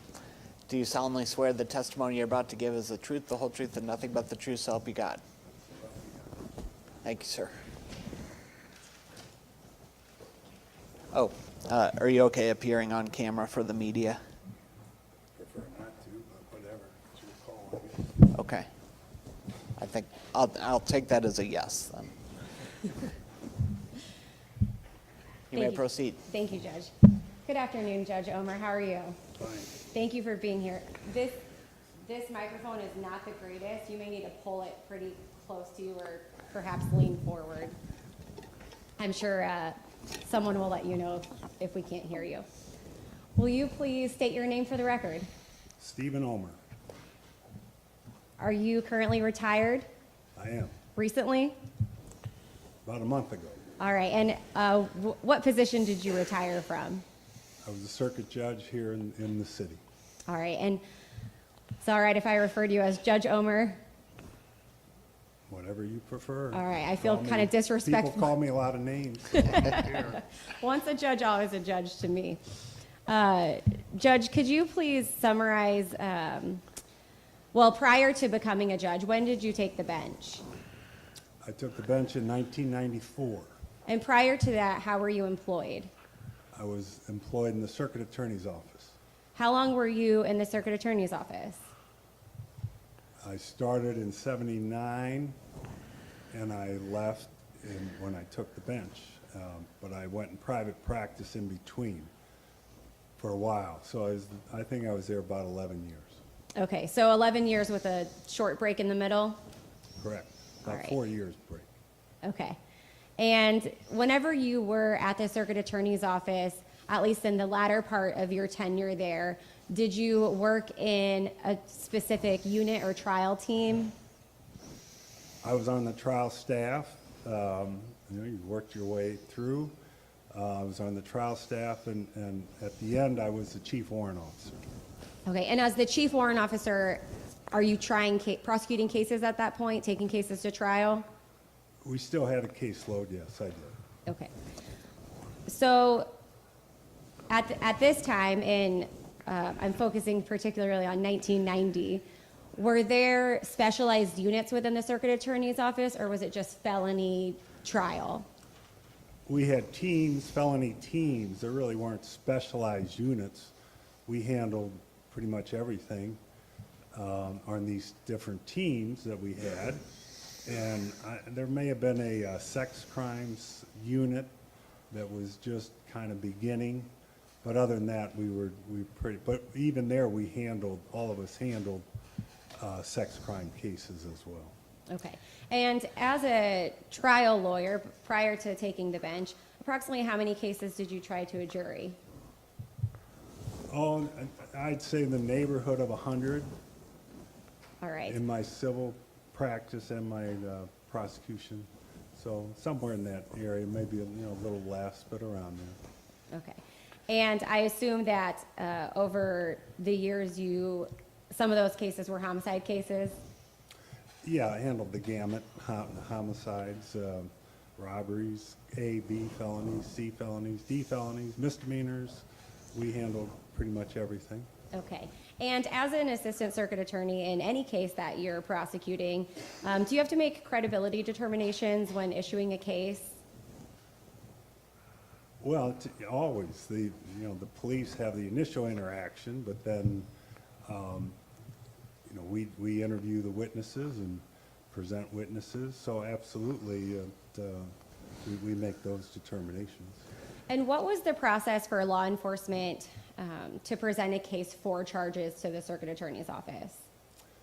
They would come to the warrant office and have the witnesses have a police report and present that to the attorney for the attorney to determine whether or not to issue a case and what kind of case to issue, or refuse it if there wasn't sufficient evidence, or take it under advisement because it, maybe more had to be done, and direct the police to do further investigation.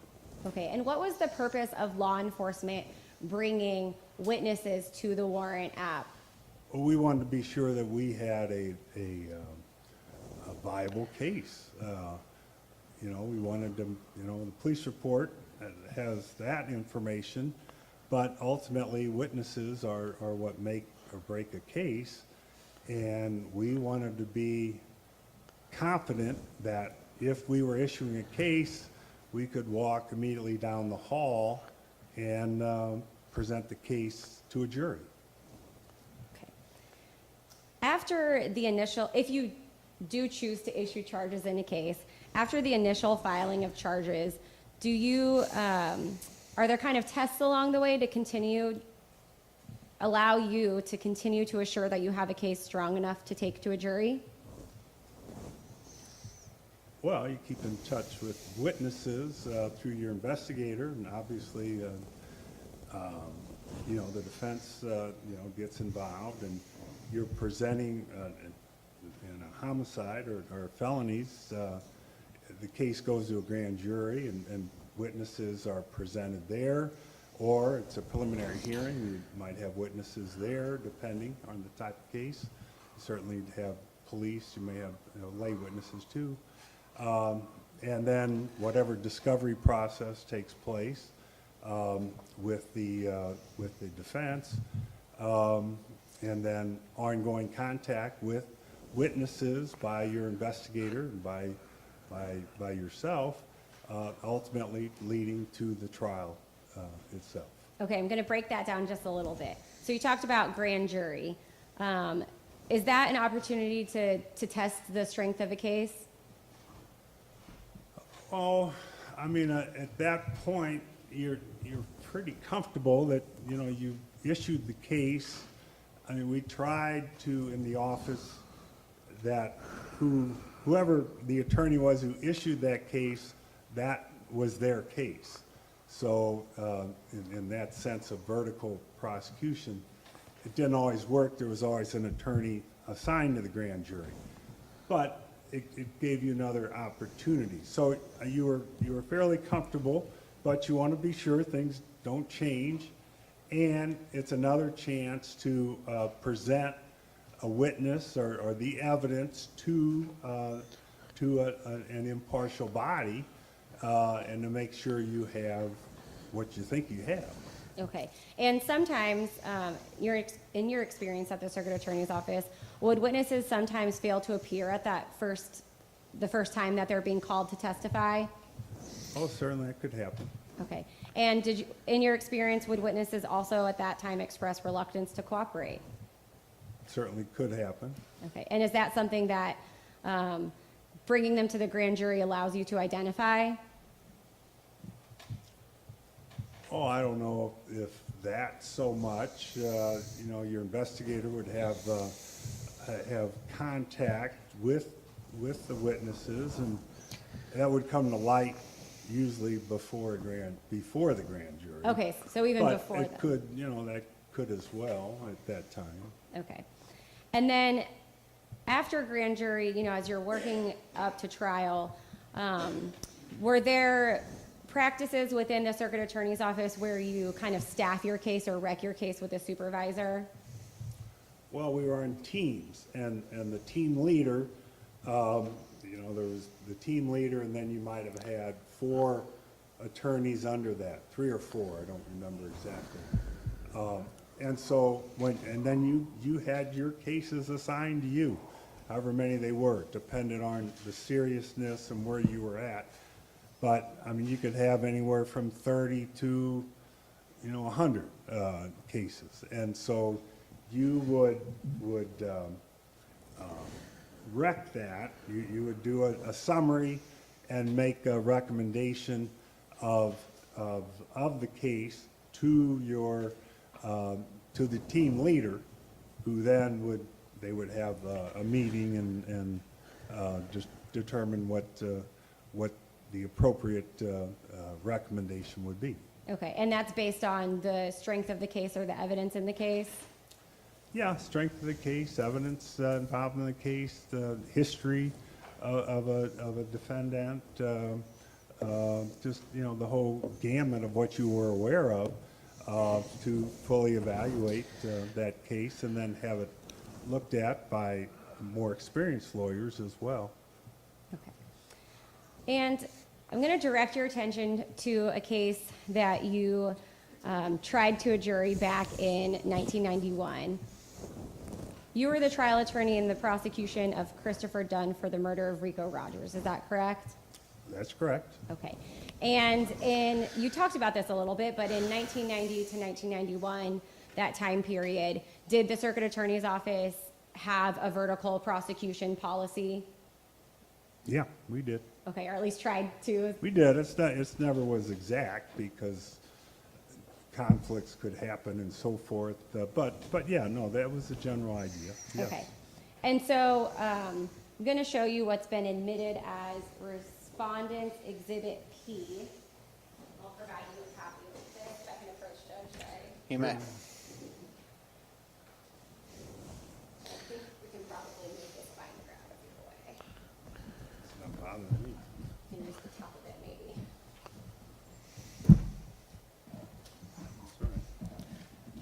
Mr. Gore has apologized about the size of the binder, so. All right, just slide that in. There you go.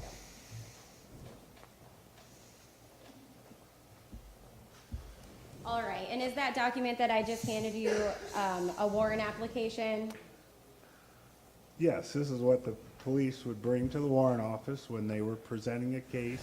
It would get logged in the book and then given to the individual lawyer who would then take the officer, or the officer would come back to the particular interview room and the process would begin.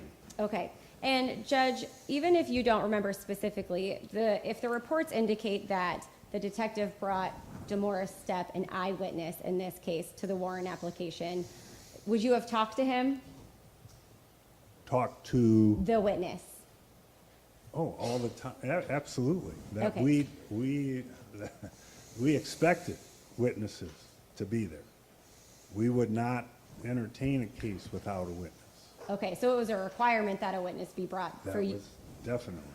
Okay, and what would, in a case where there's an eyewitness identification of a suspect, what would be the purpose of you speaking with that witness at the warrant app? Well, you know, you can read a police report and you know, and see what, you know, was there and said, but you want to talk to the witness to be sure that it's accurate and what the witness has to say specifically, and make sure that it all aligns, and that and explain to the witness the process and whether we go forward or not. I mean, that's, you know, you talk to any witness, you know, and even if you don't have enough evidence, you know, you still want to talk to the witnesses and see and then explain to them that we can't go forward for whatever reason. So yes, that was, you know, that was the office policy always was, because, you know, you can't just rely on what's been put down on paper. Okay, and based on that document in front of you and that warrant application, did you make the decision to issue charges in that case? Well, apparently my signature's on there. It looks like mine. I don't, you know, have any. This is, you know, whenever it was, 1990. I don't have any independent recollection, but I'm sure that was me. All right, and then when would have been the next time for you to interact with the eyewitnesses in the case? Would it be that grand jury time we were It talking would be about? at the grand jury. All Yeah. right. We would have set the case on the grand jury docket at that time. And so, if I handled it, I'm not sure, but presumably I would have. That would have been the next time, though. All right, and I'll show you now what's been previously admitted as respondent's exhibit Q and ask you if you recognize that. I do. And what's that, Judge? This is an evaluation sheet that the attorneys would fill out, whether it was at a preliminary hearing or at the grand jury after the warrant was issued, in order that whatever attorney was handling the particular case at that juncture, the attorney would make notes on the evaluation, either for themselves or for another attorney who may handle the case. Okay, and so looking at that sheet, does that indicate to you that DeMorris Stepp and Michael Davis both testified at the grand jury? Yep, that's what it would say. And does that grand jury summary include an opportunity for, and does that appear to be your handwriting? It does appear to be my handwriting. All right. And so would that also be an opportunity, and I think you touched on this, but for you to indicate any witness evaluation or know any potential issues moving forward? Yeah, I think would be what it's, yeah. And what did you indicate about those two witnesses at grand jury? That both Davis and Stepp, good, which basically means they were solid. And it does indicate Michael Davis moving to California. And I don't remember exactly about that, but just an indication of good witnesses. Okay. And then you talked about that kind of staffing a case or meeting with your supervisors or more experienced attorneys in the office just to get a sense of the case. I refer to that as a Roger sheet. You know what I'm talking about? Yeah, that's what it became known as, Okay. because she was the chief trial attorney, so she headed the evaluation team, and so those sheets, evaluation sheets, became known as Roger sheets. Yes. All right, and I'm going to show you what's been previously admitted as Respondent's Exhibit R.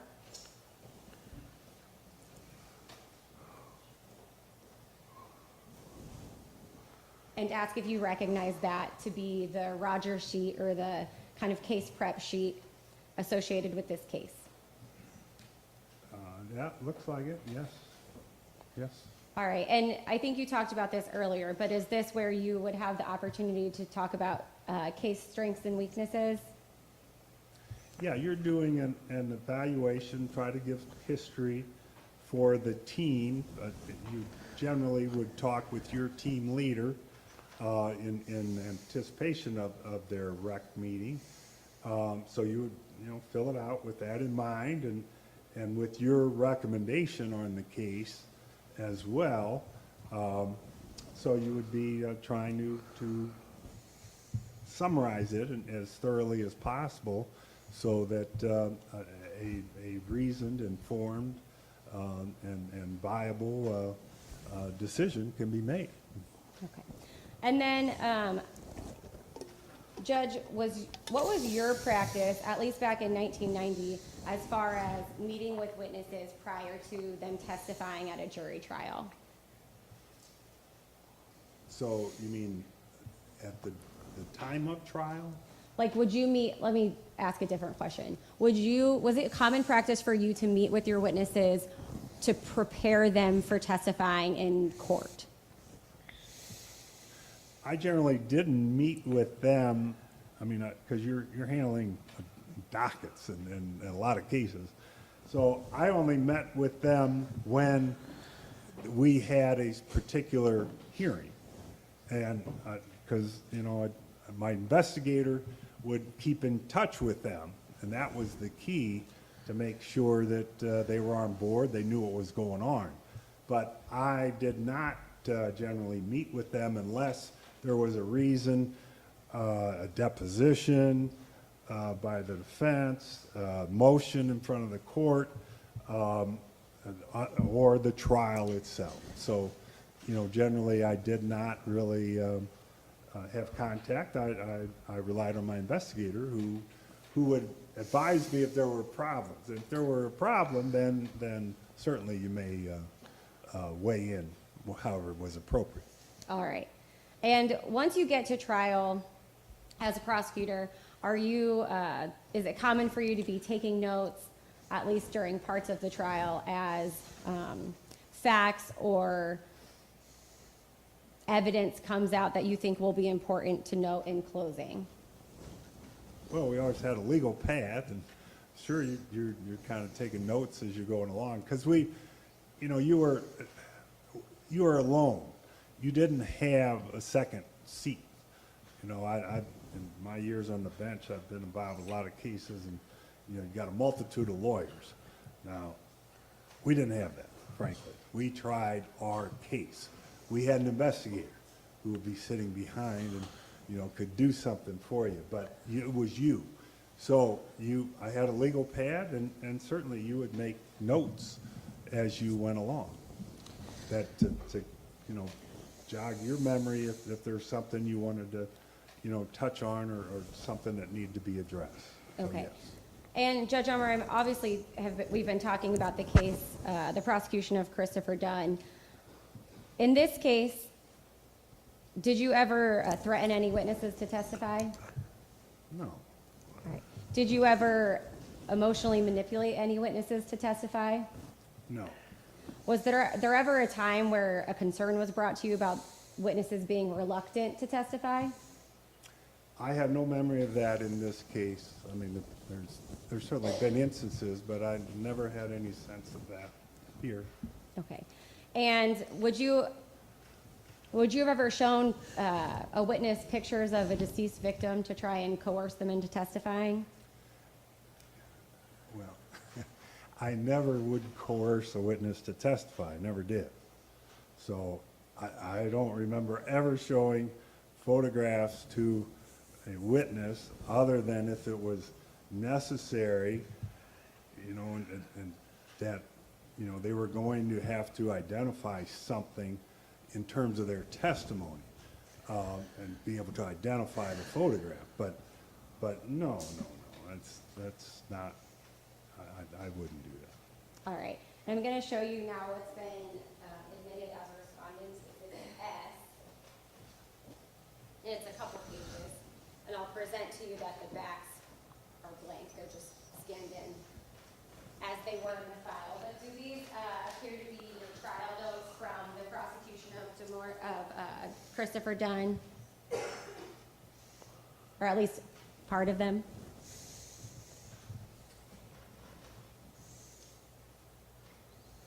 Well, I would say they do appear to be my handwriting, and Let me ask you the only this. way I can identify them from this is it's got some of the names are in there, so I'm assuming that's correct. I don't know. You anticipated my next question.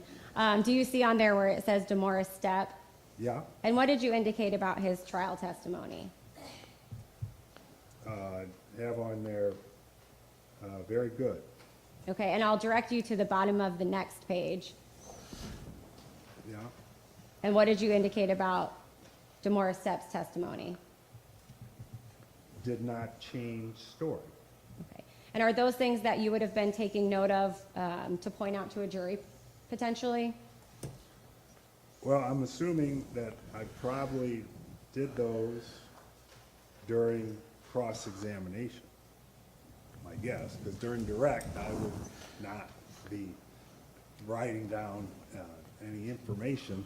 I would be directing the witness. So I'm assuming during cross-examination, that's when I would make these kind of notes for me to whether in redirect to ask the witness for clarification or for closing argument. Okay. And then the last thing I'm going to show you, if I can find it,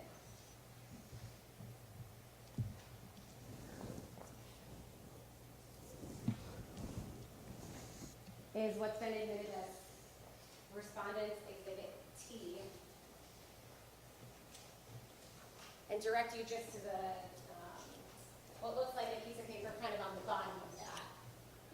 don't have water, do we? But she- No, but we'll get you one. Get a cup of Can you water. get him a water? I would appreciate that. Sure. Looks like my friends on the other side here have one for you, Judge. Oh, Thank you. Okay. Never mind, Mike. Okay. I appreciate it.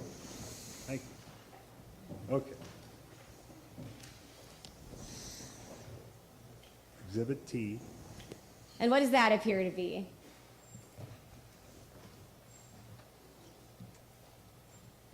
Well, there's two documents here. And I'll focus your attention to the one that you can see in full at the bottom. I think it's titled, Well, that is like an internal card we used to keep in this big computer, I don't know what we call it, Big Mona or something. It was a big revolving. And internally within the office, we kept jury trial information cards on cases, so that each attorney, after a trial was over, win, lose, or draw, you would fill out these cards with basic information, and then they would go into this machine. And so any attorney or investigator, you could access that and look at pull up the history, and then go look at the file if you needed to, or maybe on a co-defendant kind of case or something, some connection, so that you could cross-reference information. okay. And were the trial attorneys responsible for providing the information for those sheets or Yeah. cards? Okay. Yeah, that's all in my handwriting. So Okay. yes, that was our duty. And what was the, at least according to what you put on this information sheet, what was the decisive factor in verdict? I have testimony of kids was very strong. And whenever asked on that card, would you still issue charge? What did you indicate? Yes. Okay. All right, I'm done with that one. You can put it down. Thanks. In regards to the eyewitness Demorest step, and it came out in the trial transcript, but looking at the trial transcript, there was some sort of deal made with Demorest Step on a pending case for him being a cooperative witness. Does that sound familiar to you? Yeah, I mean, from looking at stuff, yeah. Okay. And is that unusual practice in the city of St. Louis to have testimonial agreements? No, not unusual. And the attorney for Christopher Dunn in this case was Janice Good. Did you have a good working relationship with Miss Good?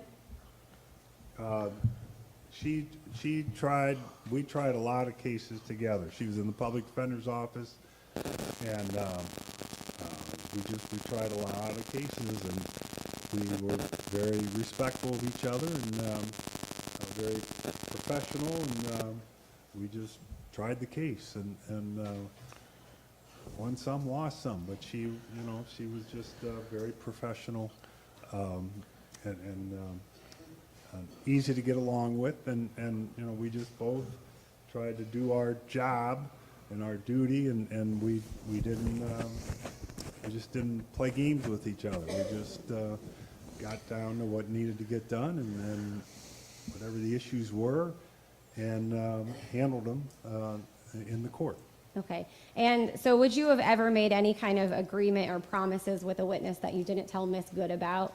I would have never done that and not told whomever about. Certainly. I mean, that's, it's an obligation as a prosecutor. All right. And you took that obligation very seriously? Absolutely. And how would you likely have told Miss Good about that prior to trial? I don't remember exactly. I mean, you make recommendations, and you have ongoing discussions. At that time, the public defender's office was in the basement of the Immunity Courts building. We were on the 3rd floor. Grand jury was on the 2nd floor. And there was just interaction between offices and the attorneys on a regular daily basis.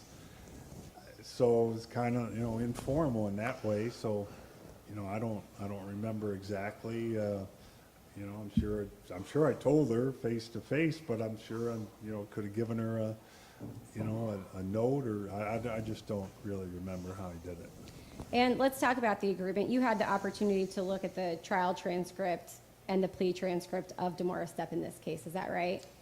Yeah, I kind of glanced at it, I did. Okay, and so DeMaurice Stepp was charged with first-degree robbery, armed criminal action, first-degree tampering, and UUW for carrying concealed. Is it, based on what you reviewed, is it your memory that the offer was to drop the armed criminal action? That's what it appeared to be, yep. Okay, and in terms of sentencing, what does that mean? Well, armed criminal action carries a minimum 3-year imprisonment. No probation, no parole. So the other charges carry whatever the sentence, but there's no minimum amount at that time. So things have changed, but at that time. So what that meant was that there wasn't a minimum, 3-year sentence. It was the sentence with the others that then, probation was possible, or even, parole earlier is possible because you don't have that minimum 3-year sentence. Okay. So that is taken off the table. All right, and other than dropping the armed criminal action so that he was eligible, potentially eligible for probation, was any additional promise made to recommend probation by the state? No, not, I mean, that, the office, the policy of the office always was to take no position on probation. That was up to the court.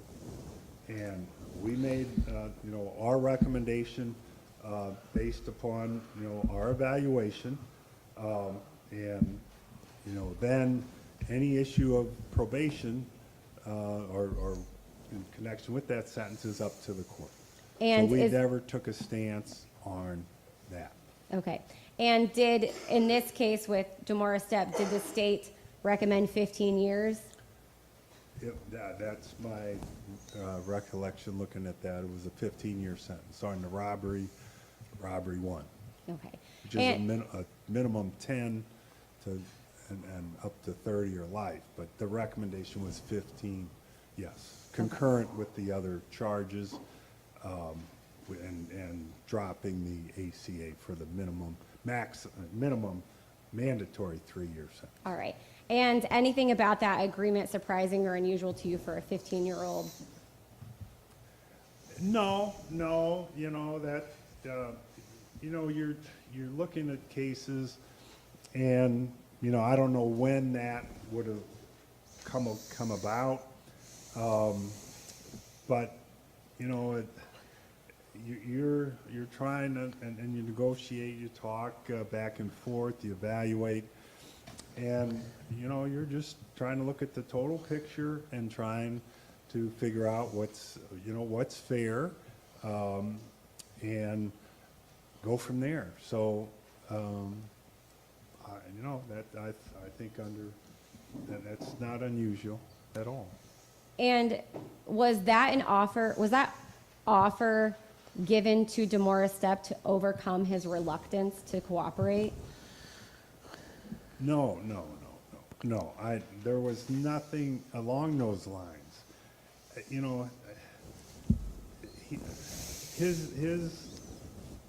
His statement, it never changed from the beginning to me, or in the police report. I mean, it never changed from day one.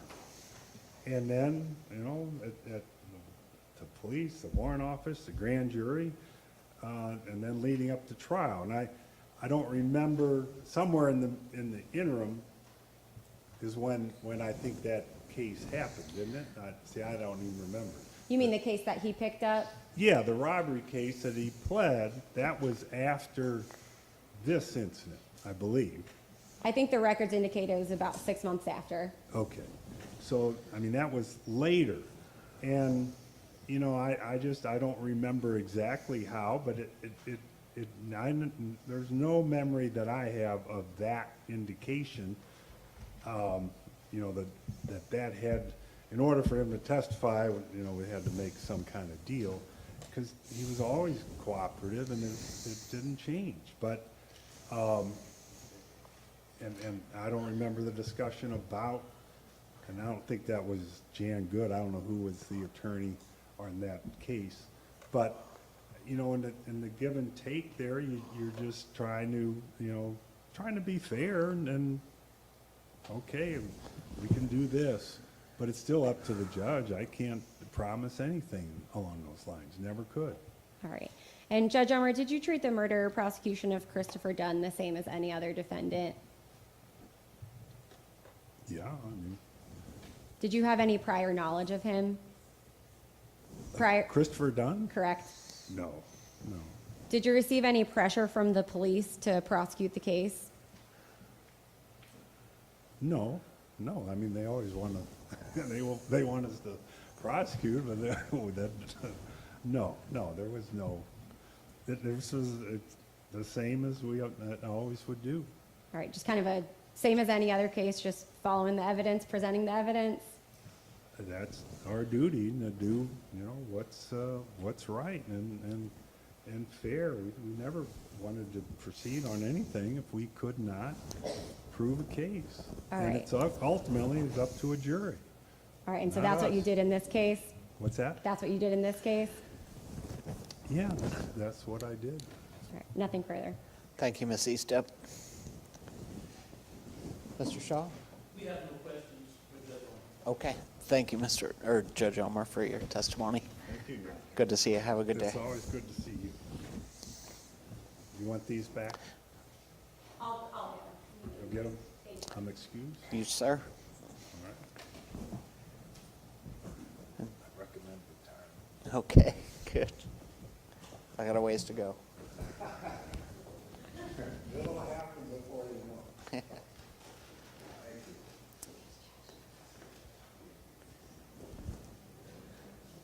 Do you have further witnesses, Ms. Eastep? No, that's no further witnesses for the attorney general request. Okay. So are we moving to closing arguments now, or do you guys maybe take a break and then come back and do those? What's that? Yeah, we can do that.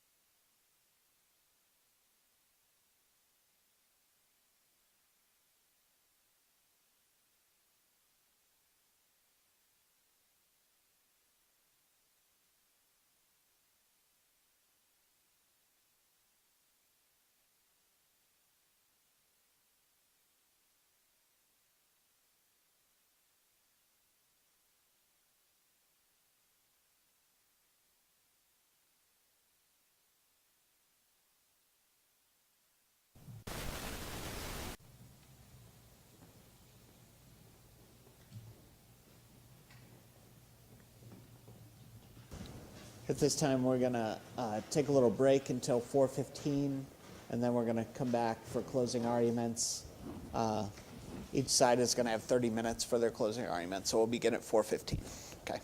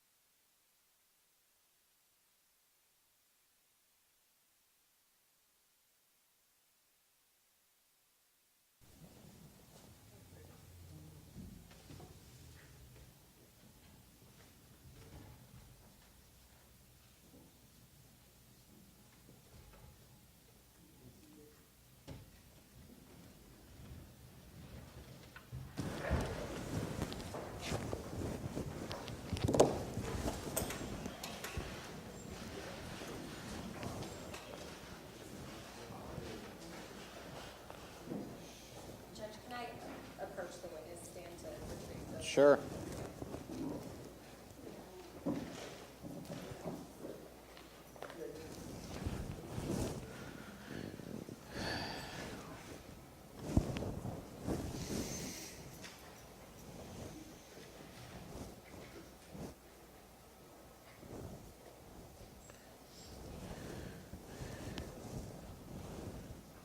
Okay, we'll go back on the record. So we're going to be doing closing arguments now, and each side is afforded 30 minutes. So Judge Shaw is going to go first for 20 minutes, I think you said. And then, is that correct? That is correct, Your Honor. Mr. Gore will begin. Oh, Mr. Gore, I apologize. Mr. Gore will go for 20 minutes, and then Ms. Estep will have her full 30, and then Mr. Gore will have 10 minutes for rebuttal. And I'll ask that no one gets up and leaves or moves about or anything while they're arguing. In between each arguer, if you need to leave, that will be okay, but just stay put where you are while they are arguing, okay? Mr. Gore, yes, sir. Okay, we're going to be fairly informal about that, and I'll give you guys as much time as you need, actually, as long as we're not here till 8 o'clock to say what you want to say, okay? Nothing like that, Your Honor. Okay. You may proceed. All right. May it please the court, counsel. Judge, 34 years ago, almost to the day, Mr. Dunn was convicted based on the alleged eyewitness testimony of 2 children. It was a eyewitness identification that was made under circumstances that made it highly probable that there was a risk of misidentification. It was nighttime. The ID occurred in the midst of the children running for their lives. And the shooting was conducted by someone who clearly had designs on not being identified and had staged the entire murder to happen that way.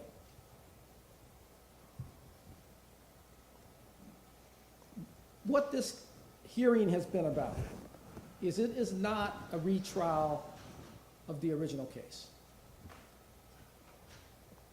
What our purpose here today is to show by clear and convincing evidence that there remains no credible evidence to support Mr. Dunn's conviction.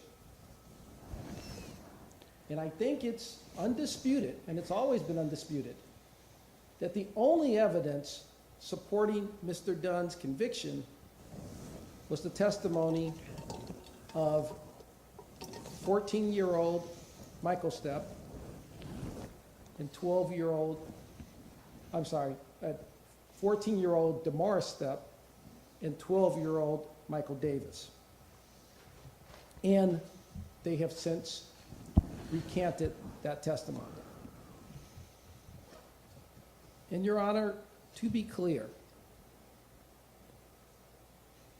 our motion that we filed and you've reviewed, nowhere in that motion do we ever attack the investigation, the manner of the investigation, or the manner of the prosecution.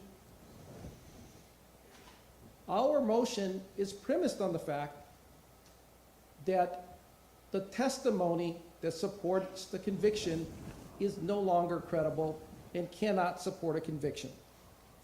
And we've presented in the last 2 days ample evidence to show that. We take a look at Damaris Stepp. He has recanted on multiple times, which is why we have to date his recantations. 2018. But there is no dispute, is there, that you lied at Mr. Dunn's trial. Is that right? Correct. Michael Davis.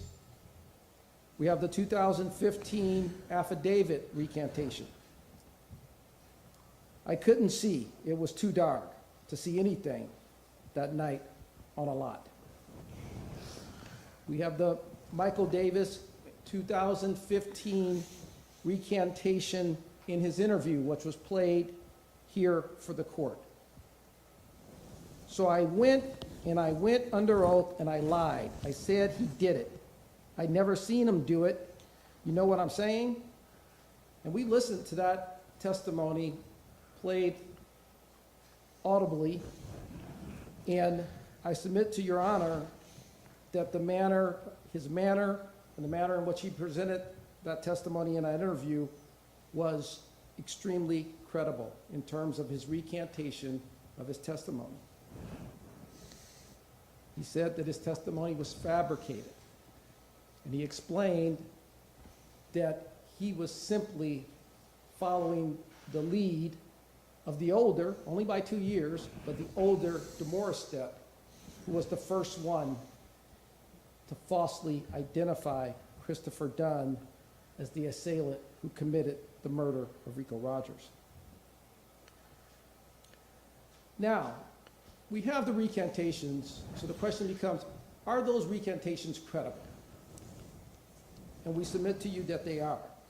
If we look at the very outset, those taped interviews, right from the very outset, the two children were expressing uncertainty as to their identifications. DeMorris, you see somebody, but you don't see him. I thought my mind was playing games. That's the very first night. Expressions of uncertainty. Their testimony from that very first night was inconsistent. DeMorris originally says that he believed he saw the assailant come from the west side of 5609,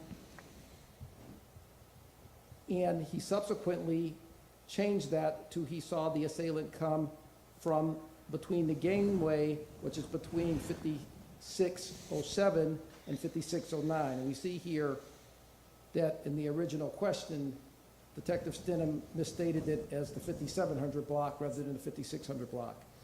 But right away, the inconsistencies began.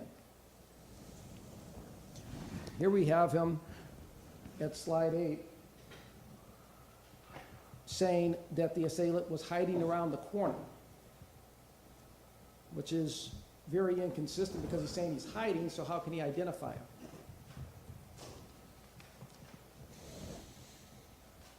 Then at trial, we have DeMorris testifying that he saw the assailant about 3 minutes before he ever fired, but didn't react, chose not to react. And that's a statement that doesn't arise until trial, when he places it in the gangway. And interestingly, DeMorris is the only witness out of all the statements that have been made that places the assailant, the murderer, in the gangway between 5607 and 5609. Here he is in 2005, you can't see it again. It was too dark, I couldn't see anything at night. We go to slide 11. Here he is in an interview with the Attorney General's office, an interview that they put forward as a recantation of the recantation. But even in that interview, he's recanting his original testimony. I didn't actually see Dunn with the gun. That it wasn't Dunn who pulled the trigger that night. We go to slide 12. The 2018 habeas hearing testimony. Did you see the person firing the shots? No. So was that because it was dark? It was dark. Now the interesting thing about the May 2018 testimony is that let me see if I can get this straight. It's a recantation of the recantation of the recantation, right? So he's back and he's saying, all those things I said, they said that I said when I rejected the recantation, I never said those things.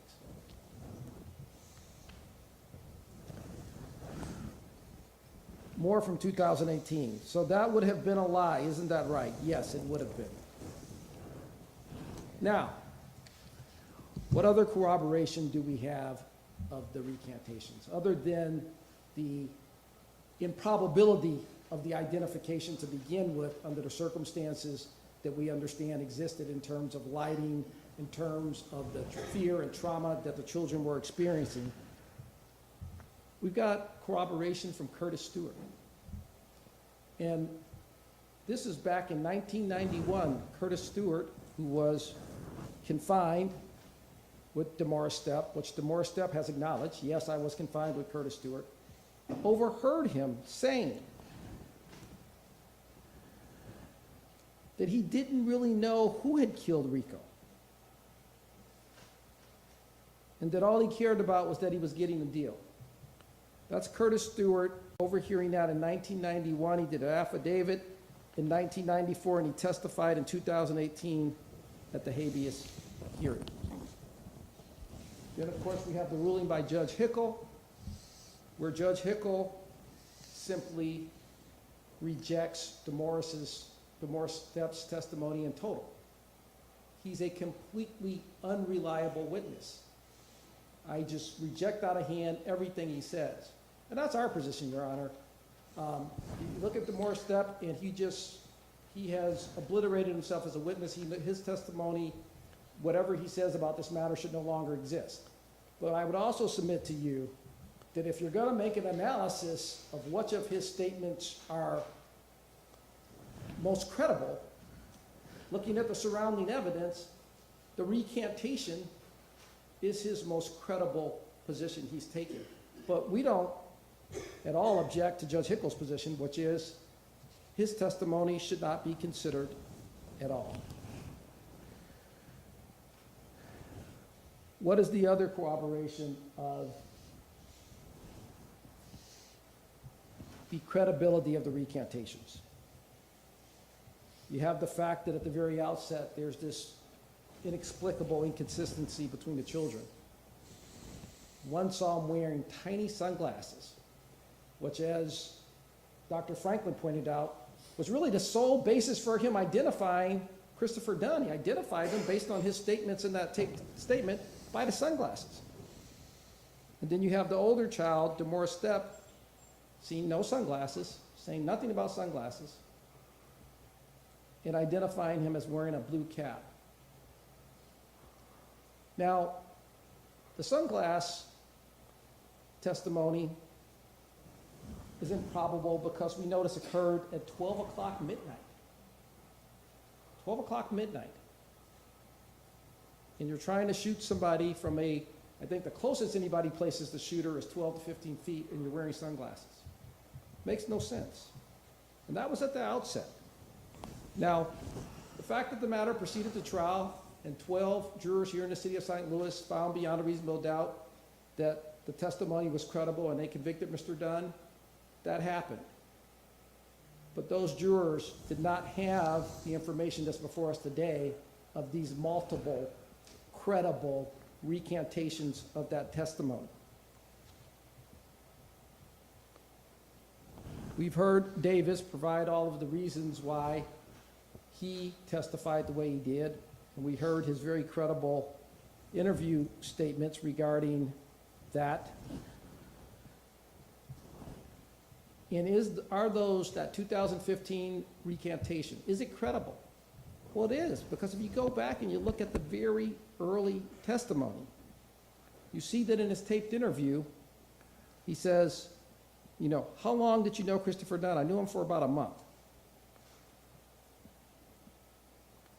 Had you seen him any time prior to this incident happening? Yes. Knew him for about a month. At trial, he testifies. And do you know Christopher Dunn? Yes, sir. How do you know him? As a friend. Right away, you've got the inconsistencies. And you'll recall in Mr. Davis's 2015 interview, he's surprised when they tell him, you described him as a friend. He goes, really? Are you sure? Take a look. He goes, I'm not sure I ever would have described him as a friend.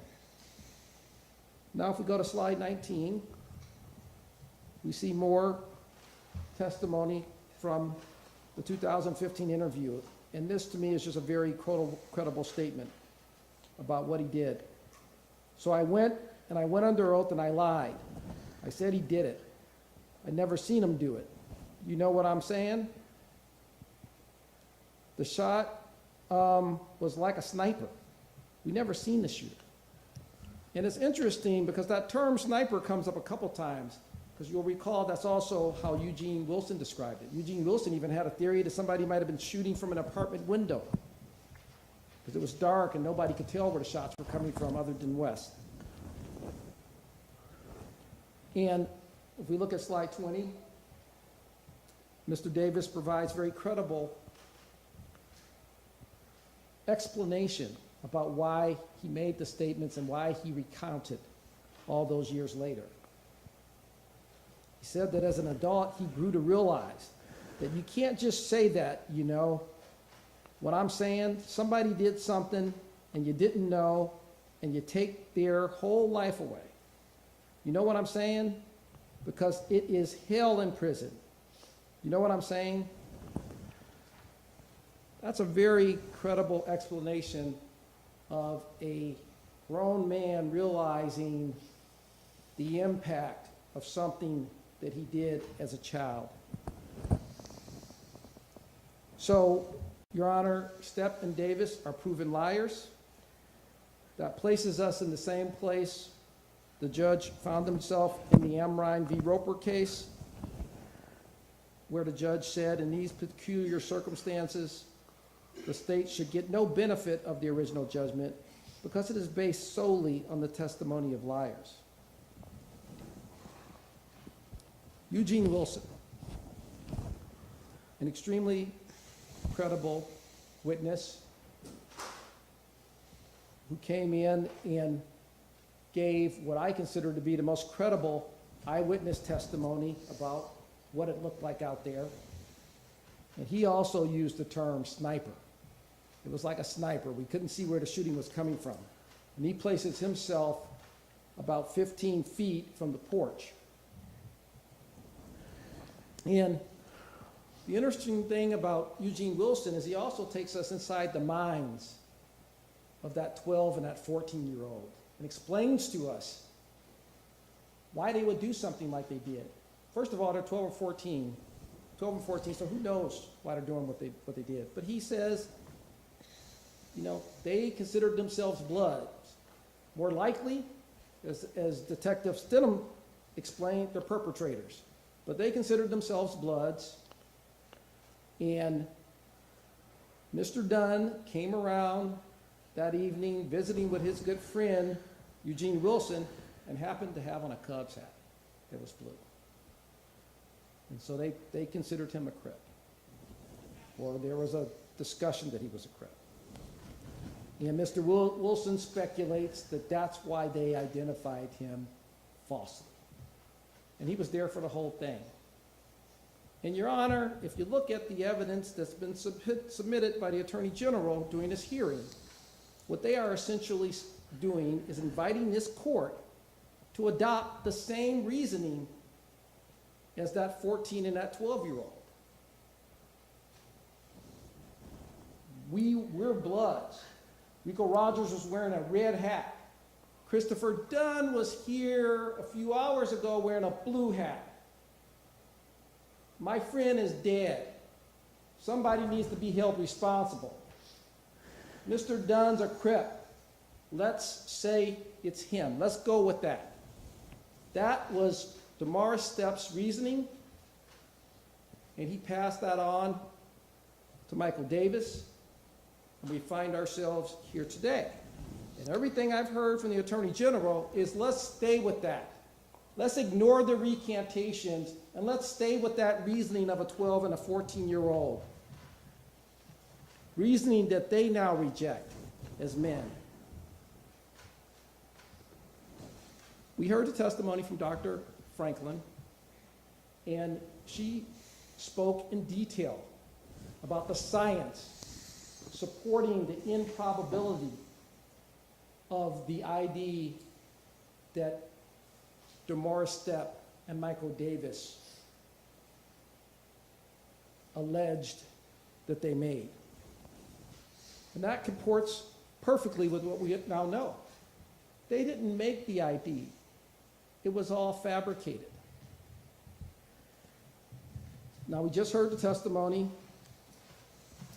of Judge Omer. And like I said, we're not at all attacking the manner in which the prosecution was conducted. All Judge Omer's testimony establishes is that these children were convincing in their lies, in their fabrications. And why were they convincing? Well, we heard that from Detective Stinum. You know, he construed their inconsistencies, their uncertainty, their, at times, throwing out facts that defied all logic. He construed that as something else. He construed that as the impact of a trauma, fear, being scared. What he didn't realize, because they were effective liars. That's your first 20 minutes, but you can proceed. What he didn't realize, Your Honor, is that it was a completely fabricated story. Now, if we go to the next slide, we have the testimony of Scott Roeder. And that testimony just provides some visualization for the court in terms of what things were like that night. And you've got someone whose whole intent in being out at 12 o'clock at night, planning to commit a homicide, their whole point is not to be seen. And that's what he's depicting here. As Demoris Stepp said that evening when he was first interviewed, this assailant came out from around 5609, the house next door, and started shooting, making an ID nearly impossible. If Demoris Stepp had really seen all he said that he saw, he wouldn't be here today. He wouldn't have survived that shooting. He would have been staring someone who was intent on killing him right in the face for 3 minutes. It makes no sense. And then, Your Honor, we have the testimony of Nicole Bailey, which was incredibly credible. She places herself on the phone with Christopher Dunn during a time when cell phones were not prevalent, and he was at home on his landline. That testimony is corroborated by the testimony of Mr. Dunn's mother and his sister.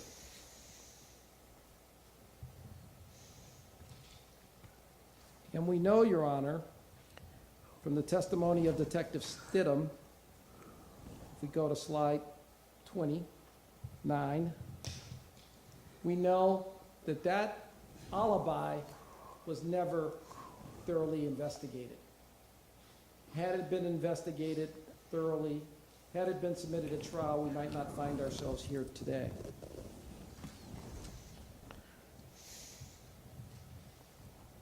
At slide 30, we have the testimony of Christopher Dunn from the habeas hearing, where he points out that he provided the alibi testimony to his attorney, but it was never presented.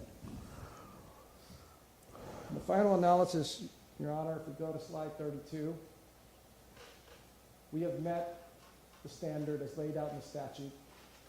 Our case parallels Amrine almost exactly. In light of the resulting lack of any remaining evidence of Amrine's guilt from the first trial, Amrine has already met the clear and convincing evidence standard. For our confidence in the outcome of the first trial is sufficiently undermined by the recantation of all of the key witnesses against him. And that's what we have here, Your Honor. There is no evidence that remains. The recantations are credible, and we have met our standard of clear and convincing evidence of actual innocence, because there remains no evidence upon which a reasonable jury could return a verdict of guilty. And in fact, Your Honor, in this case, there simply remains no evidence at all. Thank you. Thank you, Mr. Gore.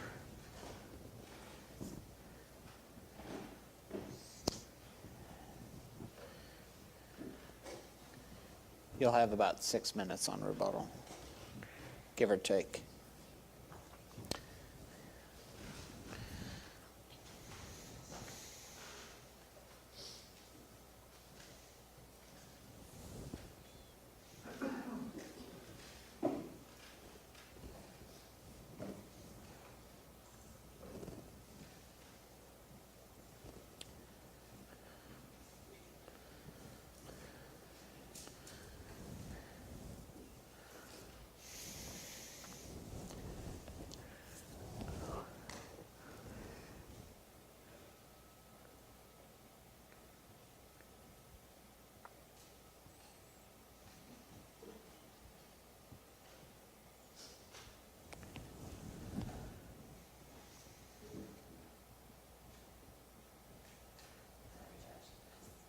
You're fine.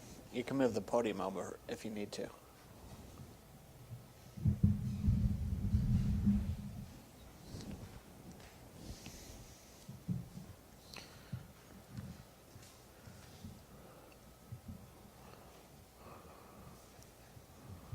May it please the court, You may proceed. counsel. An innocent man's best defense is the truth. The evidence and information that has been presented to this court and that is available to this court to review post-hearing is written with lies. And those lies come from Christopher Dunn.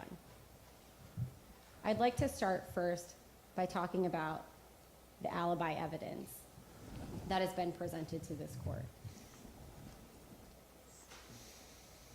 Whenever Christopher Dunn, the first time that he spoke to anyone about his whereabouts on the night and early morning of May 18th, May 19th, 1990, he told law enforcement that he left his house at 10 p.m.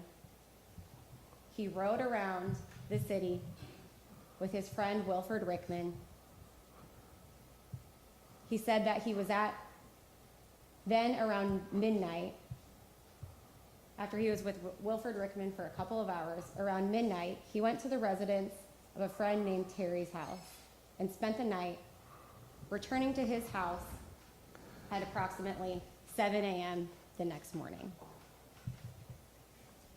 This statement was given to the police before Christopher Dunn had the opportunity to talk to his family. The first time that his mother, Martha Dunn, spoke to the police, she told the police that at the time they had arrived at her house, which we heard from Detective Stinum today, that it was sometime after 2 o'clock in the morning, that at the time they arrived there, Christopher Dunn had been home about an hour and a half prior, and he was with two other individuals and left. The second time that the police talked to Miss Dunn, she said that he had not entered the premises since they had been to her house before, but upon learning what he was arrested in, the clothing that he was arrested in, she said, well, he must have come home because he's in different clothing than he was the last time I saw him. She said the last time I saw him, he was in a white t-shirt, white shorts, and a blue baseball cap. The third time that the police spoke to Martha Dunn, she stated that Christopher Dunn left her residence between 11 and 11:30 during the evening of May 18th, 1990, and that he came home around 2 a.m., and that at that time, he entered the family room, started taking off his clothes, and went to sleep on the couch.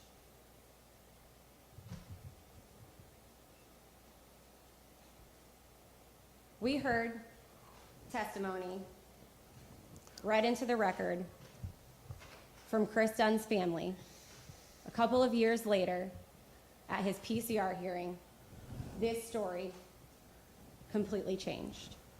Now, Chris Dunn is purporting to have been home all night. But what we also know, and what we heard today, is that whenever police arrived to Martha Dunn's home, where Chris Dunn is purporting to have been on the night and the murder of Rico Rogers, and when police got there, Ms. Dunn let them into their home to look for Christopher Dunn. And they went to his room, and he was not there. They did not see him in the home.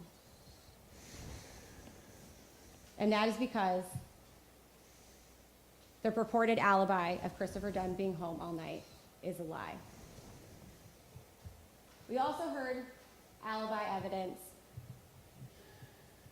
well, from this PCR hearing. And this is in the record, and his attorney, the trial attorney, Janice Good, was asked why she did not present certain alibi evidence. And she answered, part of it was that it was a very weak alibi, if not a bad one. And she testified that she then had a conversation right before trial with Angela and Wilford Rickman, who had been present during the interview with Mrs. Dunn and all the other people. And the record will give context to that it was the rest of the family members. And they indicated, in fact, Christopher had left the house at some point and that he was actually gone at the time of the shooting.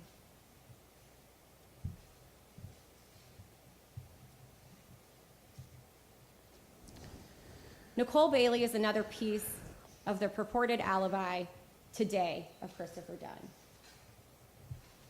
We heard today that Nicole Bailey, then Nicole Williams, at some point, I think she testified today that at some point she spoke to Emily Blood, which the record will show was the PCR attorney representing Christopher Dunn. And she testified, and I think I showed her that testimony on cross-examination, that she came down and spoke to Ms. Blood and told her everything that she was testifying to at the habeas hearing, and agreed with me that it was everything she was testifying to today. She knew that her friend, Christopher Dunn, had been, at that point, convicted of murder, and so she was providing information to his attorney to try and help him. And she didn't appear at that PCR hearing, and so this offer of proof was made by Emily Blood, the attorney. And she said that Nicole Bailey told her that she got a phone call, and it turns out that it was Christopher Dunn trying to get a hold of her and talk to her. And they chatted she accepted the phone call, and she chatted about the birth of the baby and so on. When I questioned her about the timing of the reception of that phone call, she seemed somewhat unsure and offered that maybe it was after the Hunter program was over, because she had also watched Hunter that night. And that's about as pinned down as I could get her on the timing of that phone call. That's the extent, and the judge says, of the offer of proof, and she continues. So that's the extent, the length of the phone call. She estimated to be what she called a short phone call, and then she estimated it to be 5 to 10 minutes in length. And we heard that she told Ms. Blood everything that she testified to in court, but that's not true either. Because in 1993, at the time of the PCR hearing, this was what she remembered. That she had a short phone call with him at some point, couldn't really pin down the time, and it was a short phone call. And we know from the statement that Ms. Dunn gave to the police before Christopher Dunn had an opportunity to talk to his family and coordinate his alibi, Ms. Dunn said he was home around 11:30, and then he left and came back at 2 a.m. So it's very possible that Nicole Bailey did talk to Christopher Dunn at home that night, but that she is not correct and does not recall what time that was. And we heard Ms. Bailey testify today that she doesn't have a memory of being on any medications. Then we talked to her about those medications. She indicated, well, I wasn't on any that would affect my memory. We saw that she was on a regular regimen of medication 24 hours after giving birth to a baby. It's fair that just like she didn't remember those medications, she wouldn't remember the specifics of this phone call. So now, let's talk about the eyewitness testimony that has been presented to this court. I'm going to back up. The allegations from the circuit attorney in their motion to vacate is that these recanting eyewitnesses lied and that they had a motive to lie. The evidence shows that these boys had absolutely no time to fabricate any sort of identification. And there's a lot of allegations about, throughout the record, about police coercion, about the police pressuring them, saying that Dunn was someone they wanted to get off the streets. He was causing a lot of problems for them. Talking about how the police were showing them pictures of their dead friends, telling them, you have to make this right. And there is absolutely no evidence of that other than those claims.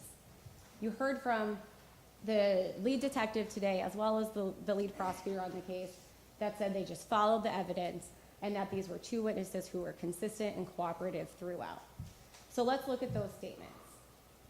So Michael Davis, we heard this today, Michael Davis first identifies Christopher Dunn as the shooter to Rico Rogers' brother. And we talked about this a little bit yesterday, but Rico Rogers was on the porch of Marlon Tolliver, which is on the same street he lives on. So, you know, we can assume that Michael Davis runs down the street, just a few houses down, and then lets Jerwai Rogers know Christopher Dunn shot your brother.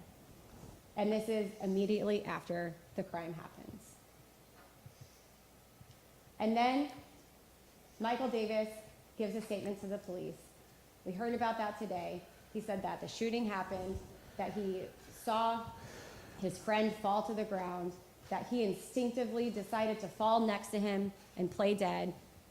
He never said that his instinct was to run away and take cover. This 12-year-old boy's instinct was to play dead and to fall down.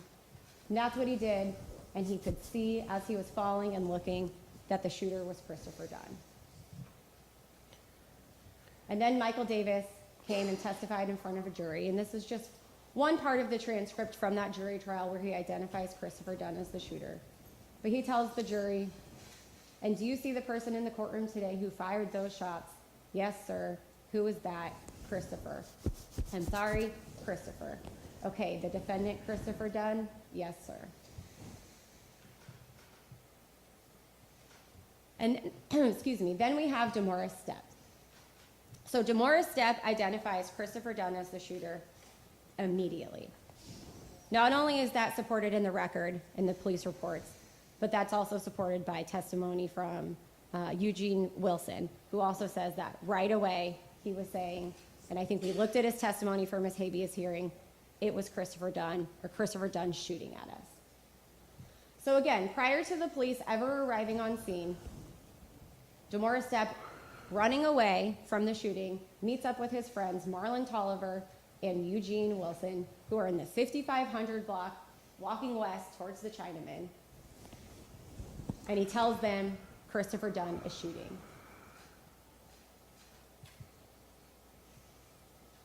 Along with Eugene Wilson is this individual, Derry D. And he talks to the police and says the same thing. Right after the shots were fired, they meet up with DeMaurice Stepp, who is fleeing the bullets, and DeMaurice Stepp says that Christopher Dunn is shooting at them. And then we have DeMaurice Stepp's first statement to the police. So we heard today that initial officers arrive on scene, start securing the scene before homicide detectives can get there. And whenever they do, they make contact with DeMaurice Stepp and Michael Davis. And DeMaurice Stepp said that they observed Christopher Dunn as the individual who had done the shooting. Then DeMaurice Stepp is also interviewed by the detective. And you heard about that statement today, and he told the detective what he saw, told him that he was sitting on a porch with his friends, that he heard a gunshot, that he looked over, he saw Christopher Dunn firing a weapon, and then he looked away, heard a second shot, and ran. And that he ran towards the 5500 block of Labadee, where he then met up with his friends and told them what was going on.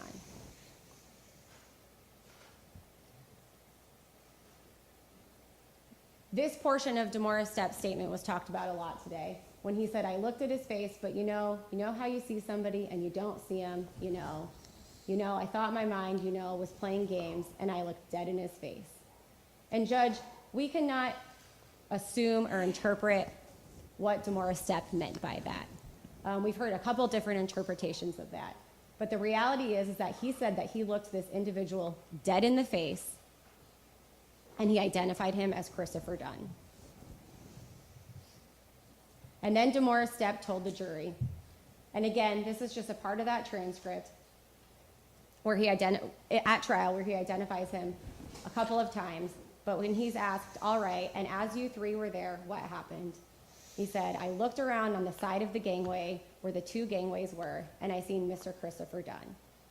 Then he proceeds to talk about what happened and how Christopher Dunn was the shooter. It's important to note that prior to, or up until the jury trial, these two boys were incredibly consistent in their identification and in their recounting. I believe that there was some argument that their statements to police were inconsistent. But inconsistent is contrary to.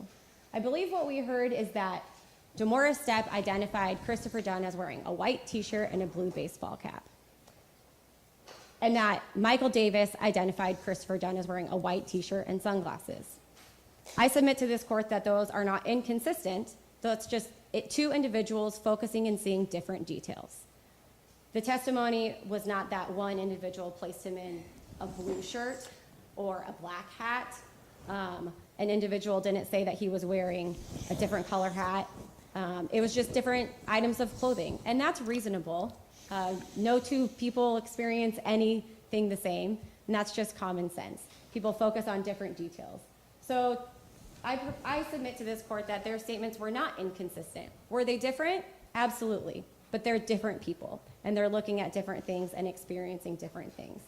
So these two boys are extremely consistent and repetitive in their identifications through the jury trial, through the conviction of Christopher Dunn. The first time that any inconsistencies begin is after DeMaurice Stepp is convicted of murder, and he himself has been in the Department of Corrections for almost a decade. And in his recantation, this is where the inconsistency begins. In his recantation, in the affidavit that this court heard testimony about, it's in the information and evidence available to the court, that a inmate in prison helped him write this affidavit. And not only did he help him write the affidavit, but he identified another individual as being there who had also written an affidavit saying that this was his version of the events. So essentially, we have this recantation from DeMaurice Stepp where he says he sat on the front porch and 4 people started to shoot at us. And he also later in that affidavit says Tony Kelly was there too, but they didn't want to use his statement because it didn't go with the police statement. This is where the lies begin. And I submit to this court that those lies are influenced by DeMaurice Stepp being in the Department of Corrections and Christopher Dunn having access to him. We also heard testimony, I believe that this came out during what the experts relied on, the affidavits that the experts in this case relied on. We heard about an affidavit that was submitted, or that was signed and sworn to by an individual named Tony Kelly. Now, Tony Kelly doesn't come up anywhere else in the records, and the court will see that in all of the submitted evidence or admitted evidence and information available to the court. But Tony Kelly fills out an affidavit, and in his affidavit, he says there were 4 people. And that explains why DeMaurice Stepp puts 4 people as the shooter and also places Tony Kelly there, because this is the story, the cultivation of the story beginning. DeMaurice Stepp was interviewed in 2017, and even then, it's very different than what he put in that affidavit, because that story didn't work. That one didn't match up with the rest of the testimony and with the rest of the evidence that had already been presented in this case. And so that story was abandoned. And then in 2017, DeMaurice Stepp said that he saw Christopher Dunn there. And at this point, he said that there was another individual there with Christopher Dunn. And he doesn't know which one the shooter was. But unless Christopher Dunn has a clone walking around, he saw him.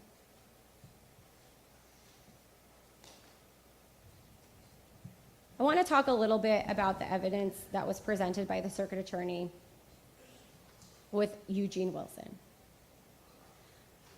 Eugene Wilson testified that he was walking up, approaching the porch of where this shooting occurred. Nobody else puts him there. Every other statement that is available to this court to consider is that Eugene Wilson was walking to the Chinaman restaurant, was walking towards it, and was not near the house at the time of the shooting. The 2018 testimony from DeMaurice Stepp in the habeas hearing, he says there's no way that Eugene Wilson could have seen what happened because he was not there. Eugene Wilson cannot say what Davis saw. He cannot say what Stepp saw. And he told this court that he was guessing or assuming. He also talked and has talked over time, the couple of times that he's provided statements about this case, about how it was dark, there were street lights, but no lights coming from the house or on the porch. And yesterday he showed this court where those street lights were in 1990. He marked them on the demonstrative exhibit used by the circuit attorney, and we had another look at them today with Dr. Franklin. Even if this court finds that he is being truthful about where he was located at the time of the shooting, which I submit to you is not credible in light of all the other evidence, his testimony is still consistent with the witnesses on the porch, DeMaurice Stepp and Michael Davis, being able to see the shooter. He said that he and the other boys had been outside all night and evening. Common sense is that their eyes have adjusted to the dark. He said that he was within talking distance of the boys on the porch. And he agreed with me that the boys on the porch would also have been within talking distance of the shooter. He testified here in court that it was light enough for him to see the faces on the boy of the porch. And he also said that the muzzle flash would have allowed him to see Dunn because he was light-skinned. What this tells us is that it was also light enough for the boys on the porch to see the face of the shooter. They were also within talking distance of the shooter, and there was enough light for someone within talking distance of someone else, according to Eugene Wilson, to see that individual's face.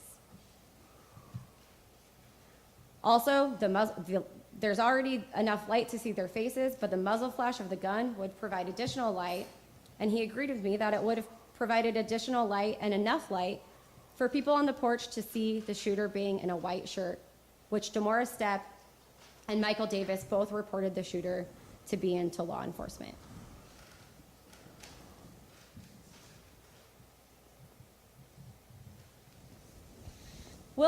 Eugene Wilson's testimony also gives interesting additional information to the way this shooting happened. Now, for the first time this week, the court heard evidence of some potential alternative motive. Now, the state never had to prove motive in this case, and the state has no burden here today.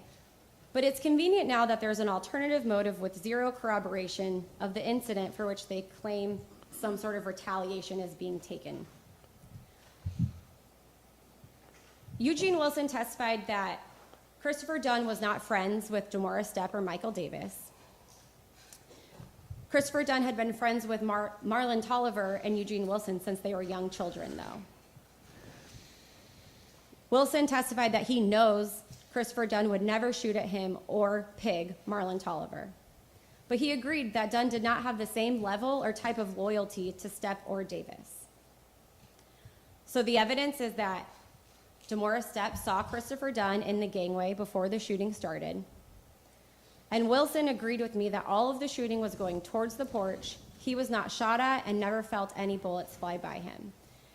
And the court heard from Mr. Roeder that the only ballistic damage at the scene was to a gutter on the porch and to the victim's head.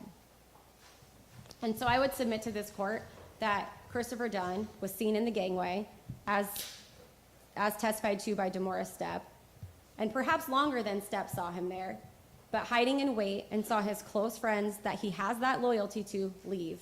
And once they were no longer on the porch, he shot at the two people that he doesn't have loyalty to and did not shoot at his longtime friends. Judge, although we don't have to prove motive, and the state never had to prove motive, there is a motive here, and that is the evidence that this court heard about the gang affiliation or the gang perpetration going on in the Wells Goodfellow neighborhood at that time. And I'm going to go through this pretty quickly, but the eyewitnesses told the police, or Demora Stepp told the police, that the boys in the neighborhood started calling themselves Bloods, and that Christopher Dunn had started identifying as a Crip.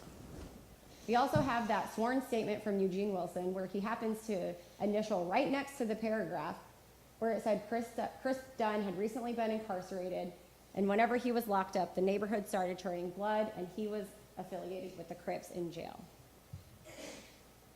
We know that Rico Rogers was wearing a red hat and red tennis shoes at the time he was shot at, and we know that Christopher Dunn was wearing a blue hat.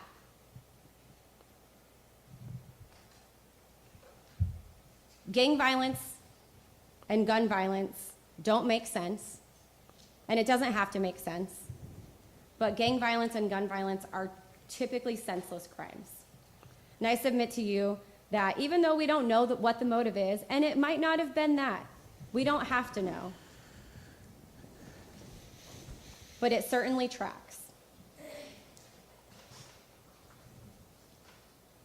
Your Honor, you heard testimony about those eyewitness identifications, and Dr. Franklin testified about how familiar face recognition can be automatic and rapid, how a familiar face can typically be recognized in a fraction of a second. And the record and evidence shows that the defendant, or that Christopher Dunn, was familiar to these boys, and the circumstances exist and are credible and are supportive of them having correct and accurate identifications. And a jury thought so too.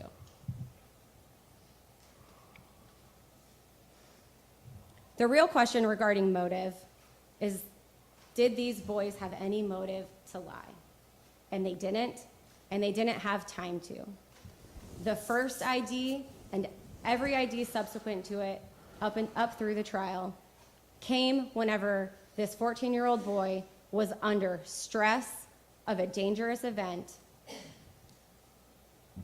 similar to an excited utterance, something that courts find declarants are more reliable when making those excited utterance under the circumstances and stress of those events. Something that Judge Omer said whenever he was testifying stood out to me. And he said, "You can't just rely on what's put down on paper. You have to talk to the witnesses. You have to get a feel for them. You can't just read the police report." He said, "I have to make my own determination." This court will never hear and hasn't heard from the two witnesses that have allegedly recanted their identifications. But some people have. Detective Stinum interviewed them. Judge Omer heard them testify at grand jury.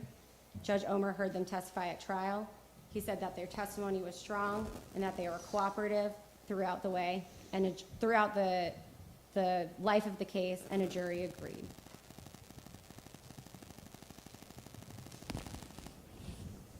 An innocent man's best defense is the truth, and you've just heard lies from Christopher Dunn. And he's never told you where he was that night. If the court has doubts as to the truthfulness or reliability of the evidence offered in this hearing, then I submit to you that that evidence is not clear. And if the court is not instantly persuaded that Christopher Dunn is actually innocent, then I submit to this court that it is not convincing. 34 years ago, Rico Rogers' murderer was convicted by a jury of 12 people in the city of St. Louis. That verdict was accurate, and that verdict should stand. Thank you. Thank you, Ms. Eastup. Are you doing the rebuttal? Okay. I will, Your Honor. Okay.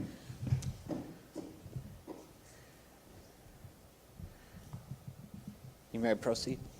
Thank you, Your Honor, and may it please the court and counsel. Judge, fantastic, incredible explanations for these two boys' lies, unsupported by any evidence whatsoever, does not matter. Their failure, the Attorney General's failure to even mention the controlling Supreme Court precedent here speaks louder than anything that they've said to you today. After all is said and done, Judge, at the end of the day, the bottom line is this simple fact. No credible evidence of guilt remains, and that fact alone ends the discussion. As it was in Amrine versus Roper, so it is in the case of Christopher Dunn. There is no physical evidence linking Christopher to the crime. Instead, he was convicted solely on the basis of recanted testimony. And whether they lied at trial or lied when they recanted and recanted again and again does not matter. The fact remains that this conviction is solely based on the testimony of proven liars unworthy of belief. And therefore, no credible evidence remains to support this conviction.